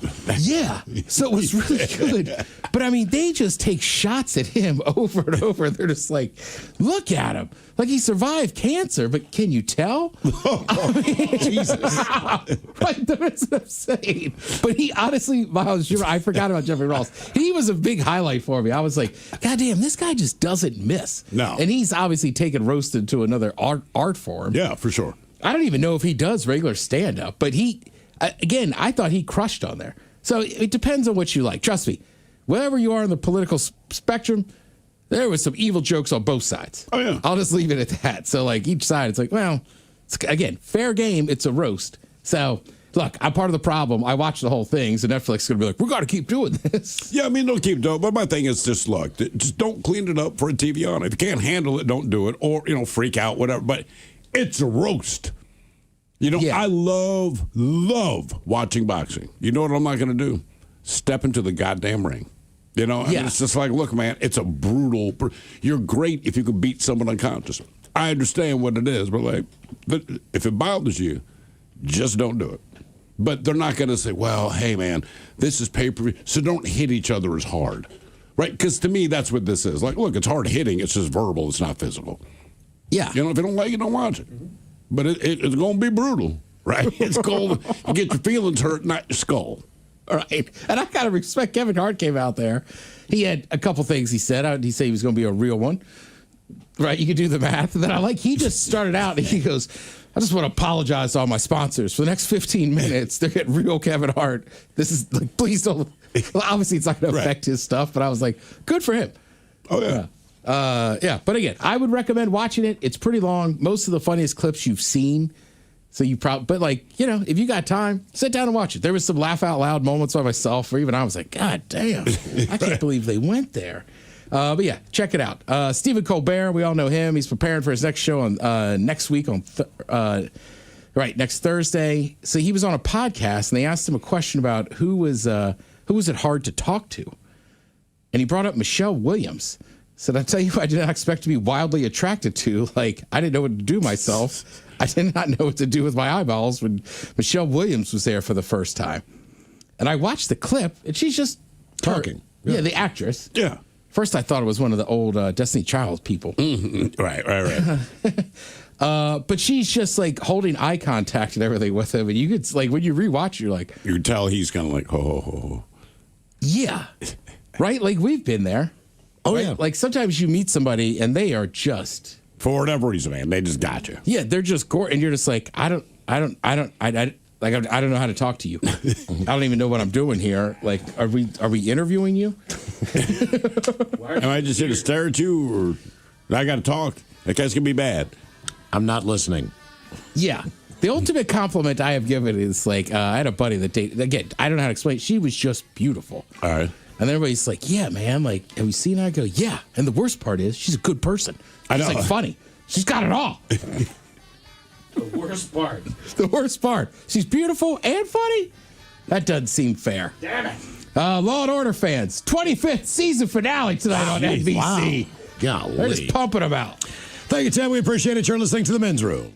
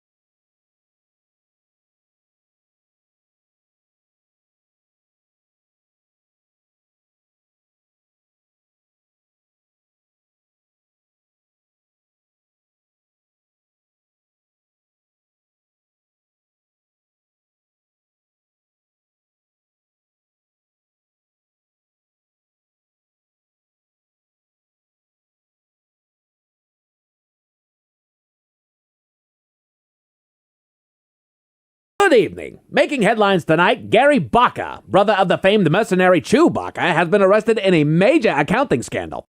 Baca, a senior accountant for a mid-sized financial firm, is accused of falsifying financial records, inflating revenue, and attempting to hide millions in losses through what officials are calling extremely creative bookkeeping. Rookie mistake. In other news, experts are saying that they found a simple way to lose weight without dieting. Yeah, Stone, that story's from last week, man. Ah, so it is. I apologize, ladies and gentlemen. We've had a bit of an influx of emails lately, and I appear to be behind on them, which would also explain why I'm behind on the news. Oh, I solved that problem, Playboy. You solved what problem? The influx of emails problem. I set my email to out of office. Out of office? Felix, you're not out of the office. Okay, people emailing me would beg to disagree. Felix, out of office is for when you're on leave, you're sick, you're on vacation. You don't just set it to avoid emails. Yeah, but it works great, Playboy. Haven't answered a single one all week. You haven't answered a single email all week? I have not, no. This is why my inbox is so backed up? There is a possible connection. Felix. I even wrote a nice message. What message? Dear email people, I will be out of the office for the duration of the month. For any urgent needs, time-sensitive requests, or literally anything at all, please don't hesitate to reach out to my colleague, Stone Ledbetter, who is always happy to assist. Warm regards, Felix. You sent your emails to me? Covered all my bases. You caused the problem! I redirected the problem, Stone. To me! Correct. Felix, I'm now drowning in emails because of you. Just set your emails to out of office. I am not going to set my emails to out of office, which means I have to answer everything. So we're cutting this broadcast short before the angry phone calls start. Oh, I took care of that, Playboy. What did you do? I disconnected the phone lines. You what? I disconnected the phone lines. You need time to catch up on emails, Playboy. Felix, disconnecting the phones just means I have more emails to answer. See, I knew you would say that. You are very predictable when you're angry. He really is. I know, right? But yeah, man, I knew you would say that. So I gave out your personal cell number in case of an emergency. Yeah, you should get that, man. It might be an emergency. Yeah!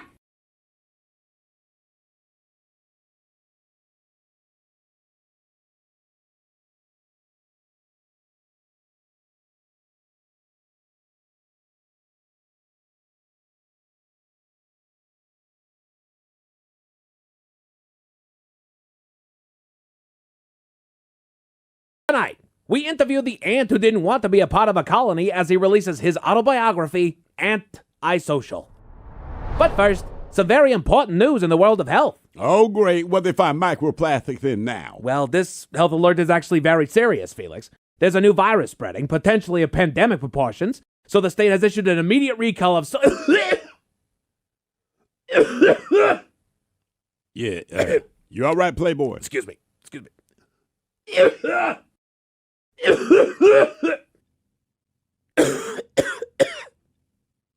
You need some water, man?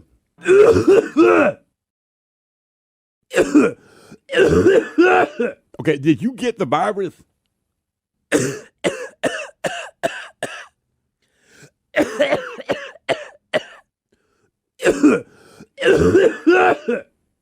I think he choked on his spit. Can you really call it spit if it's still in your mouth? I guess not. I think he's choking on his saliva.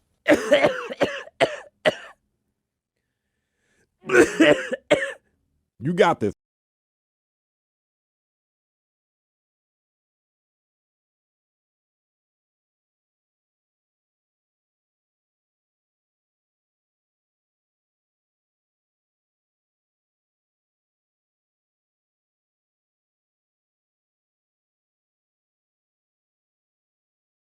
Good evening. Making headlines tonight, Gary Baca, brother of the famed mercenary Chew Baca, has been arrested in a major accounting scandal. Baca, a senior accountant for a mid-sized financial firm, is accused of falsifying financial records, inflating revenue, and attempting to hide millions in losses through what officials are calling extremely creative bookkeeping. Rookie mistake. In other news, experts are saying that they found a simple way to lose weight without dieting. Yeah, Stone, that story's from last week, man. So it is. I apologize, ladies and gentlemen. We've had a bit of an influx of emails lately, and I appear to be behind on them, which would also explain why I'm behind on the news. Oh, I solved that problem, Playboy.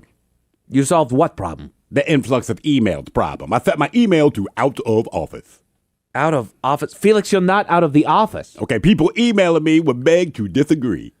Felix, out of office is for when you're on leave, you're sick, you're on vacation. You don't just set it to avoid emails. Yeah, but it works great, Playboy. Haven't answered a single one all week. You haven't answered a single email all week? I have not, no. This is why my inbox is so backed up? There is a possible connection. Felix. I even wrote a nice message. What message? Dear email people, I will be out of the office for the duration of the month. For any urgent needs, time-sensitive requests, or literally anything at all, please don't hesitate to reach out to my colleague, Stone Ledbetter, who is always happy to assist. Warm regards, Felix. You sent your emails to me? Covered all my bases. You caused the problem! I redirected the problem, Stone. To me! Correct. Felix, I'm now drowning in emails because of you. Just set your emails to out of office. I am not going to set my emails to out of office, which means I have to answer everything. So we're cutting this broadcast short before the angry phone calls start. Oh, I took care of that, Playboy. What did you do? I disconnected the phone lines. You what? I disconnected the phone lines. You need time to catch up on emails, Playboy. Felix, disconnecting the phones just means I have more emails to answer. See, I knew you would say that. You were very Turns with Miles and Thrill. Now, let's see what's happening in the real world. All right, here we go. An idiot Seattle man on vacation in Hawaii is arrested after throwing a rock at an endangered seal. Meanwhile, a teen is arrested and was 15 times over the legal limit. Believe it or not, he was behind the wheel. AI helps a man recover $400,000 in Bitcoin after he changed his password while high. Two scammers are arrested after messing with the wrong old type of guy. And New Mexico authorities are kindly asking folks to stop feeding the bears. It is time for your headlines. Now, it's time to hit the headlines. Here's my car. Our top story, we go to Kansas, where they know how to throw down, apparently. Local officers noted a car traveling westbound in the eastbound lanes of travel. Not a good thing. Suspecting the driver of being under the influence, they made a stop and had a little talk with the driver. Tests confirmed their suspicions, but to a fairly extreme degree, as the driver was 15 times the legal drinking limit. Jesus. Now, I know what you're thinking. How in the world is this person even alive? Well, he's 19, making him a minor. A minor. And the legal BAC for someone under the age of 21 is .02. So that's how that works. Still impressive. Quick math, our boy still managed to clock in at .306. Yeah. Roughly 4 times what we know the legal limit to be here for adults. He was arrested and booked for DUI and no proof of insurance. That's the other thing. He was 19, so now you get tried as an adult for drinking under the influence and driving, or drinking underage, driving under the influence, and you don't have insurance. Welcome to the real world, brother. Yeah. Damn. About to hit you like a ton of bricks. Yeah. I mean, some of the stuff I think about we used to drink back then was just reckless. Yeah, much worse than the stuff we drink now. I was talking with Castle today, though. That's still getting it done for anybody to hit a .30, much less a 19-year-old. Yeah. This was not his first drink. No, there's no way. No, but also, again, he's 19, so sometimes as a 19-year-old, you have no idea because you really haven't been drinking. Yeah. I just remember one time being like that age, and I mean, it was bad. Mm-hmm. We go to Ventura, California, where timing is everything. A man received a text message informing him that he had made a $350 purchase from an Apple site, which he did not. This eventually descended into the man being contacted by bank and fraud officials, informing him that his credit union account was tied to child sexual abuse material in Canada. What? Oh. Yeah. This whole situation is concerning as the man, he's clearly been falsely accused of all these charges. He didn't do any of this. It's coming out of left field here, but the officials ordered him to hand over $25,000 as evidence in the case, complete with a code phrase for an undercover officer to make this transfer happen. Come on. Don't get ahead of me. He complied. But after the handoff, he quickly grew suspicious and he called authorities by their posted number, and they informed him that, yes, you're right, he had indeed been scammed. Damn, man. That's brutal. Lo and behold, while he was being interviewed by detectives, his scammers called back, informing him that they needed another $50,000 for him to avoid further charges. Officers coordinated another meeting, and drop-off and the scammers were found and arrested. They're now facing several charges and prison time. Good. Jesus, man. You read these stories and you don't realize, you look at it, it's like, well, obviously you didn't do these things, so don't hand over the money. They are so convincing, and they know a lot of jargon that the normal average Joe, they're not privy to. They don't understand any of it, and they're panicked. And that's such a heinous, terrible crime that I think any normal human being would be like... You don't want it attached. Right. You'd be so panicked. And they'll also start to sympathize with you. Clearly, Ted, that you're a victim of fraud here, so we do need this just for our side of things, just to make sure that you're handled, and that we know that you are who you say you are, and that you're not going to run or anything like that. We need some good faith stuff over here, and then we're definitely going to go after those guys that are committing this fraud against you, and then we're going to press charges there, of course. But first, we have to get your situation figured out, and then we can go and take after them. Move on. Right? Yeah. They start to work with you. They scare you. They do all these things again.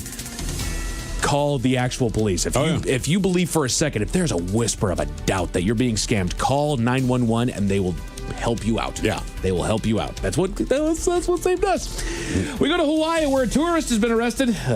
He was on vacation on the island of Maui, which is right next to Oahu, where he was filmed by a witness.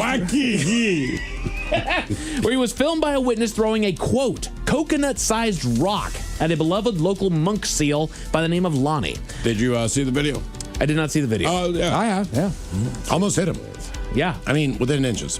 Yes. Didn't quite hit him, but got his head. very close. Yeah, his head. According to reports, the witness confronted the man, who said that he didn't care and that he was rich enough to pay any fines. Make us proud, buddy. And while that may be true, he was still arrested upon his return. You're right, Miles. Right here to the Seattle area, as our finest arrested the Covington man and took him into custody. Hawaiian officials are sending a clear message that cruelty towards protected wildlife will not be tolerated, and he now faces years in prison if convicted on charges. He will be. Here's the thing. He goes, I'm rich. I can afford it. Can you afford a golf club to your kneecap? Mm-hmm. I've never met anyone that rich, because that's about what's going to happen to your bitch ass. No kidding. Yeah, you're going to be brazen about that. Mm-hmm. They're going to throw the book at you there, bud. So enjoy that time. But just in case we'll start with a bad taste in your mouth. Thankfully, there's good news. We go to the world of the internet, where AI helped recoup some losses. All right. A man took to X and posted a tale of woe that he had recently been locked out of a Bitcoin wallet that had amassed a good amount of value in, but he ended up shooting himself in the foot when he got stoned and changed the password on the wallet. Uh-oh. And he completely forgot what the password was. He tried for 11 years to remember the password, to no avail. He got so friggin' baked, he had no idea what it was. And in a last-ditch effort, he dumped the entire contents of his college computer into an AI program. It found an old wallet file on there that it was able to decrypt and get him into his wallet, containing roughly $400,000 worth of Bitcoin. Side note, if it can decrypt it, I will stop there. Okay, let me get your info. Tell me you got Bitcoin. Let me get your info. Decrypt away. That is also kind of where I went with it. It's like, it is a good story, but it's not a good very news good for story. him. But yeah, it tells you a lot. The password was LOL 420 F the police, by the way. Are you being serious? No. Yes. No, it wasn't. Yes, it was. Oh my God. It totally was. You didn't click on the thread, did you, Miles? No. Yeah. No. It was LOL 420 F the police. That worked out. Jesus. Dummy. Oh, that's fun. That seems like something somebody could guess. Yeah. Especially if you did it high. There was a smiley face that was in there with an exclamation point and a little asterisk. This thing was a mess. It was a great one, though. World of sports. There's there's NHL hockey over on TNT and True TV. Baseball on MLB Network. The Mariners had their last of their 4-game stint against the Astros, and they finished in spectacular fashion with an 8-3 win this afternoon, securing 3 out of those 4 games. Well done, boys. Don't you wish you could play them every game? Yeah, no kidding. Let's just keep this going. They'll make a quick return back home to take on the Padres throughout the weekend, starting tomorrow, so be here for that. As far as your weather, the faucet is back on, folks. Experts are predicting overcast skies with a low of 48 tonight, bringing in a rainy day of showers tomorrow with a high of 53 to bring us into a stormy weekend. And that is it for your headlines. With that, Mike Huck is out. Quick programming note. Tonight, the first ever Kid and Rain show with Aaron Jones and Sean Kemp. That is going down at Victory Hall, which is down by the stadiums. It's absolutely free. Show starts at 7:30. Who's hosting that? I'm the MC for the night, I guess. Boom. There you go. Boom. So come down and boo me. Special guest, first show ever is Chris Novoselic from Nirvana. All right. I like it. That's pretty cool tonight. Absolutely free. Starts at 7:30. A big thanks to Hiro Yakamoto, Ed Maloney from Mopop, also Mixmaster Mike for joining us today. And the late Kathy Falk. Yes, indeed. All right, bitches, we're out of here. We're back tomorrow. So until then, please do what you do best. And for Aletha's sake, stay beautiful. The Men's Room has been taped before a live studio audience. Wardrobe and makeup provided by Mantastic Limited. This has been a presentation of the Men's Room Radio Network. Oh, man! A Double Flush production.